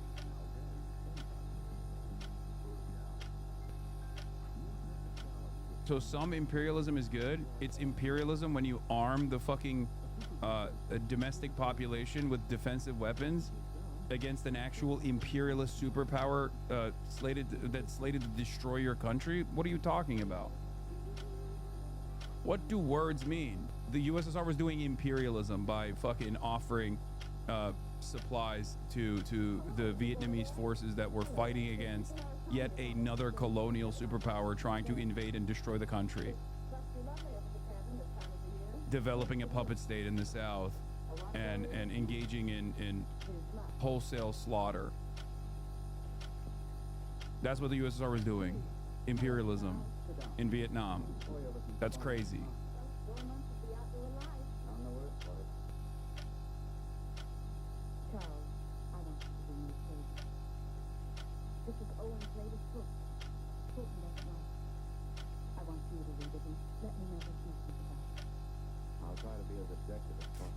Is the reason China's not stopping trade with Israel solely because they think it would antagonize the US? I think they're just profiting off of everything. But you are inherently at an informational disadvantage compared to the decision makers in China. They made it this far. Maybe they know what they're doing. Maybe cold wars and interventions are what led to downfalls. I think the reason why they behave the way that they do is what is this? Don't you think your imperialism critiques sometimes lean too hard on U.S. hypocrisy without addressing how some global South leaders also reproduce internal class domination? Anti-imperialism isn't the same as defending every regime, right? Yes, you're right. I actually am very mad. You're right. You know who is the main villain in this story? Maduro, which of course leaves only one other solution: the immediate implementation of puppet leadership.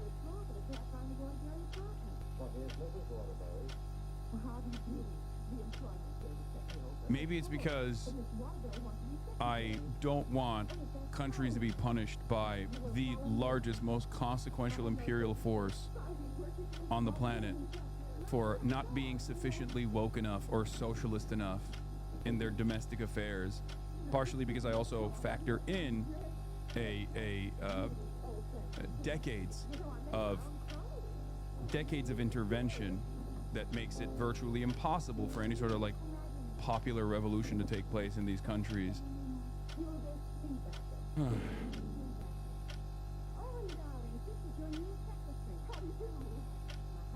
Half of the Chinese government, which he said was a corrupt influence on the region. And then there's Argentina. President Javier Milei had publicly rejected an offer to join BRICS in 2023, vying for closer ties to the US. But facing an economic crisis and spiraling inflation, he accepted a $5 billion currency swap with Beijing in April 2025. By October, the US stepped in, offering Argentina a $20 billion loan, but only if Milei remained in power. Days later, Milei won a landslide election victory. Argentina, I want to congratulate the victor, and he was a big victor, and he had a lot of help from us. By now, the US Navy had become a dominant presence in the Caribbean, escalating attacks on boats alleged to be transporting drugs from Venezuela. International drug cartels were designated as terror organizations, and a $50 million bounty was placed on Nicolas Maduro's head. CIA have authority to take out Maduro? Oh, I don't want to answer Hassan, a question please, like that. That's a Hassan, please answer this question for me. Where does your moral compass come from, and how fickle are your morals? Empathy first politics. Do unto others what you wish would be do unto yourself, done to yourself. ridiculous question for me to be given. Not really a ridiculous question, but wouldn't it be a ridiculous question for me to answer? But I think Venezuela's feeling heat, but I think a lot of other countries are feeling heat too. Now, here's what's interesting. In the background of this military escalation, Maduro tried to appease Trump, offering to open up all existing and future oil and gold projects to American companies and reverse the flow of Venezuelan oil exports from China. And initially, the US president considered the offer, but it was Marco Rubio that pushed him to reject it. Rubio firmly believed that the socialist leaders in the region relied on each other politically and economically, and that toppling Maduro would lead to the collapse of Nicaragua and Cuba. Instead, the US could get more favorable trade deals with a capitalist in charge, like Venezuela's opposition leader, Maria Corina Machado, who's currently in hiding. Forget about the Saudis. I mean, we have more oil. I mean, infinite potential.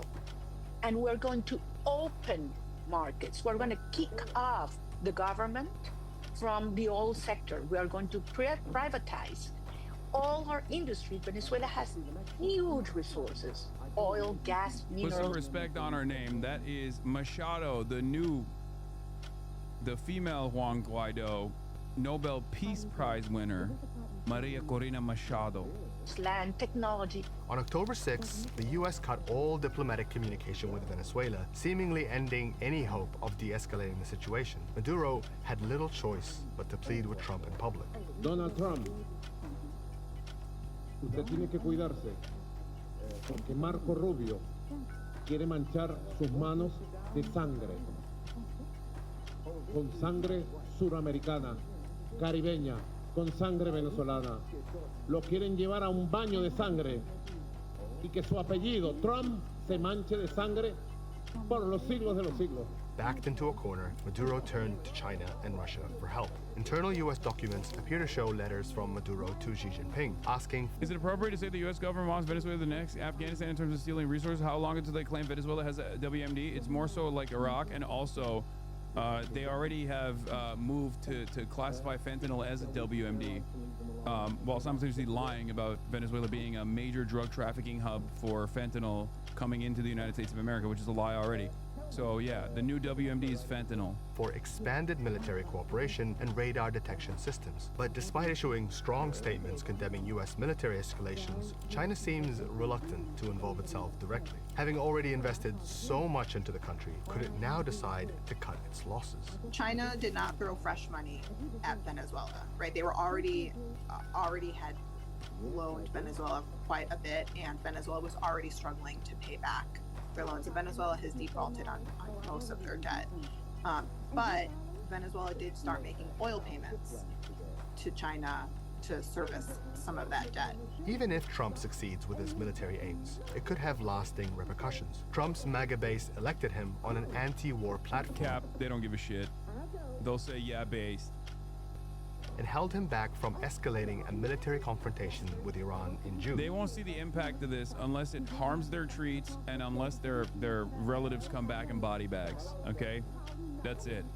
The American mind, when it comes to foreign policy, the American system is designed, the media infrastructure is specifically designed to shelter Americans from the actual consequences of whatever kind of military adventurism we're engaging in all around the globe, okay? So, in that, there's a reason why American imperial conquest takes 20 fucking years to come to a close, and oftentimes ends with a massive failure in general. And then people go, "Oh, how did we get here?" And then the next time this kind of ambition is brought back into the forefront, everybody goes, "This time it'll be different. This time is valid." Now we're not even doing that. We're not even really like. It doesn't feel like the propaganda arm is even all that invested in it. It doesn't feel like we have our heart in it this time around. We're not like even making enough shit up. There is no multifaceted, multi-front approach to manufacturer consent even. There's no passion in it.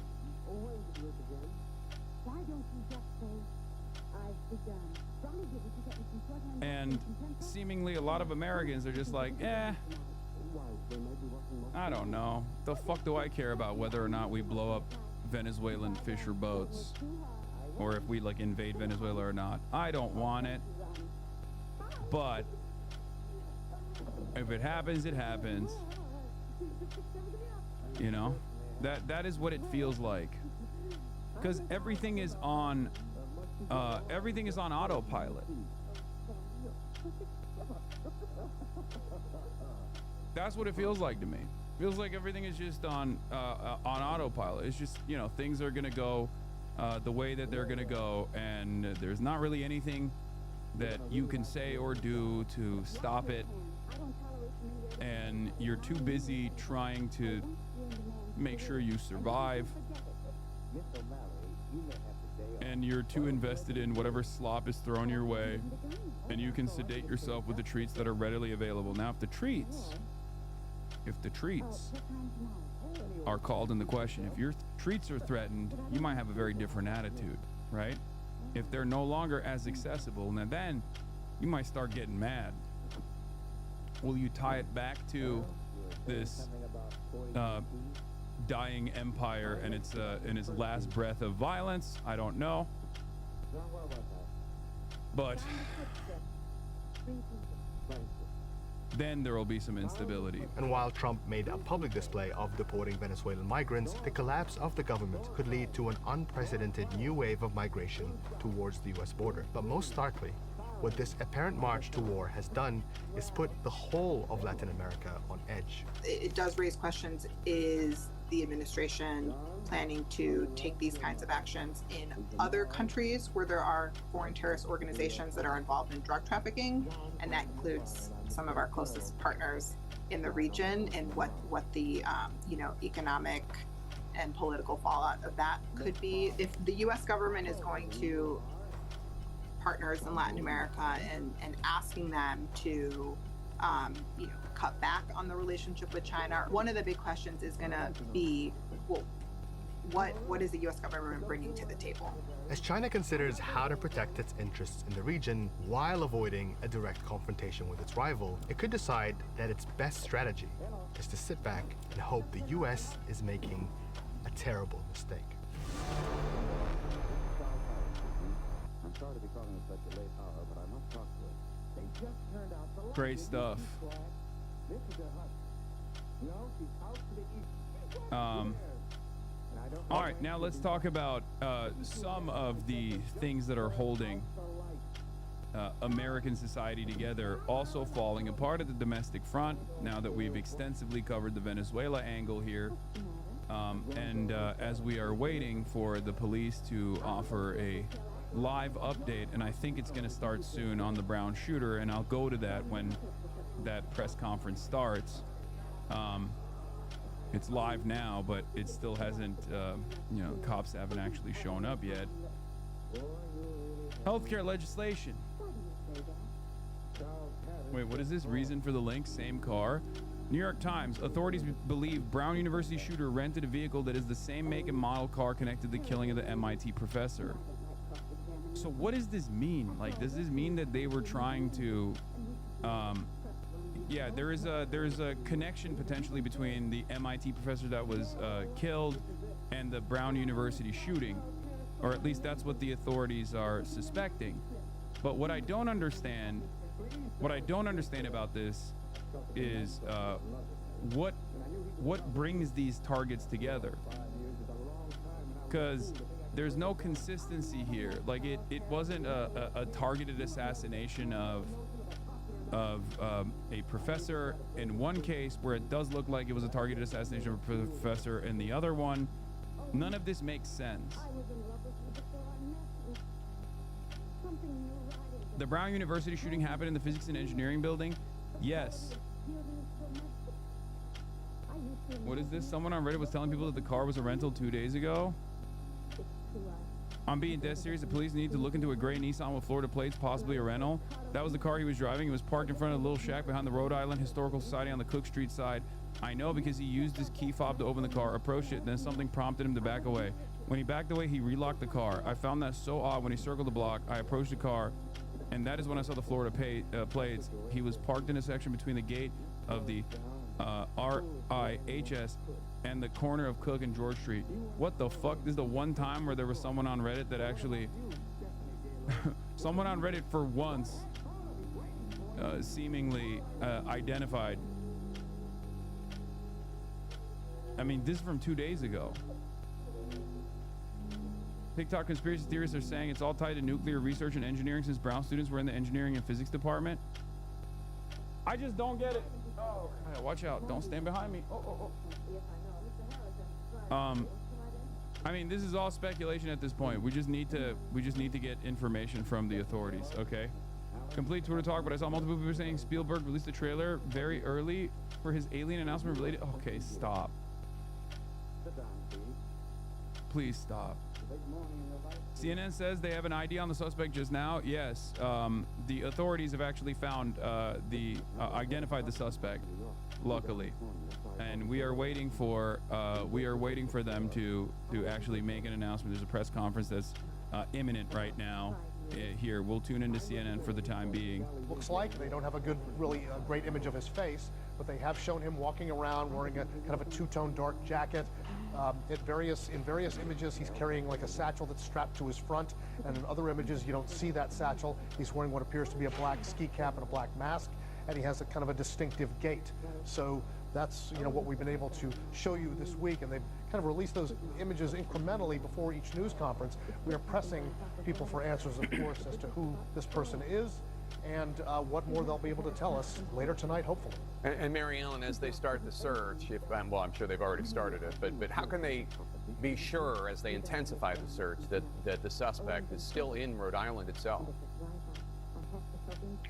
Well, I don't think they can be assured that he is in Rhode Island. At this point, it's been 6 days, and so, I mean, he could actually be at anywhere in the United States. So, but I do think that they've got that base covered because they've got federal agencies that are working on the case. So, they're probably, if he is out of Rhode Island, then they have contacted FBI field offices throughout the United States, wherever they think he is. That can certainly affect an arrest. Brian, Brown University has been facing questions about the number of cameras on campus and why it doesn't appear that more of these cameras didn't pick up clearer images of the shooter. Just to remind our viewers, here's what Brown University had to say yesterday. Here's the provost. We have 1,200 cameras located throughout the campus. We don't publish the locations of the cameras. That would give a map to somebody to evade detection on the cameras. So that would be counterproductive to do that. There are cameras in this building, and as I answered the previous question, we have turned over all evidence that we are holding at Brown to law enforcement and are cooperating fully with it. But Brian, you and so many journalists have questions about the cameras at Brown. Give us some examples of what you're wondering. Well, Jake, what they really have not answered, and what we have been pressing them repeatedly on this week, is why, and according to officials, and if it's not a officials have conspiracy, said this, explain why Trump's they did have company is multiple investing in cameras fusion. in the newer part of that engineering building. We've been told that this is a newer building attached to an older part of the building.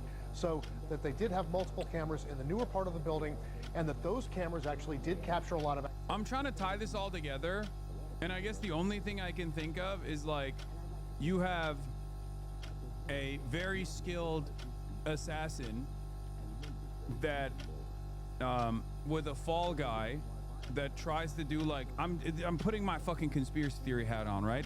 None of this is real. I'm just trying to comprehend what this would look like, and it would be like, oh, you try to create chaos in a mass shooting incident in Brown, because the Browns, the victims in Brown are not connected at all to anything significant. They're just like regular students, and while everyone is actually focused on Brown, you very quickly make an exit, a swift exit, drive 20 minutes down the street, and go to this neighborhood where your actual target is, and then you go and you assassinate the target.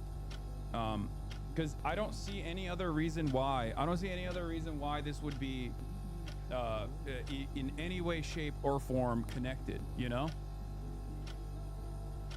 They're going to be an ISIS affiliated shooter for acting on behalf of Iran as retaliation for the nuclear program attack. Okay, I don't know. Nah, dudes need to stop fusion power. Is not all anywhere near commercializable. We're 50+ years away from it being useful. You never know, man. If we're doing conspiracy theories, you know, what if he was on the verge of a new discovery? I will say, when I see the FBI agents literally fucking stomping on the ground like this in the snow, it kind of makes me feel like they're in on it, and they're like, oh god, oh gosh darn it, gotta find this guy now. Like, I know that's not the case, and I'm sure the simpler explanation is that they are not in on some grand conspiracy, but simply just fucking incompetent. But it quite literally looks in every way, shape, and form like they are in on it. I saw a tweet about this on the timeline that went viral. It was like, yeah, me looking for my friend's shit right after I stole it, you know? And 6 others. Yeah, also there was a North Carolina private jet crash that took place. Former NASCAR driver and 6 others were among the North Carolina private jet crash victims. You're seeing like $700K in salaries at work. Yeah. Anyway, they're not live yet still, so we're still waiting. I thought it was a target attack that killed a VPN of Brown's Republican Club. Wait, why the what? No, that was what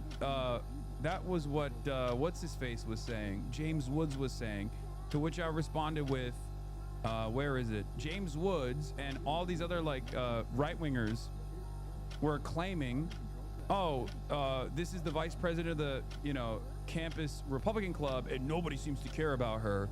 If she were the vice president of the campus Democrat Club, the killer would have been caught, tried, and in prison by now. There would have been crystal clear video of every moment. To which I responded with, you won. You got your guy who's exhausting all law enforcement resources and kidnapping your neighbors at court hearings. You put a podcaster in charge of the FBI. Now they're failing over and over again, but it's still somehow a Democrat conspiracy. Who's the Democrat? Patel? Trump? Who's the Democrat here? How is this still a fuck the Democrats moment? I don't understand it. I need to understand it. What are you trying to say here? What exactly are you trying to say? This makes as little sense as January 6th was actually an Antifa. It was an Antifa incident, but we also have to free all of the political prisoners that were imprisoned on January 6th. for both simultaneously being Antifa and doing an insurrection, but also that insurrection was good and they're all brave patriots. It doesn't fucking make sense. Make sense. Make it make sense. I feel like the dumber Republicans get, the worse their arguments get, but it still has so much salience for some fucking weird reason. They don't even have to make any sense whatsoever. No need for moral consistency, no need for logic. You can lie, but just make it a logical lie. Nope. That's too much of a fucking ask.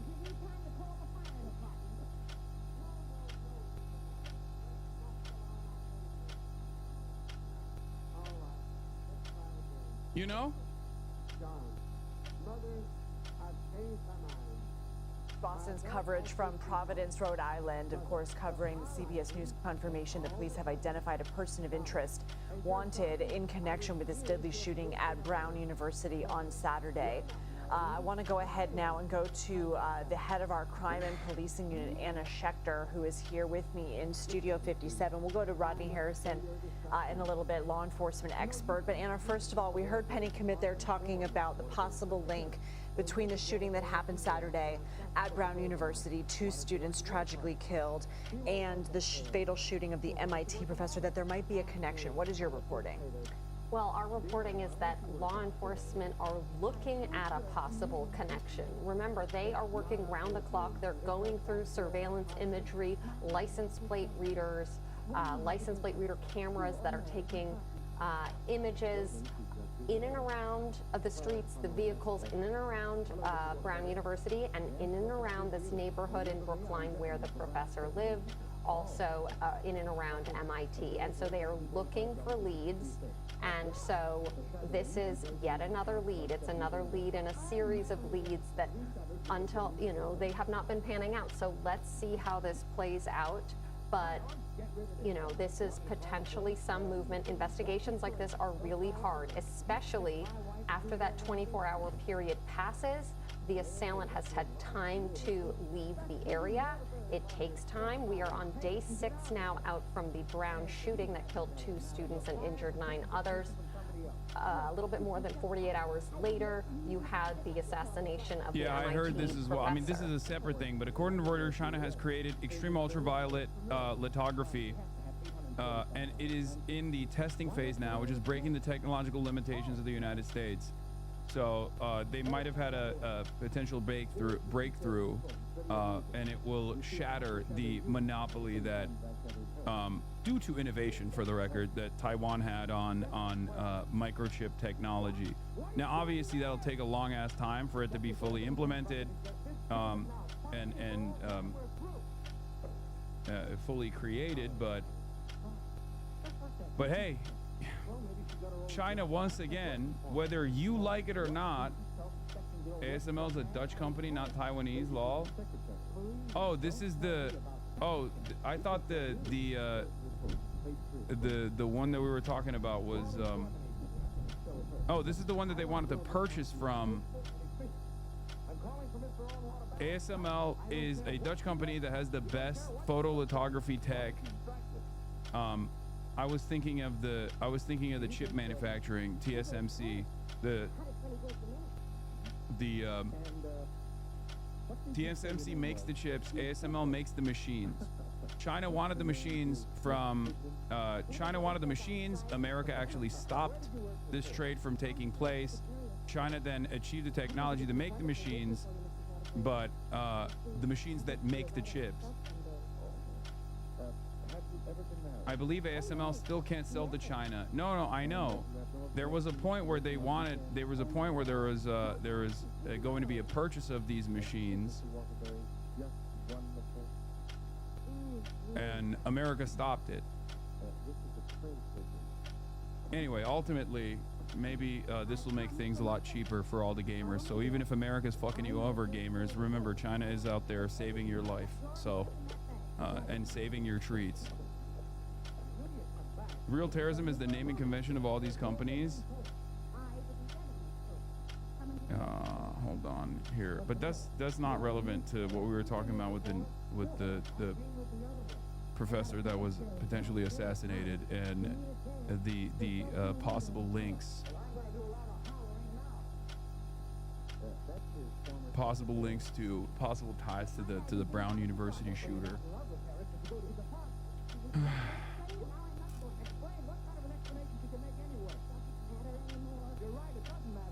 AMD, Intel, Nvidia still need to design the chips for these machines.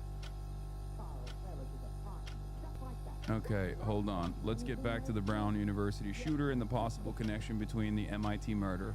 We were talking earlier, this comes amidst a week of huge, tragic news stories around the country and around the world, including a terror attack in Australia. So it's one thing after another. There's been a lot of speculation online, and right now what we're doing is we're just following the facts, and we want to be careful because this is a lead. This is another lead. Bro, I'm telling you, the only...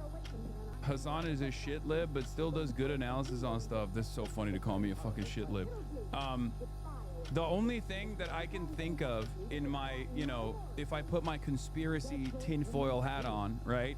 The only thing that I can see them connecting these two incidents is if, like, the actual target of this, like, assassin was potentially this MIT professor working on nuclear technology at MIT, at the verge of some sort of breakthrough discovery that will be a significant setback to this research.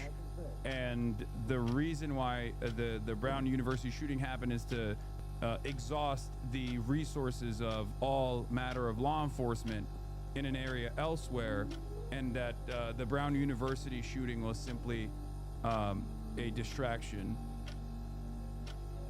knowing full well that let's say the person was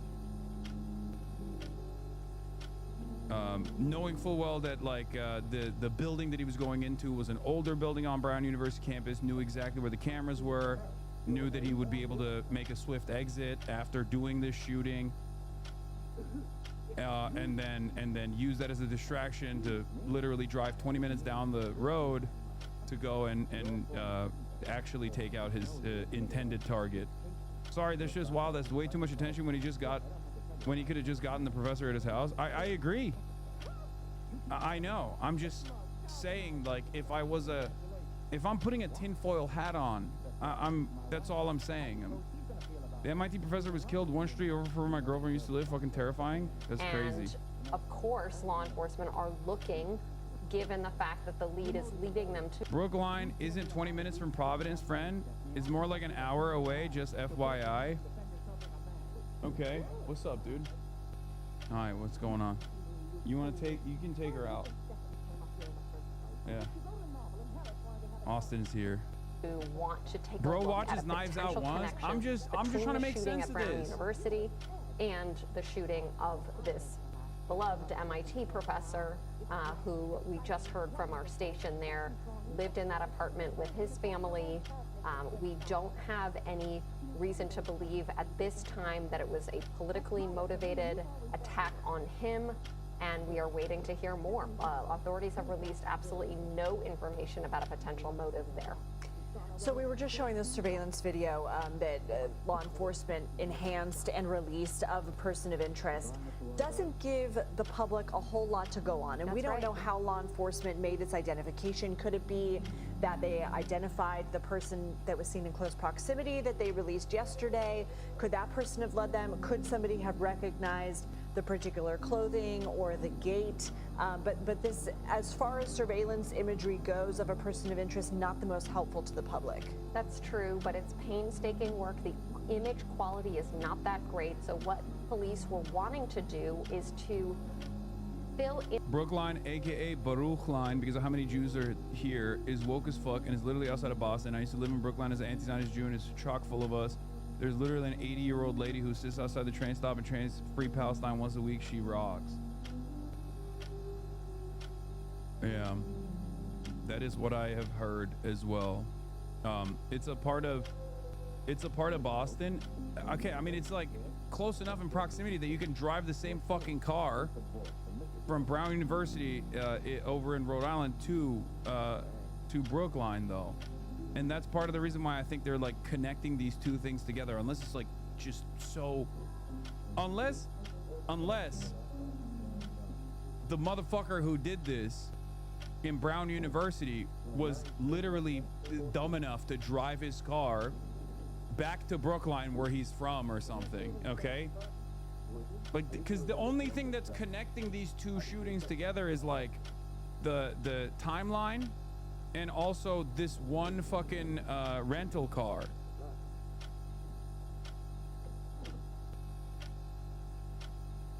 And I don't know how that works. Like, okay, a guy did a mass shooting, got in his fucking car, drove back to this random suburb, and seemingly was in close proximity to this other potential assassination took place. It would take multiple hours of driving through Boston traffic from the south. Is LA levels of traffic?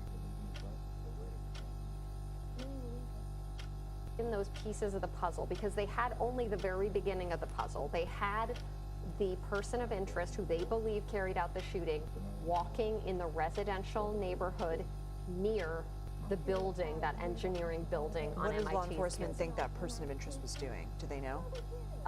Wearing the black mask, dressed in dark clothing, walking quickly in one clip, and walking in and out of frame in another clip. In fact, there's one clip where the individual is walking. It was like the streets come to a point and there was somebody else walking. You can see, you can't identify who it is. And the person they believe is the person of interest who carried out the attack, they believe carried out the attack.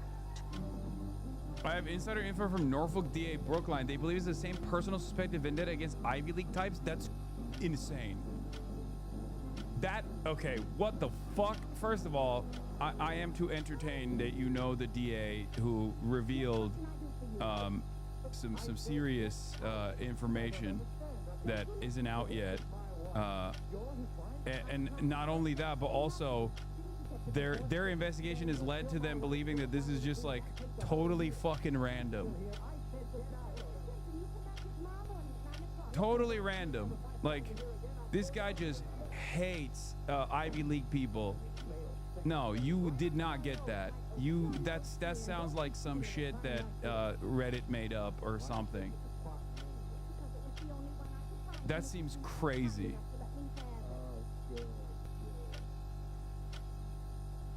Is it so far-fetched though? Yes, because why would they fucking attack Brown University, random students in a Brown University engineering building, and then turn around and attack someone very specific at their home and not even at, like, I don't know, another Ivy League institution or something?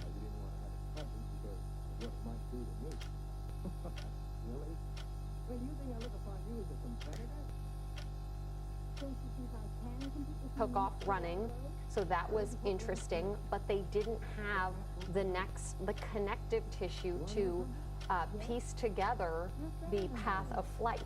So they were trying to find, did he enter a vehicle? Did he enter a residence or a business? They had very little to go on.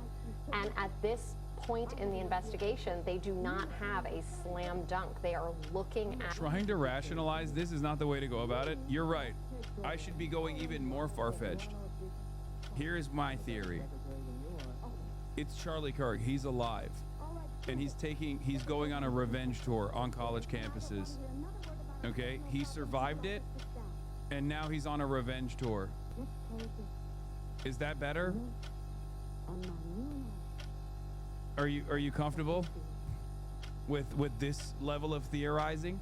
At a potential connection. He's carrying the flame. That's where we're at, and that is based on their painstaking work of collecting all this imagery that is out there, and it's terabytes of imagery, and they've been going slowly, looking at images of, are there things that look similar about these two locations, and they're looking at that. I do want to ask you, when it comes to the lack of footage that we have, do we know what the reason is behind that? This is a good question. The engineering building, part of that building was outfitted with new technology, more cameras, but the area, the room where the students were prepping for their final exam, the room where the shooting took place, there was not that really good. Okay. Was he lucky? And he just seemingly lucked into the one area on campus that wasn't as secure and didn't have as much surveillance? Or did he actually know exactly what this area was? And that's the reason why he did the shooting there, knowing that he could get away if he were to do it right there. Camera angles, cameras that can move around and really capture the full room. And so there was no imagery, according to authorities, there was no imagery of the actual attack. So you didn't see the person fire, turn, and leave. So they were having to piece together surveillance footage from outside, not just outside the building, outside the classroom, outside the building.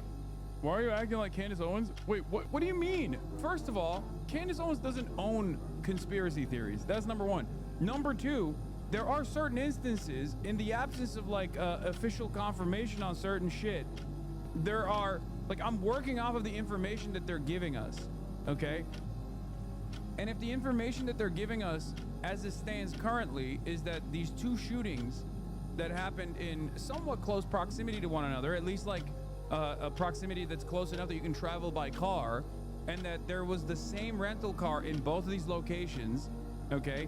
And then also on top of that, the official investigative body is confirming that there is a connection between the two, and they said that they actually have the suspect in the custody.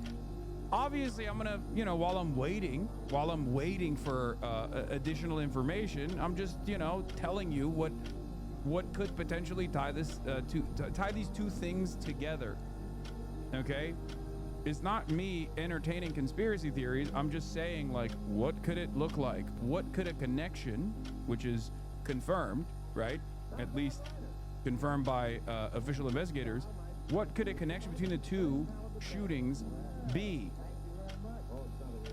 One is seemingly a random act of violence. The other is seemingly a directed, targeted, deliberate assassination. We don't know yet if that is the case, but that's what it looks like, just judging by who the victims are. Okay? Like, if he had gone into Brown University engineering building, okay, and then actually shot, like, I don't know, another professor that was somehow involved in research for some kind of like nuclear project, and then did that, you'd be like, okay, this makes a lot of sense. As a matter of fact, this makes so much sense that it actually could be Iran even, okay, as retaliation. Like, considering that America and Israel assassinated a bunch of Iranian nuclear scientists, right? But that's not, it doesn't seem to be the case, at least. The Brown University shooting seems like a random act of violence, whereas the Brookline shooting that took place with the MIT professor doesn't seem like a random act of violence, but instead seems like a targeted, deliberate assassination, and not even at his school, but directly outside of his home. Here's the timeline. Do your research. Timeline. Cameras capture potential shooters route around Brown University. I mean, we already covered that stuff. I also don't know the area well enough to be able to give you an accurate assessment, but yeah, hours before the attack, security camera footage capture a person of interest police say may have been casing a quiet, affluent corner of College Hill, just out of reach of the busier streets that cross to the urban campus in Providence, Rhode Island. From 2 p.m. to 2:08. The earliest videos disclosed by police show a person of interest in dark clothing and a mask sauntering along Manning Street sidewalk before turning onto Cook Street and later onto George Street, passing stately mansions dating from the 19th and early 20th centuries. The person of interest will spend most of the next hour just about a block away from the much busier Hope Street, an unofficial eastern border of Brown's campus, and one of the better-known streets that traverses Providence's east side. From 2:08 to 2:13 p.m., The same person walks on Benevolent Street, but pauses and turns around in front of the Aldrich House, home to the Rhode Island Historical Society, which has cameras near its main entrance and side door. A spokesperson for the society later declined to comment, except say the organization is cooperating with investigators. The person is then seen along the side entrance of the Aldrich House, where there is a small outing, and then behind its gated lawn and a row of trees on George Street. From 216 to 218, more unusual activity happens around the Aldrich House. Notes on a video shared by the FBI on social media and later deleted, say the person abruptly turns west down George Street. Second individual follows. That second person can be seen on Cook Street carrying a small light-colored bag. Shortly after turning the corner, if the footage is accurate, the second person appears to run in the same direction of the person of interest. The person of interest ran moments earlier. Police on Wednesday shared new images of people with light-colored bags they want to speak with because of their proximity to the person of interest. The main subject of the investigation later makes a short appearance on Hope Street, walking on a sidewalk alongside the Brown campus. At 2:20 p.m., another video taken from the Historical Society building. The person is shown running east on Benevolent Street away from the campus towards Cook Street. The running clip is followed by a 30-minute gap, at least in the footage publicly disclosed. There is police activity / a manhunt in Salem, New Hampshire, confirmed to be connected to the Brown shooting. We can't even see it. Is it? Tells 25 investigates the suspected Brown University. Wait, why is it not playing a live video? Okay. Investigates has learned the identification occurred sometime late Wednesday, and authorities have been looking for him ever since. As far as we are aware, the suspect has not been located, and we have not been provided a name. I'm Rachel Keller. And I'm Mark Ockerblum. Today's briefing that was scheduled for 4 o'clock, that was postponed suddenly. What is this? I am hating right now. Bro, is it the speculation hour or is this the entertainment part of the broadcast? Are you trying to be silly or is this supposed to be genuine analysis because it's silly? Wait, what? What is silly? I'm just reading what the fucking news media is covering so far.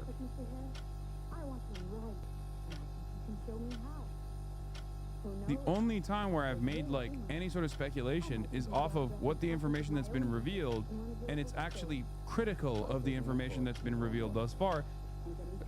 I'm trying to make sense of what they are saying. I'm trying to make sense of what they've revealed so far. I don't know why you're fucking getting so ass mad about it. Peer-reviewed studies you. Thank you. No bless yous in this chat. This is the liberal conspiracy theory currently. Trump was involved.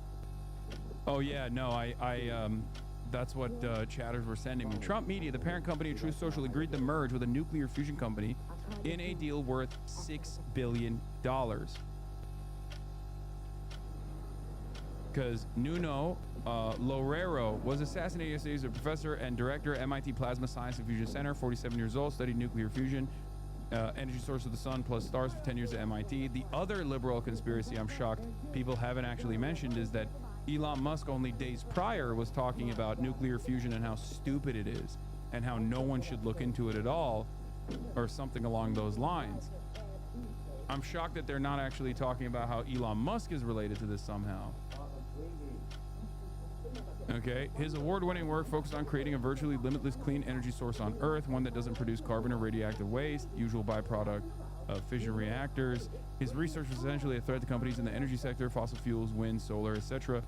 Nuno was vital to the development of fusion nuclear power plants. Without him, the path ahead is less clear, plus his death will set back the entire field. Nuno is not the first MIT fusion scientist to be brutally murdered. In 2004, Eugene Milov was also shot in his home. I hope this opens eyes. There is an agenda at play. 188,000 likes. Yeah, this was only days prior to the assassination of Nuno. The sun is an enormous free fusion reactor in the sky. It is super dumb to make tiny fusion reactors on Earth. Even if you burn 4 Jupiters, the sun would still round up to 100% of all power that will ever be produced in the solar system. Stop wasting money on puny little reactors unless actively acknowledging that they are just there for your pet science project. Jesus fucking Christ.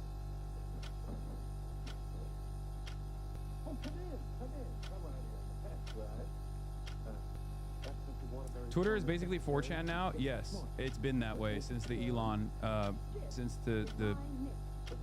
purchase. Trump's social media company is attempting a $6 billion merger with a nuclear fusion company. TAE Technologies partnered with the UK's Atomic Agency this month, has financial backing from the Russian government, and hopes to see fusion power the AI revolution. She brought her own aujourd'hui. This is what is inviting all of these strange conspiracies. I'm a nuclear physics postdoc, and that comment just made me want to kill myself. Thank you. Don't do it. We can't lose more nuclear scientists. Okay?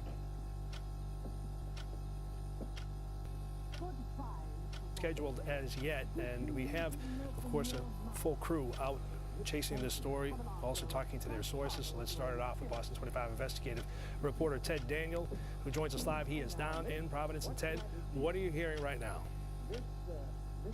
Mark, I'm told that a briefing will happen. They just don't have a time on it right now. As we've been reporting over the last couple hours, How is the murderer Lorero gonna impede anything in the public research front? Was his work peer-reviewed in public? Isn't his team still alive? The scientific community can absolutely develop his work. Yes. No one is saying that this won't be... Oh my God.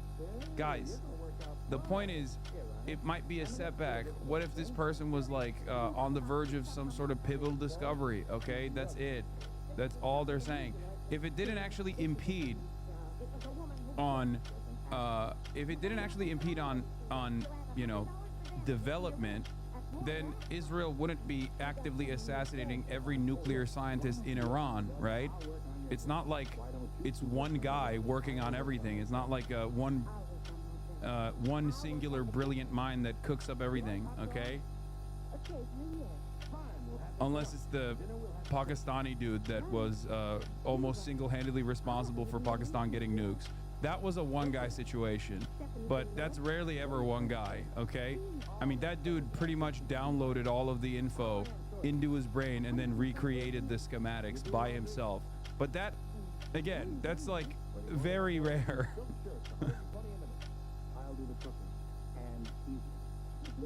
But even the fact that that there can be a one guy style situation is probably the reason why, you know, you could suspect that this could be that one guy. Who knows? He was in the 8th grade, and I went to high school. He was still in kindergarten. And then I studied piano. Hasan, I thought a chatter said he had the professor and he wasn't involved in stuff like this. I mean, maybe the professor didn't know all of the breadth of this person's research. What did you work for? For me? I was secretary to Charles Harris. He owns the Harris bookstores all over the country. And how is Mr. Waterbury's latest novel doing? Second only to the Bible. Another Jeffrey Epstein. Wait, what? Another Jeffrey Epstein has hit the timeline. A month ago, New York Times columnist David Brooks wrote a column decrying the media and political fixation on the Epstein story. This afternoon, House Democrats released a new tranche of photos of an event that Brooks attended with Epstein.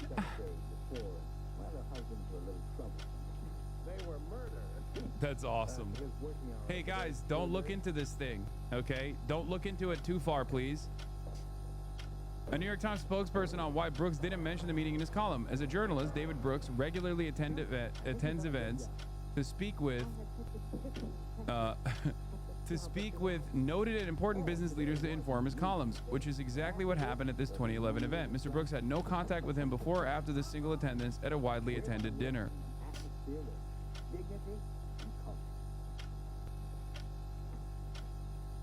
Also, to all marveling at photos of New York Times columnist David Brooks dining with Jeffrey Epstein 2 years after Epstein finished his sentence for procuring a child for prostitution, here's what it was. The 2011 Edge Billionaires Dinner. Elon Musk and Jeff Bezos were there too. Wait, is this guy fucking serious? Okay, never mind.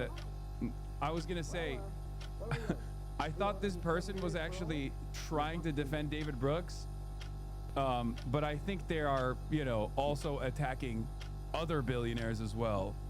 I hope this person is not actually trying to somehow defend David Brooks here. I can't tell.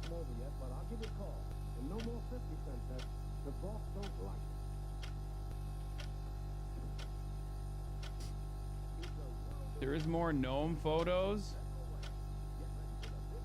Oh my God. New photos of the House Oversight Committee of Noam Chomsky speaking directly with Jeffrey Epstein. Brother, what the fuck? Oh yeah, I saw the Brace Belden photo. You guys are so fucked up for that, okay? You're so fucked up for that, because when I saw it at first glance, I was like, what the fuck? Y'all are fucked up, but it's messed up that everybody had a similar moment, like a brief pause where it's like, what?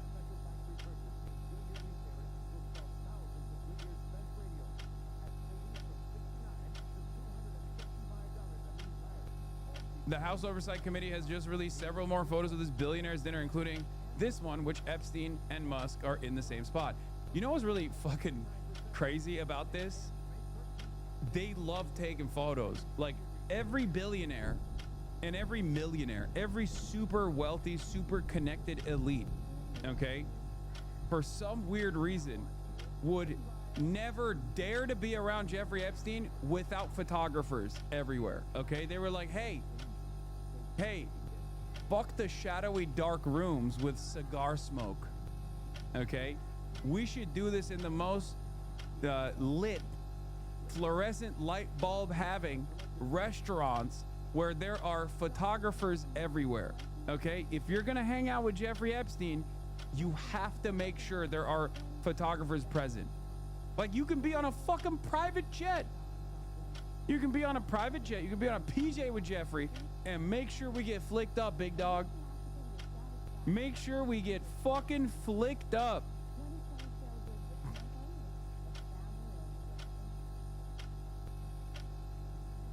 Old people love scrapbooks.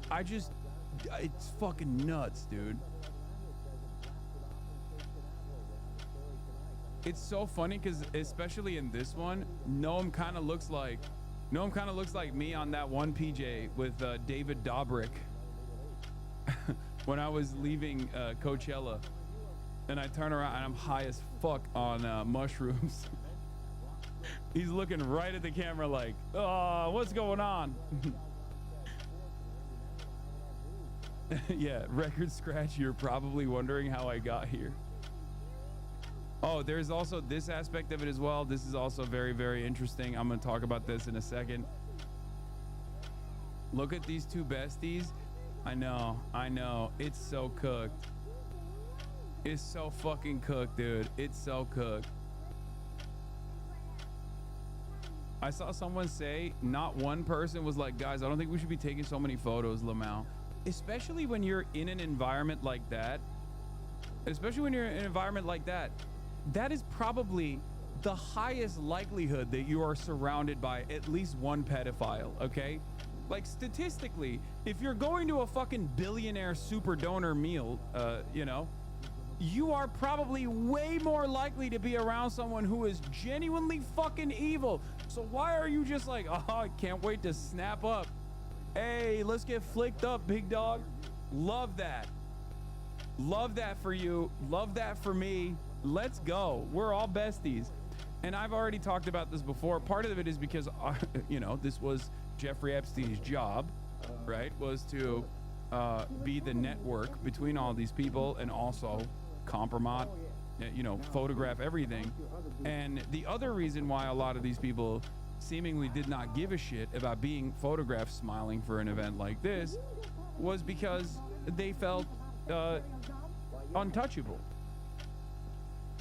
They felt completely untouchable. They're like, who the fuck's gonna do anything? Just in, House Oversight Democrats have published fresh photos taken inside of Jeffrey Epstein's estate showing a Ukrainian passport, a censored image of Bill Gates with a woman, text referencing the delivery of girls, and a foot tattooed with a line from Lolita. Also, Bilbo Baggins. How many fucking times was this dude? How many times was this motherfucker hanging out with Jeffrey, bro? He, at first, when we first got an inclination that old Bilbo Baggins over here, old Bilbo bitch tits, not Bill Burr, was hanging out. It was his wife, his ex-wife, that kind of, you know, really called his ass out a little bit, okay? And was like, this is not great. Now I thought, partially I thought she was using this as a way to just do a massive PR hit to Bilbo while they were going through this divorce, right? But what I find really strange is it turns out this motherfucker was hanging out nonstop. He was all over Jeffrey.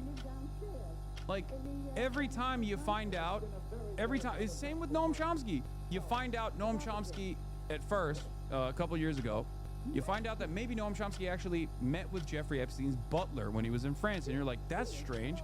How the fuck did that happen? Why did that happen? Right? And then it's never once, and it's never with someone that's just like kind of connected with Jeffrey Epstein.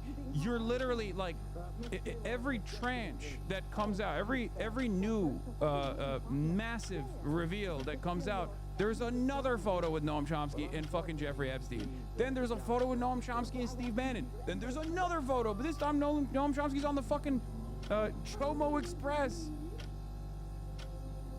How is that possible?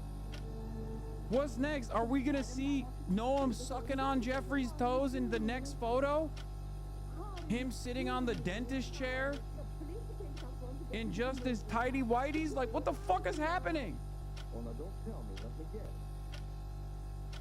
Noam Chomsky hanging out with Ehud Barak in 2015. Chomsky choosing to stain his legacy by befriending an Israeli war criminal via Epstein is sad, but also contemptible in light of his undercutting of the BDS movement. Good memories, Chomsky to Epstein and Barak. Bro, stop answering every email. I mean, it's too late. He's like 950 years old. I don't even think he's able to fucking answer emails now, but like, what the hell, man? Some emails you don't answer. A friend of yours? No, my father. Stop. You guys are such fucking assholes.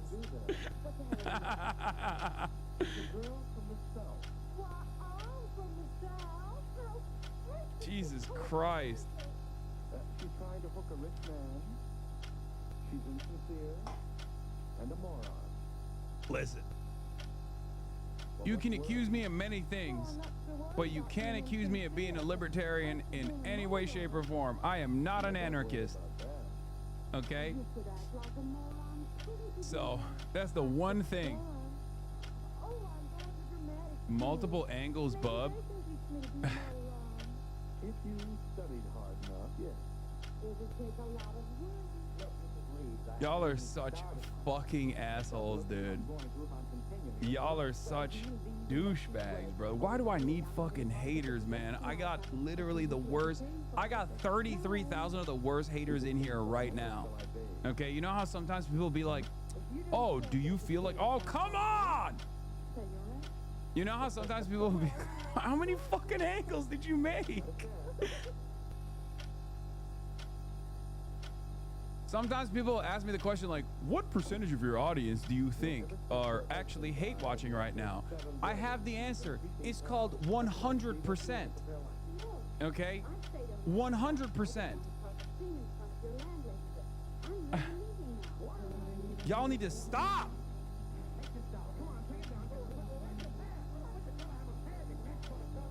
You guys make jokes like this, and then my haters fucking take them, and then they blast them everywhere. And in this day and age, because people are so fucking stupid, they believe it, dude.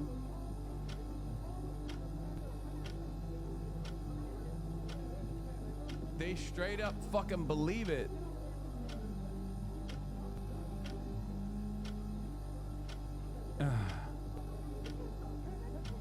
Not our fault you were on the plane, little bro. Bro, how old are you in that picture? You've aged incredibly well. Thank you. Wow, I'm a new viewer. This is very damning. How many photos did you take?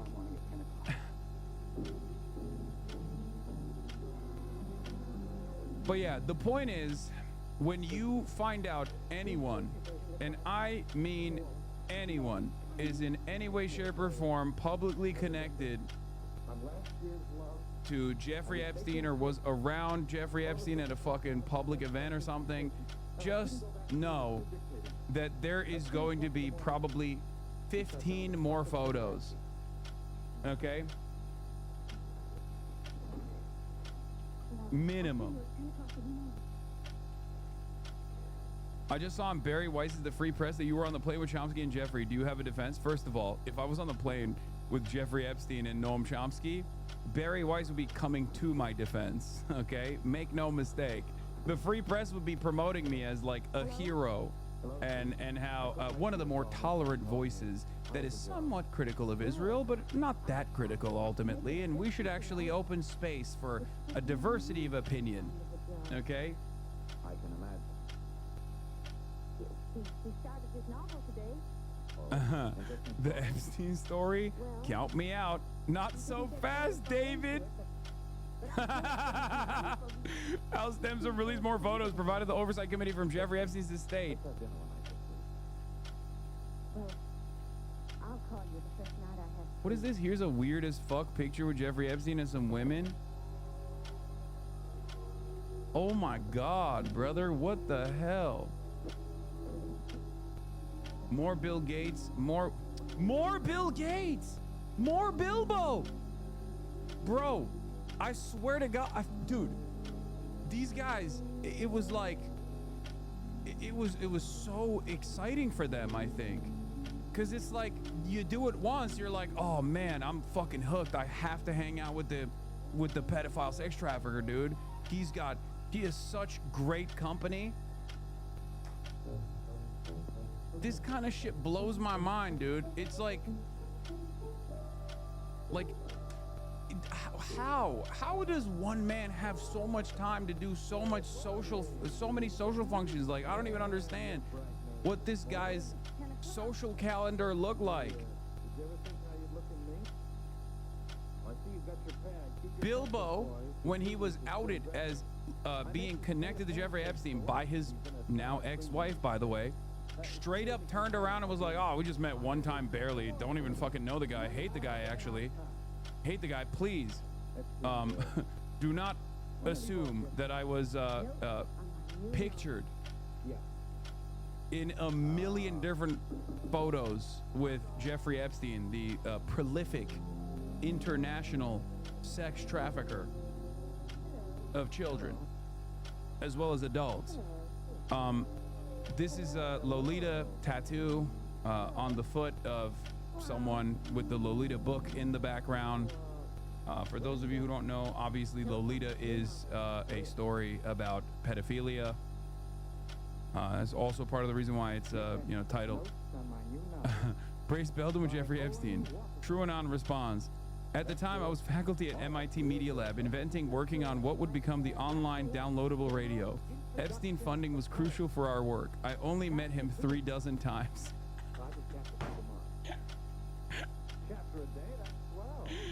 Oh, Jesus Christ.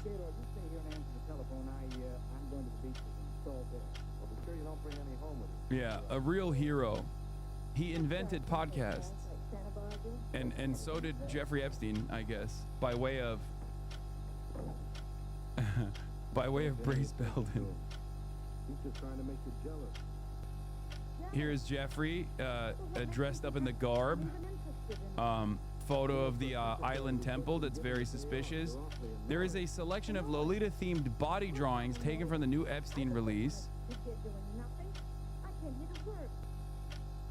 She was Bolores on the dotted line. What? What is that word?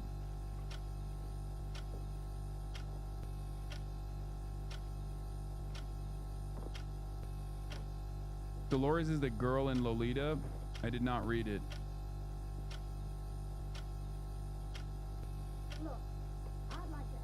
She was Polly at the school. She was low, plain low in the morning, standing 4 feet 10 in one sock.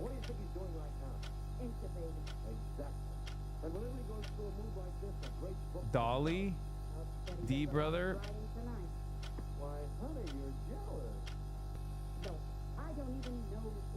You know what's crazy about this, for the record?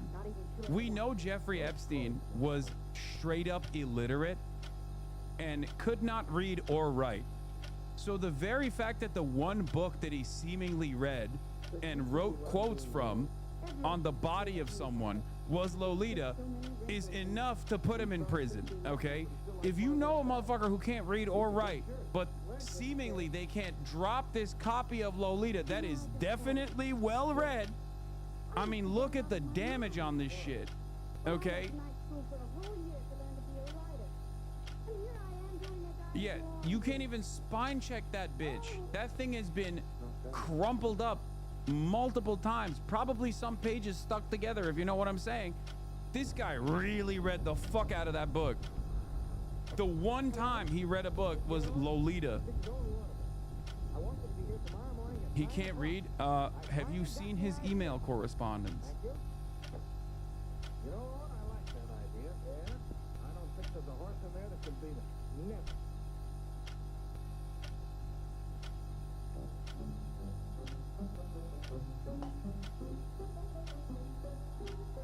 Geez, was it a smut book?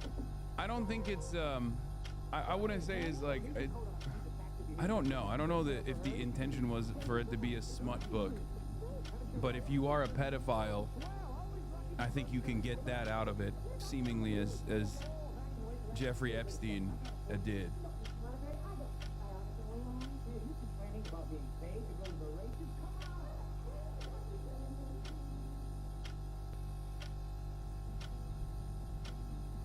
Yeah, it's supposed to be an indictment of pedophilia. My anti-pedophilia work is now being celebrated by pedophiles all around the world.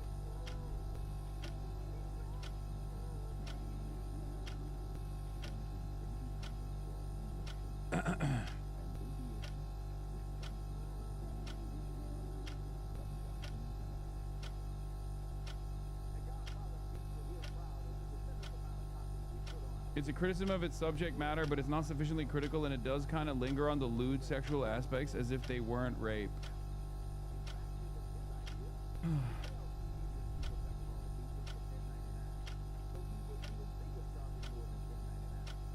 The thing about Lolita is it's supposed to be a very scathing indictment of a pedo, and pedophiles take it and are like, oh my god, wait, this is so hot actually. Arrest warrant issued for the suspect in Brown. Yeah, we're waiting on that. I just moved into this direction because there is some new data dumps that came out. Big dumps.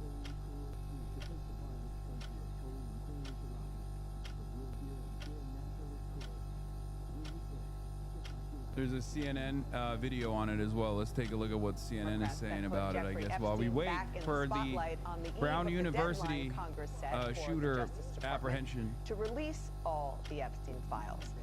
We just got 5 more pictures from the Epstein estate, courtesy of Democrats who are eager to keep the story in the headlines. The photos were provided without context. CNN's MJ Lee is here. MJ, can you tell us what these images show?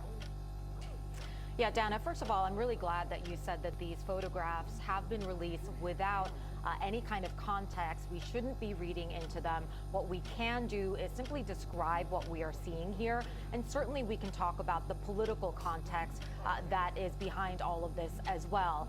The photos as... Oh, shit. Parapower mapping. Absolute clock. Hey, I just noticed something. Oh, my God. I mean, it could be a total coincidence, but contextually, very, very strange. Hasan, you are a little bitch. When are you going to start crying about Asmongold? Not anytime soon. Why are you concerned about this? Shouldn't you be watching him instead? Did you get bored of the yeah-bastes? So you came in here? We're calling your president a pedophile, dog. Okay? You got some takes on that? The guy you fucking love is a pedophile, I think. or at the very least was writing freaky ass bullshit to a very famous pedophile. Yeah, pedo president. Yeah, based. He's watching right now. Is why the freaks are here. Yeah.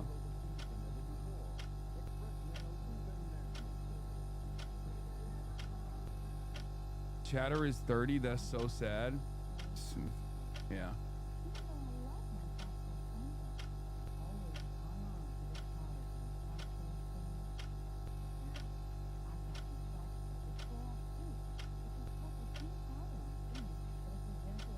Hasan, you're being very uncharitable. These clips are out of context. What if in all of these photos, the moment afterwards, they put their thumbs down and said boo? Yeah. While they were writing this Lolita reference on the body of a woman, they were actually shaking their head in disagreement. And it doesn't actually show that. And that's why it's out of context. They were actually trying to, much like Lolita, make a statement about how pedophilia is bad and wrong.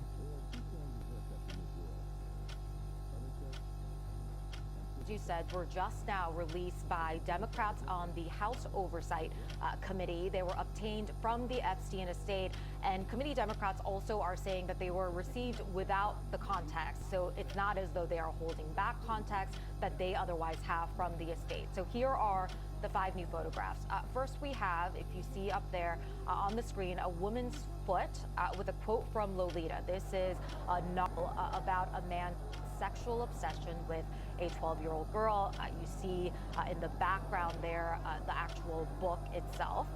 And then we have a photo that appears to be a series of text messages sent by somebody, and again, we don't know who, discussing, quote, sending girls. Let me just read some of these texts. I don't know, tried to send someone else. One text says, I have a friend Scout. She sent me some girls today, but she asks $1,000 per girl. I will send you girls now.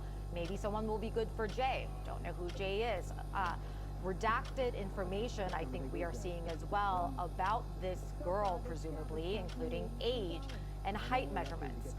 The next photo is what appears to be a Ukrainian woman's passport. No context there, of course, about who this person might be. And then we have 2 photos, one of philosopher Noam Chomsky on a plane with Epstein, and then Bill Gates posing for a photograph with a woman, but the woman's face has been redacted by the House Democrats.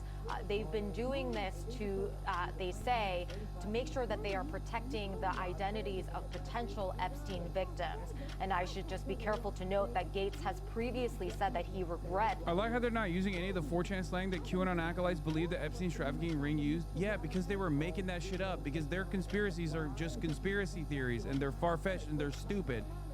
Apparently, the real international sex trafficking of minors ring that was taking place in the highest levels of American society was straight up like, hey, do you want to do rapes on children? Here are the fucking 18-year-old classifications or whatever the fuck they were doing. Like, it's literally, they were just doing it in broad daylight, okay?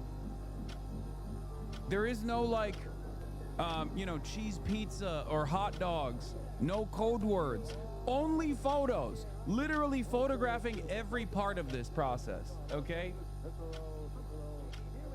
Total impunity. Who's gonna get us? Who's gonna say anything? That is, I think, one of the greatest ways of destroying the QAnon-style conspiracy theories. Was the idea that these like societal elites would actually feel the necessity to do OPSEC, that they would actually try to simultaneously send these sorts of emails on the fucking company email, which they apparently were, for the record, or at least they were using their personal emails, personal email accounts, but like they would feel the necessity to like shelter others from what the fuck they're doing, you know? Nope. Turns out they were just like, we love photographing our illicit acts. I'm a big fan of this. Please, let's take more photos. Meeting with Epstein, whereas Chomsky has previously declined CNN's request for comment. So, Dana, there's nothing here that explicitly seems to sort of depict any kind of sexual misconduct, but again, without any kind of proper context. We have no idea what these text messages are supposed to suggest, what the significance of these images might be. But as you say, this has been sort of a pattern that we have seen from House Democrats, sort of a slow rolling release of small batches at times of information that they have gotten from the Epstein estate.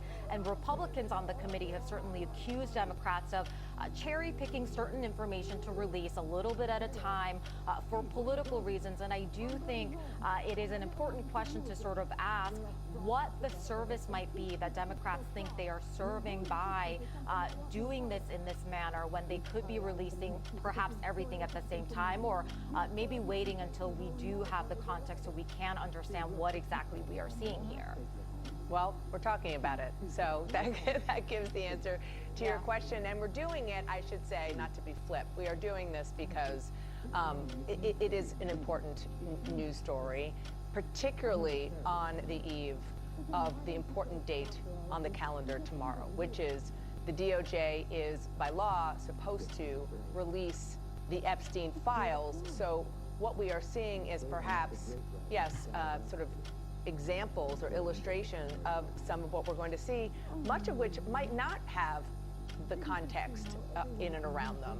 Is this how your haters see context? I don't even know what you're referencing here, but the reason why, like, people who are super pro-Israel, like Dana Fash, for example, have no issue covering this story or are not, like, invested in sheltering the public from the story at all because it's a high-profile story, is because, one, it would invite way more suspicion if CNN somehow magically didn't cover the story.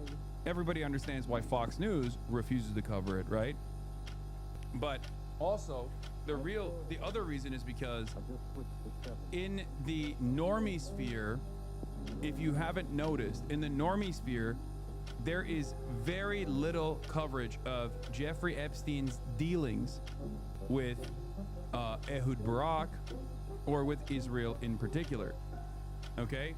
So they give you everything, but not everything. Some of the connective tissue that would invite suspicion about Jeffrey Epstein's dealings with the state of Israel are oftentimes left out from mainstream coverage, if you notice.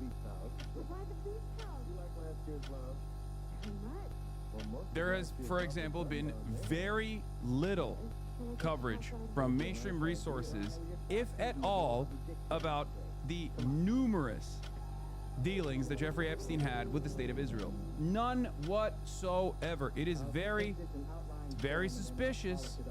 The Epstein story reveals the corruption of a broad swath of the U.S. elite while featuring a certain nasty little Middle Eastern regime in a starring role. Pro-Israel insiders disliked the story and wanted to go away for the same reason.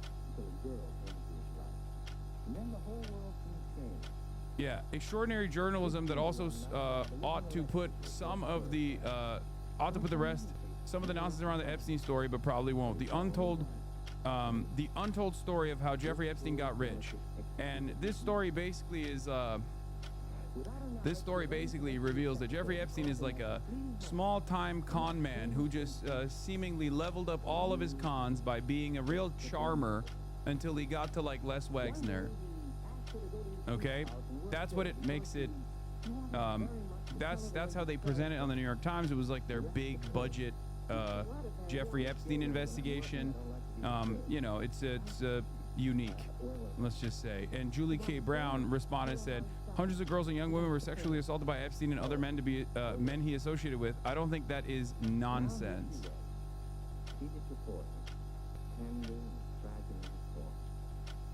Huge story from New York Times investigation into Trump and Epstein. Don's best friend, how Epstein and Trump bonded over the pursuit of women. So they're, on the one hand, tying Jeffrey Epstein back to Donald Trump, okay? But also on the other hand, I mean, they're doing a decent job with that, and so are the Democrats. But on the other hand, they just, I feel like they use Donald Trump as like a red herring. It is very strange that the only coverage around Jeffrey Epstein's connections directly to Israeli spies, yes, Israeli spy Yoni Koren, who stayed at Jeffrey Epstein's apartment, or Ehud Barak, or the numerous deals that he cut selling Israeli spyware to the countries all around the world. All that stuff is left out from mainstream discourse. Okay? And it is very interesting.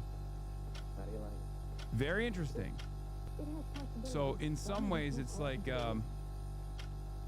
in some ways, they make you feel like your curiosity is satisfied.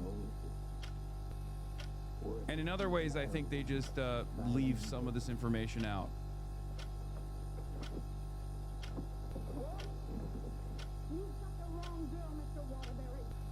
It's exactly what we're getting today. Yeah, that's right. And, you know, it's not as though there is some public rollout plan that we've gotten from the Justice Department about how tomorrow might go if these files end up being released tomorrow to begin with. But we do generally expect that whenever these files are released by the Justice Department, it will be broader in scope than anything else that we have seen so far. I mean, we are talking about years and years of information that the DOJ might have access to, but we don't know, for example, Dana, what kinds of redactions are being made. You know, I've spoken to Epstein survivors who have said they've not been contacted in any way by the DOJ. Lawyers for them have said, you know, some of us have been contacted, others have not, to discuss redactions. For the record, in terms of her own personal connection to the story, okay, worth noting, Jeremy Bash, former chief of staff of the CIA and the Department of Defense, and the ex-husband of CNN host Dana Bash, had dealings with a top Israeli spy who stayed for weeks at a time at Jeffrey Epstein's apartment in New York. They continued to coordinate privately together for years. Just so you know. So, like, and to be fair to Dana, this was a relationship or a marriage that lasted from 1998 to 2007. Okay? So I believe this happened after they were married. She then married CNN co-host, co-anchor John King until from 2008 to 2012. But, you know, the whole, like, it's a big club and everyone is just like somehow involved in it is, you know, it's a part of that. And then I think we should be just taking a real effort to make sure the conversation is being brought back to the survivors. You know, some of them have told me that the slow rolling nature of these disclosures. But like I said, I am not saying that Dana Bash was knowledgeable on everything that was going on. I'm not implying that. I'm not saying that at all. Like I said,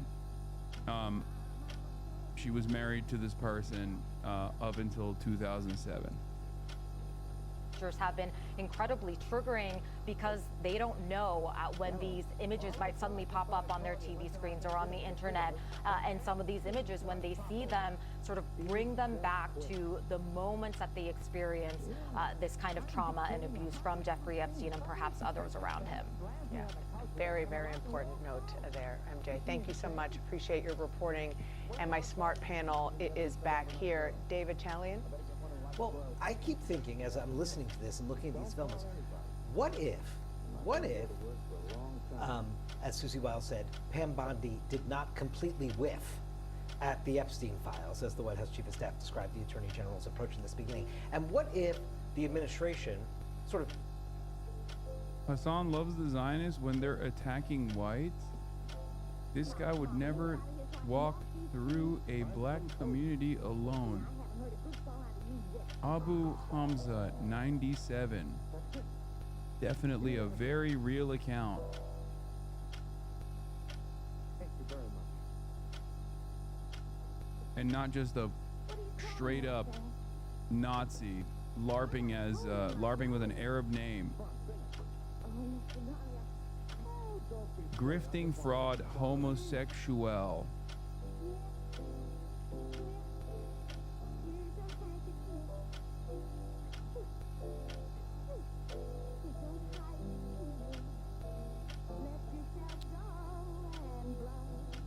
You'll get him next time, chatter. Followed political crisis management 101, got their arms around this, put out everything, and they would be able to provide all the context around it. You wouldn't have moments like this of the House Democrats, being able to like put stuff out drip by drip and create a daily headache for the administration. I know that's backward looking, but as I was just listening to MJ, I was like, the administration had an opportunity here, one, by the way, that the president's own base was demanding, to see everything and put their frame around it, and they did not take that opportunity. Listen to what AOC said about sort of her commentary or analysis of what we're seeing out of the White House vis-a-vis what's happening in the world of the release of the Epstein files. Oh, forgive me, quote, it's not a soundbite. Reminder, here's what she said, reminder that the Epstein files are supposed to be released on Friday, and every political development that you see between now until then should be viewed with that in mind. Yeah, I think that it's also, yes, and also what the president did when he signed the legislation from Congress to release these files, I remember he really framed it as the Democrats are too focused on this, I want to move on, get it out, and whatnot. But as David points out, this is something that his own Justice Department could have done months ago. He didn't have to be forced by this bipartisan majority in the House and the Senate to release these files. And I think the whole episode, politically speaking, really showed just the weakness of two leaders of the Republican Party. One obviously being Trump, that he let this, what he didn't want for so long actually happen, and also the weakness of Mike Johnson. I mean, clearly the rank and file overrode him. He did not want this on the floor. He followed the wishes of the president to not put this up for a vote, and it just really, and this is kind of also where the dam started breaking. We saw breaks from Republicans, breaks coming from Republicans to Donald Trump on a lot of other issues. Obviously, it could be related to his poll numbers, which aren't very good right now. But this is really, almost a seminal episode of this of the saga, if you will, between the Republican Party and Donald Trump. To the point. I think that's actually a really great point. You obviously cautious with connect. Someone said, "Did you kill your dog?" Yes, she's dead now. Connecting trend lines or different elements that you're seeing, but this was the first time I think everybody looked around and thought, oh, there are some Republicans, not a ton, but there are some Republicans, at least initially, who are willing to buck kind of the leader that... God, the commentary is so fucking boring on this. Okay, I'm sorry, no disrespect to CNN, but kind of disrespect to CNN. Yeah, so many people accidentally hanging out with post-conviction Jeffrey Epstein, just slipping on banana peels and falling into his Manhattan apartment. Once again, a statement followed the New York Times because these photos came out of David Brooks, who had conveniently written an article about, this Jeffrey Epstein stuff, count me out of it, not really interested in it, and you shouldn't either. He wrote that for the New York Times. So, of course, when these photos came out, everyone was like, the fuck? You're photographed at an event with the pedophile that you are telling people to stop paying attention to. That's kind of strange. And so their statement was, as a journalist, David Brooks regularly attends events to speak with noted and important business leaders to inform his columns, which is exactly what happened at this 2011 event. Mr. Brooks had no contact with him before or after the single attendance at a widely attended dinner. Trump sent Epstein. This is the other thing that I wanted to talk about. This is the exhaustive proof that Donald Trump and Jeffrey Epstein were very close and cooperated extensively in their sexual pursuits. This is from the piece from the New York Times. Trump said, here's some choice quotes from it. Trump sent Epstein modeling cards to peruse like a menu. In an email among those released by Congress in November, Mr. Epstein boasted he gave Trump a 20-year-old woman whom Mr. Epstein dated in the 90s. During a flight together in the early 90s, Mr. Trump came on to another Epstein employee traveling with them, telling her that he could have anyone he wanted, according to a different Epstein worker who learned of the incident. A separate Epstein employee from that era recalled that Mr. Trump would occasionally send over modeling cards for Mr. Epstein to peruse, like a menu.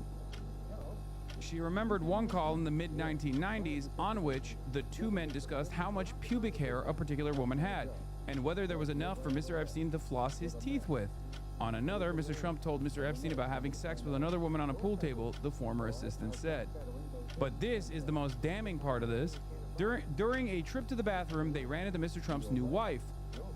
This is Trump's wife, the one that he like buried under the golf course. Okay, the one that I believe also accused him of sexual assault. Trump's wife to the mother of a 14-year-old model said, "Do not let her near my husband." During a trip to the bathroom, they ran into Mr. Trump's wife, whom they had met earlier. Oh wait, no, this is Marla Maples. Sorry, this is not the one that was. This is not Ivana, who is Ivanka's mother, was the one who accused him of sexual assault. This is wife number 2. I apologize for getting the wives wrong. During a trip to the bathroom, they ran into Mr. Trump's new wife, whom they had met earlier. Miss Maples clasped her hands, Miss Coleman recalled, and looked her in the eye. "Whatever you do, do not let her around any of these men, and especially my husband," she told Miss Coleman. "Protect her." This is the mother of the often forgotten ugly duckling Trump, Tiffany's mom. Donald Trump actually avoids mentioning Tiffany completely, as a matter of fact, despite the fact that Tiffany Trump actually had a blossoming career in music and was way ahead of the game with her ambitious music project that she put together alongside the rapper Logic, available on Amazon Prime Music. Okay, now I have to play that song. Sorry. This is Marla Maples' daughter, Tiffany Trump.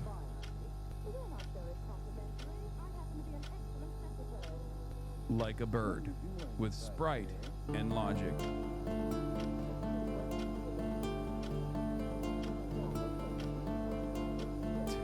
Just question mark in the description.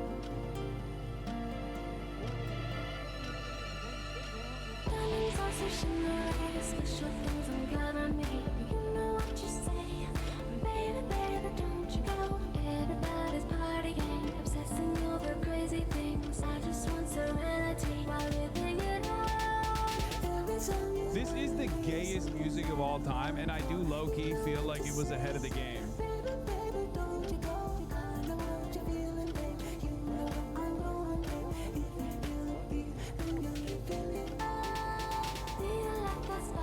It's camp.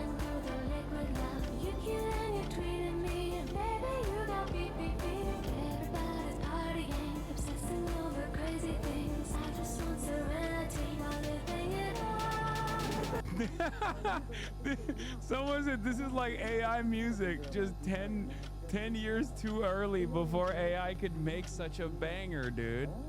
This is early brat, okay? Tiffany walked so Charlie XCX could run. This part is so good. Look at bird, look at bird, look at bird, look at bird.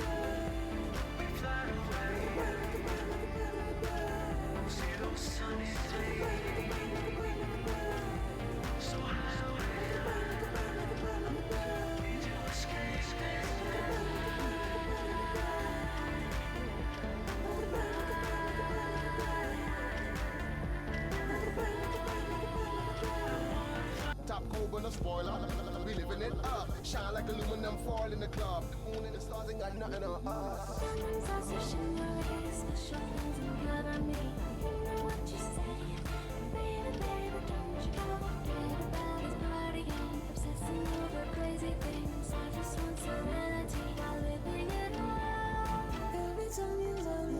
Something that I'm falling for. You know what to say. Baby, baby, don't you go. I know what you're feeling, baby. You know that I'm rolling, baby. If you feel the beat, It just feels like she's also trying to catch her breath, like over and over again while she's in the process of singing this song, okay? Which I think is awesome. Fame is a gun nachos. she was pregnant with Addison here, served this country harder than her father, and JoJo thinks she invented gay pop. Legendary rare Trump family serve. This is Grimes for conservatives. This legit sounds like one of those weird ringtones that come on flip phones. They should have played this at the inauguration. I can imagine her presenting this to her father, to her family at the dinner table, and she's just feeling the song while her family just stares at her with grief and annoyance. I don't know why, but the Amazon Prime sticker in the upper left corner just makes it even more hilarious. It's giving 2000s realness. I'm actually obsessed. This sounds like a Tubi movie soundtrack. Okay, don't come after Tubi like that. That's crazy. Tiffany XCX, dude. She's a real one. Y'all don't understand. Hello, I am from Israel. This is my music. Okay, honestly, Israel could never. Israel could never. I feel like that is more workable than Israeli music. Also, because it's not psytrance. Okay, it's not. So it's not from. It's not from Israel. That's how you know it. What is this? Jeffrey Epstein. Oh, yeah. I don't know who that man is. But I would love to get a photo with him. I'm sorry, who's here? Jeffrey Epstein? The man with the evil island? I've heard some very bad things. Would he take a photo with me, though? No, sorry, I can't make it tonight. I have dinner with this mysterious man who I've never heard of before, yet I'm giving my time to. Jeffrey Epstein. Have you heard of him? We will be taking a photo together. Okay, this is true though. Like, it's jokes, but also seemingly not jokes. That's what happened. Yes, I do run a giant tech corporation and I take it very seriously, but if 90% of my time is not spent taking photos with Jeffrey Epstein, then what is it all for? I just want to make it clear though that I do not know no one knows who this man is, but we all need to get a photo with him for some goddamn reason. I'm sorry, what's her name? Ghislaine Maxwell? I don't know who that is, but her name starts with Jizz, so... Get her in the photo op.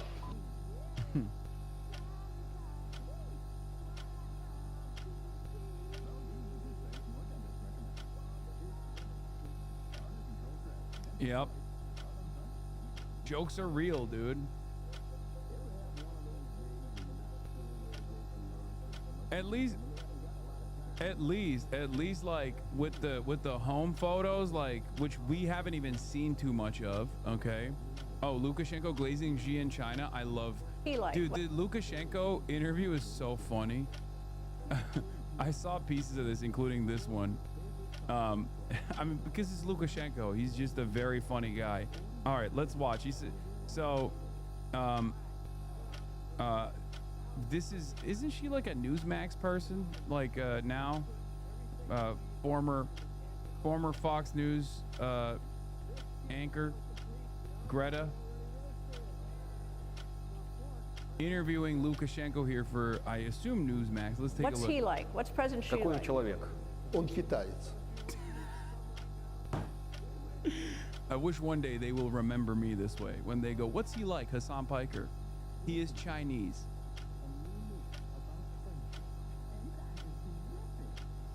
What does that mean? Что это значит? Это значит, что он It means he's smart, neat, impossibly calm, just like all the Chinese. спокойный до невозможности, как все китайцы. Это их особенность. A peculiarity of theirs is that they don't rush anywhere.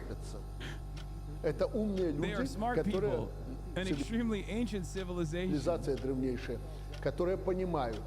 Dude, I swear, he is the best, dude. I mean, he's not, for understandable reasons, but like, he's such a fucking funny character. It's everything. Every time this motherfucker's on camera, it's bangers. Okay? They understand that sooner or later, that existing problem has to be resolved. Рано или поздно проблема, которая существует, должна быть разрешена. What's he like?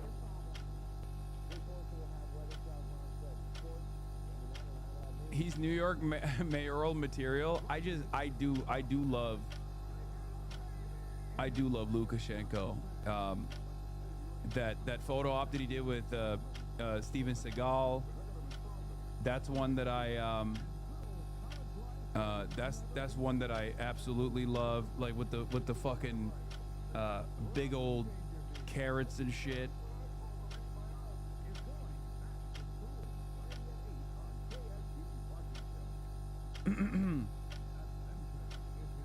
What is this, bro? I thought we were covering the new Tiffany Trump song. No, I moved on already.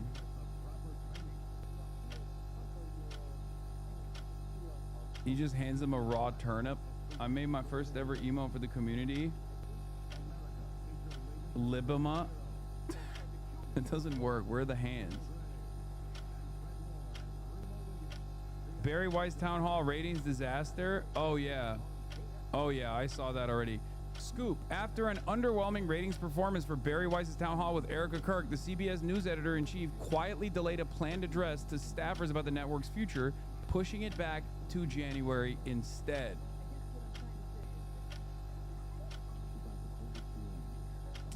What happened? Fucked up. I thought she was popping.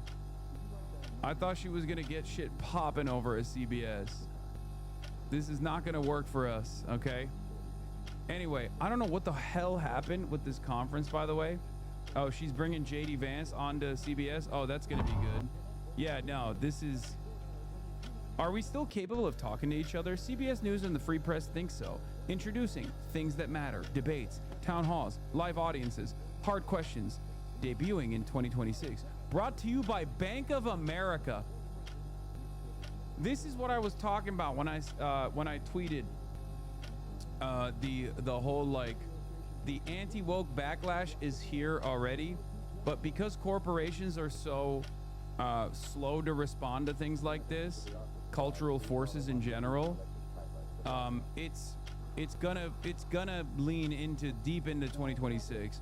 Worst website to post on, but culture is already swinging back to stigmatizing and dunking on the ugly and often violent anti-woke cry-bully behavior. That was the MAGA rallying cry. However, corporations lag and will continue their pivot to posturing right deep into 2026.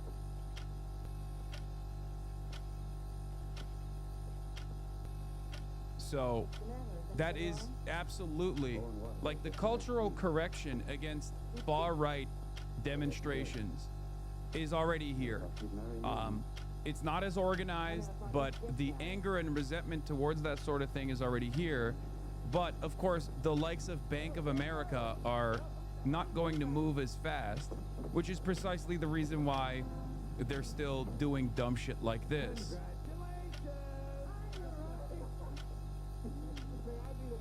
Bank of America sponsoring CBS News' right-wing town hall series. They're dunking on Olivia Reingold. My magnum opus, dedicated to all the ideologues of my childhood, the Jewish parents who raised Mamdani voters. When your magnum opus is 1,000 words and probably required 6 15-minute phone interviews.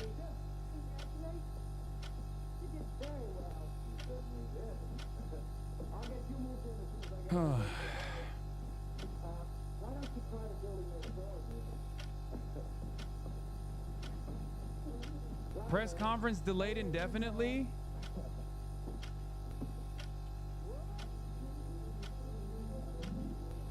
Did you already see this? Oh yeah. Jeffrey's on a Barstool podcast. Well, first of all, it's not just any Barstool podcast. This is PFD's podcast, macro dosing. Okay, so it's you know. Hakeem Jeffries on a Barstool podcast. President Trump promised, as candidate Trump, no more foreign wars, and he's doing the exact opposite. What is your view on the Trump brinkmanship towards Venezuela?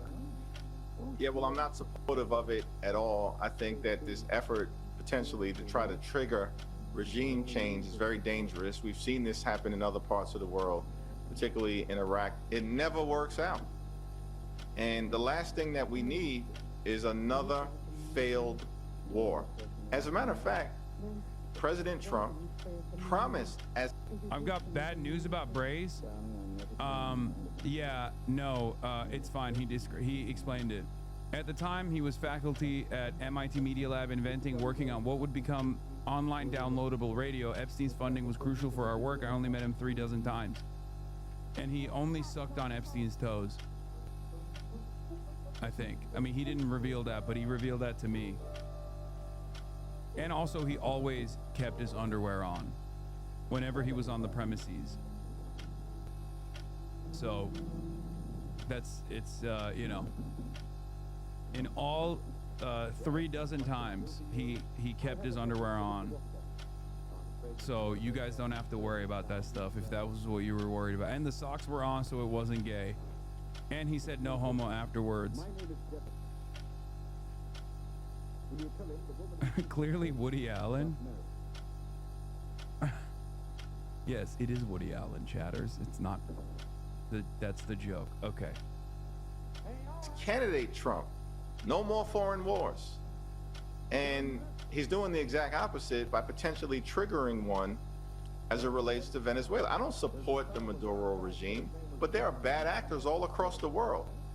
And we've got a lot of problems here in this country that we need to resolve in order to make sure that, you know, people have the ability to provide for themselves and their families. Far too many people, like literally middle-class people, are struggling to live paycheck to paycheck. God, he's so fucking hot. God, just, oh, he's so sexy. He's so charismatic. How did we, as Americans, arrive at such a sexual dynamo as the leader of the opposition? Like, you don't even have to be a Democrat. You can just be a person who wants democracy to thrive. And every day, wake up and think to yourself, thank God Hakeem is leading the charge. What can I do for you, Mrs. Riggs? I'm just for the rent. What I paid you the rent on the first, Mrs. Riggs. I'm making real good.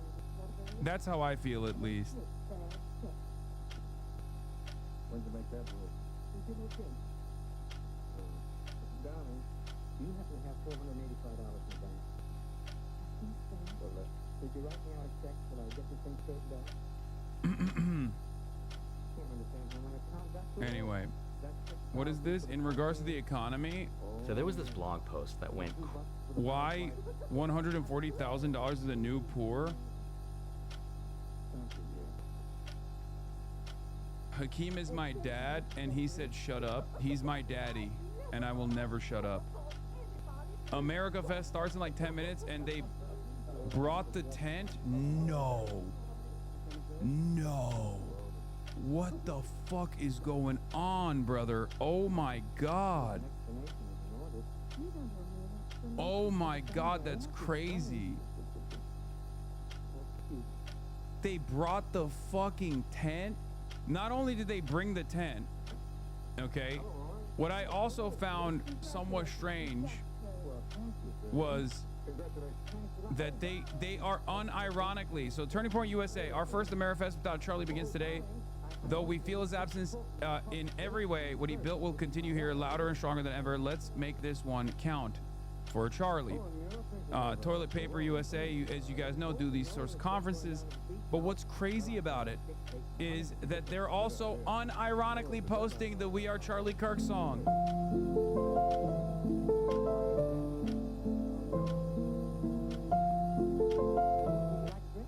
I guess not, though. I guess technically they're just saying we're all Charlie Kirk as like the rallying cry.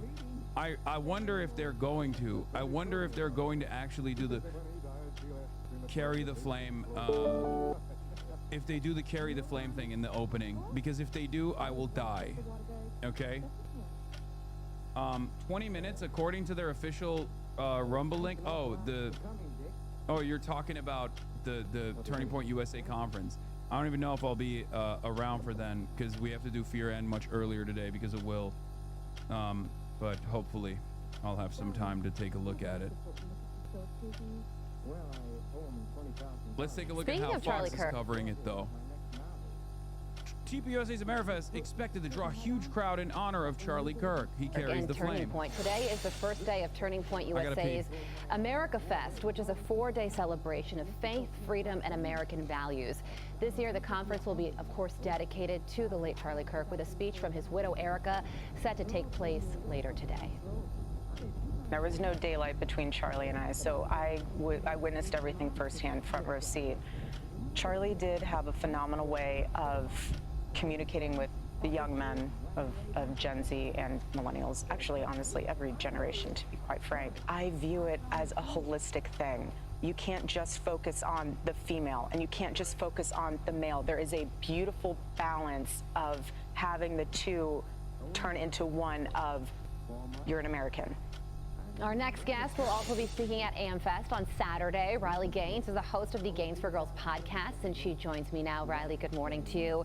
It will no doubt be a deeply powerful and moving 4 days. What does it mean to you to be up there and speaking to this crowd on Saturday? Well, Carly, very good to be with you. I have been through all of the emotions over the past 3 months, like many Americans have, even people who didn't necessarily have a personal relationship with Charlie. I think initially in learning the news that he had been assassinated, of course, it's total disbelief and shock, but then that transforms into grief and being tearful. And then I'm not proud to say it, but it kind of transforms into anger and rage and asking questions like, how could this happen? How are we witnessing people like government employees and healthcare workers and students, even teachers, celebrate this assassination? But I think in the days leading up to America Fest, it's starting today, seeing the discourse online, knowing how many, tens of thousands. Damn, Riley looks extra bad today. That's crazy, which is unique because, like, that's kind of her thing, right? Like, she's just a fucking whole ass loser in every shape and form, but I don't know what the hell's going on today with her. God damn. Thousands of people from all across the country are going to be there. I now feel totally optimistic and inspired and hopeful.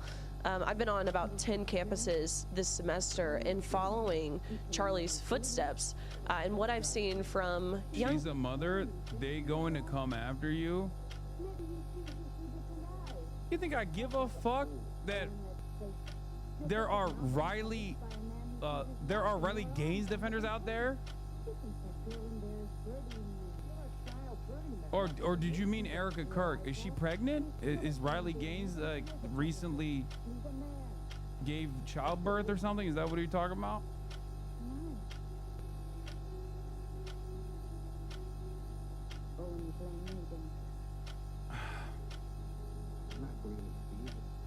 You've awoken the mama bear. Oh, brother, here we go. Oh, no. Not mama bear.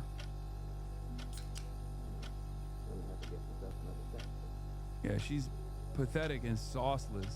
Kids, especially in these high schools, you're talking 15, 16-year-old kids. Just the stirring within them to get involved and to live a life like Charlie Kirk did, really, really powerful. So I can't wait. I'm excited. What the fuck? I think it will be heavy, of course. I imagine there will be videos and, messages. Why am I balding in these?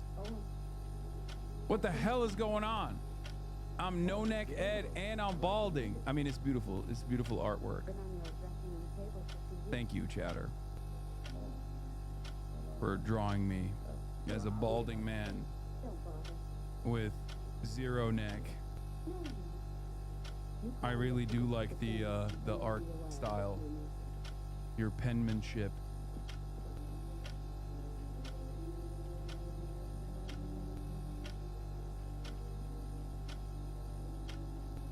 There is a YouTube link. Erica will deliver the opening. Oh my God, fucking Associated Press is there.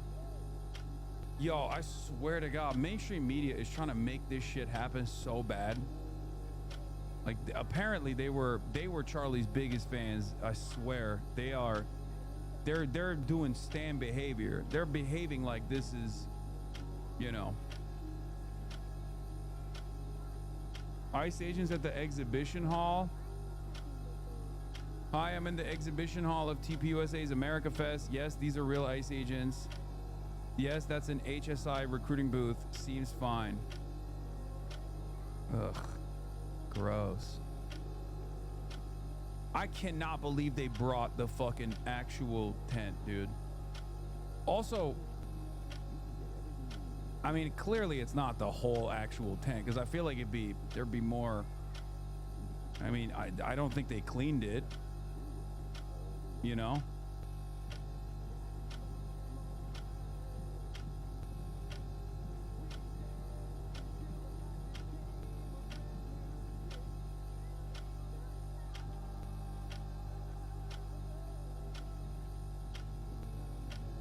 It's missing the hats.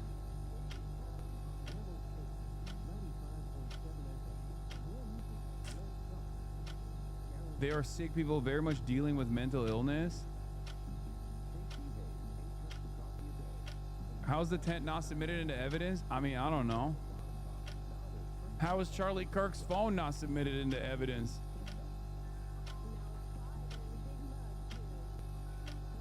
They added Charlie pics. Charlie's Prove Me Wrong tent at Turning Point USA. Oh my God, they didn't add.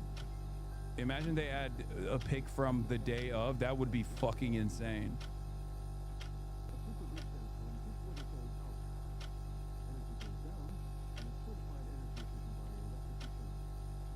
It's reminiscent of the Unabomber's cabin in the FBI archives.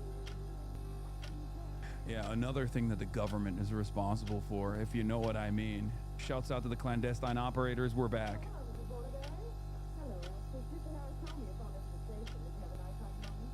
The crowd is waiting. There's a massive crowd waiting. Yeah, a lot of young folks in this massive crowd from what I can see. And they're singing the national anthem as they wait for the doors to open at AmeriFest.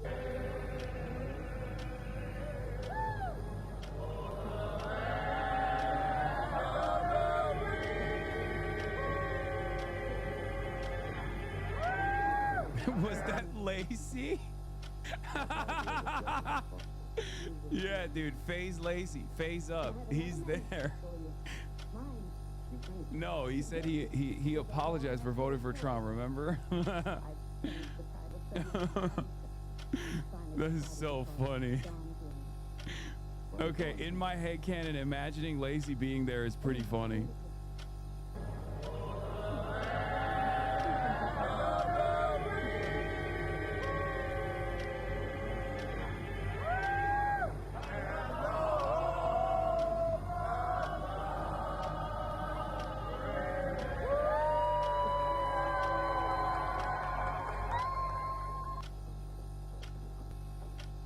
This sounds like how I'm currently feeling, constipated and bad. How dare you say that? You're just not a real American patriot. At no point in my life have I ever thought, oh, can't wait to pass the time by singing my favorite song, the national anthem. I genuinely think it's weird and over the top and very performative to be like, oh, this is how much I love America, that I'm singing my favorite song ever, the national anthem. You are such a fucking dork if you do this. It's just so over the top.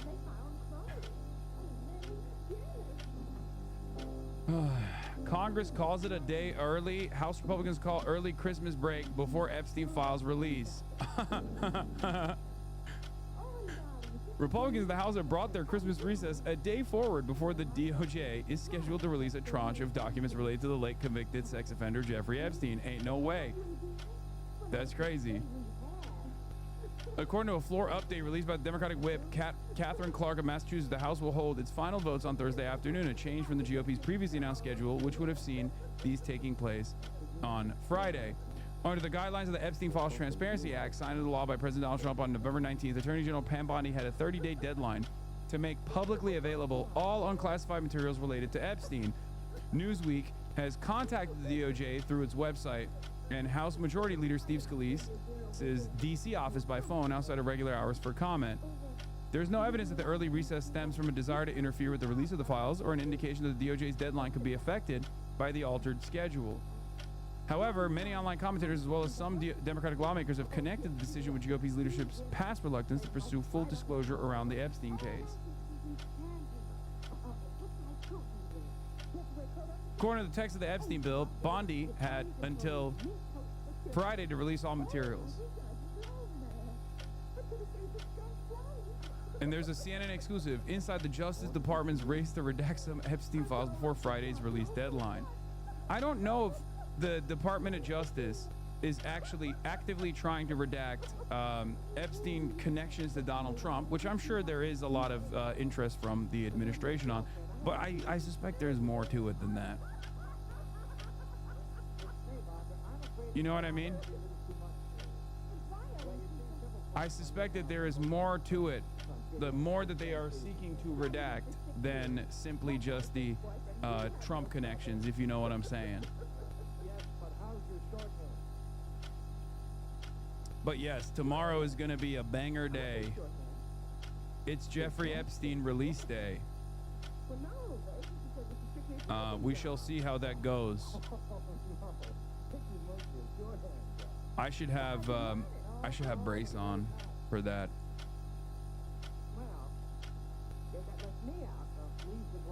And also Turning Point USA. There is just so much happening in the world. Oh my Lord. Maybe even, I mean,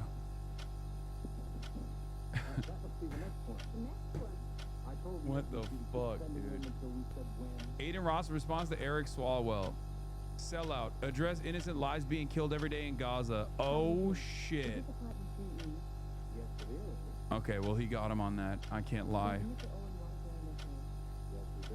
I can't believe that this is heartbreaking. Worst guy you know made a fucking absolute banger point.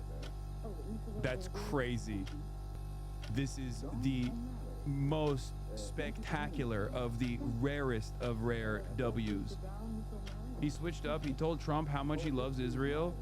Yeah, no, I mean, he realized that he can't maintain an audience full of Nick Fuentes fans while simultaneously being pro-Israel. And he just, from what I understand, he just like leans into the Jewish lawyer memes and shit like that nowadays. But once again, this is the contradiction. Someone like Aiden Ross, who has collaborated with fucking neo-Nazis. Someone like Aiden Ross, who has openly celebrated Donald Trump, tried to get Donald Trump elected. Donald Trump did get elected. Can still turn around and do a "this you" on the average Democratic politician. And the reason why they can do this is because of this. Is because the average Democratic politician is incredibly invested in defending Israel.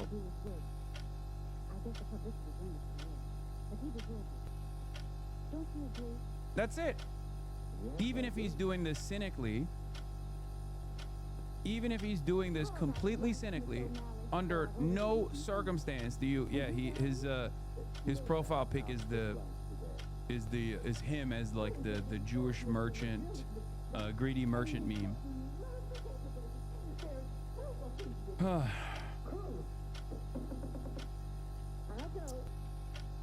Aiden recently got an NFL player to almost do an anti-Semitic touchdown celebration. No, that's what this is about. Swalwell came out and criticized it. The Los Angeles Jewish community is on edge after the Bondi Beach massacre. And what does this asshole ASAP Puka do? He promised an anti-Semitic touchdown dance for his Thursday night game. He should apologize or be dropped. Yeah, he was not getting dropped. Let's be real. I mean, it was a stupid thing. It was a stupid thing that he did. And it's one of those things where, like, you don't, you know, there is under no circumstances do you do stuff like this.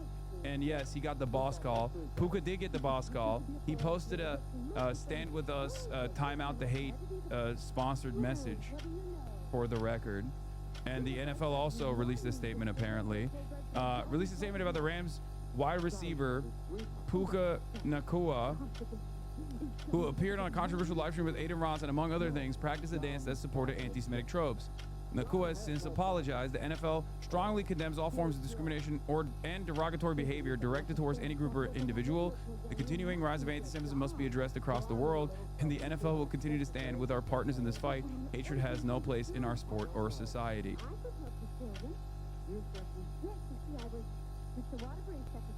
And this was Puka's apology stand up the Jewish hate. This blue button you sometimes see, what's his face? Van Jones wear as well.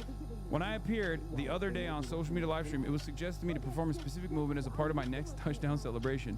At the time, I had no idea this act was anti-Semitic in nature and perpetuated harmful stereotypes against Jewish people. I deeply apologize to anyone who was offended by my actions, as I do not stand for any form of racism, bigotry, or hate of another group of people. Yeah.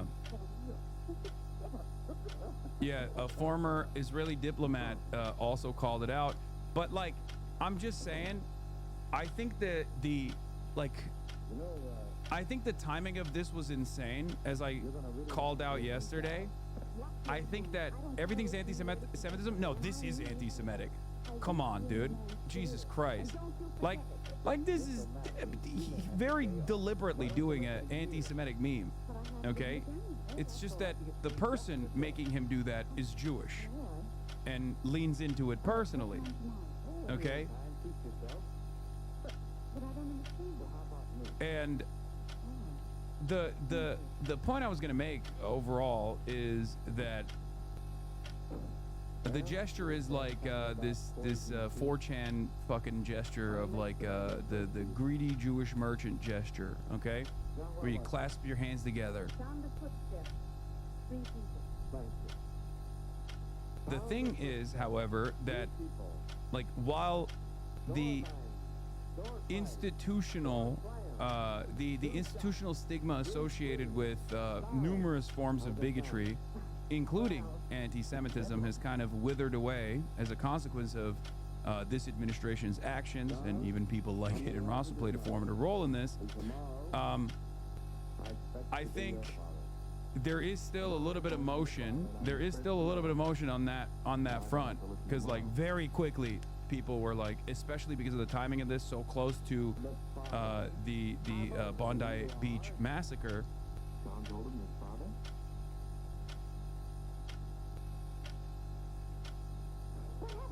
Bondi Beach massacre. They pounced on it.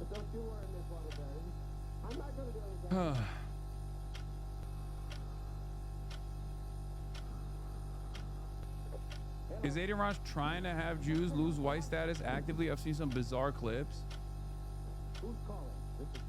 I mean, I think he's just not smart enough to think about this sort of stuff. Oh shit, what's up, dude?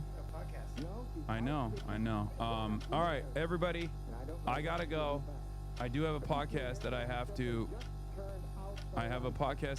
do right now. Okay, I'm glad that they couldn't hear you. All right, I'm done for today. I apologize. I wanted to start even earlier, but I have to defer on podcast early because Will has travel coming up and also important meetings coming up, and so we had to do it at this hour. Love you guys. I will see you tomorrow. There's, like I said, Turning Point USA conference that's taking place. We'll obviously be doing that. We'll obviously be covering that. Hopefully no war with Venezuela, and also the Brown University shooter and the information that has come out about it. So we'll cover all of that by this point tomorrow. Though I'm sure there will be more information, and also the Epstein file data dump that will take place. Yes. All right, everybody, peace. See you tomorrow. Bye bye.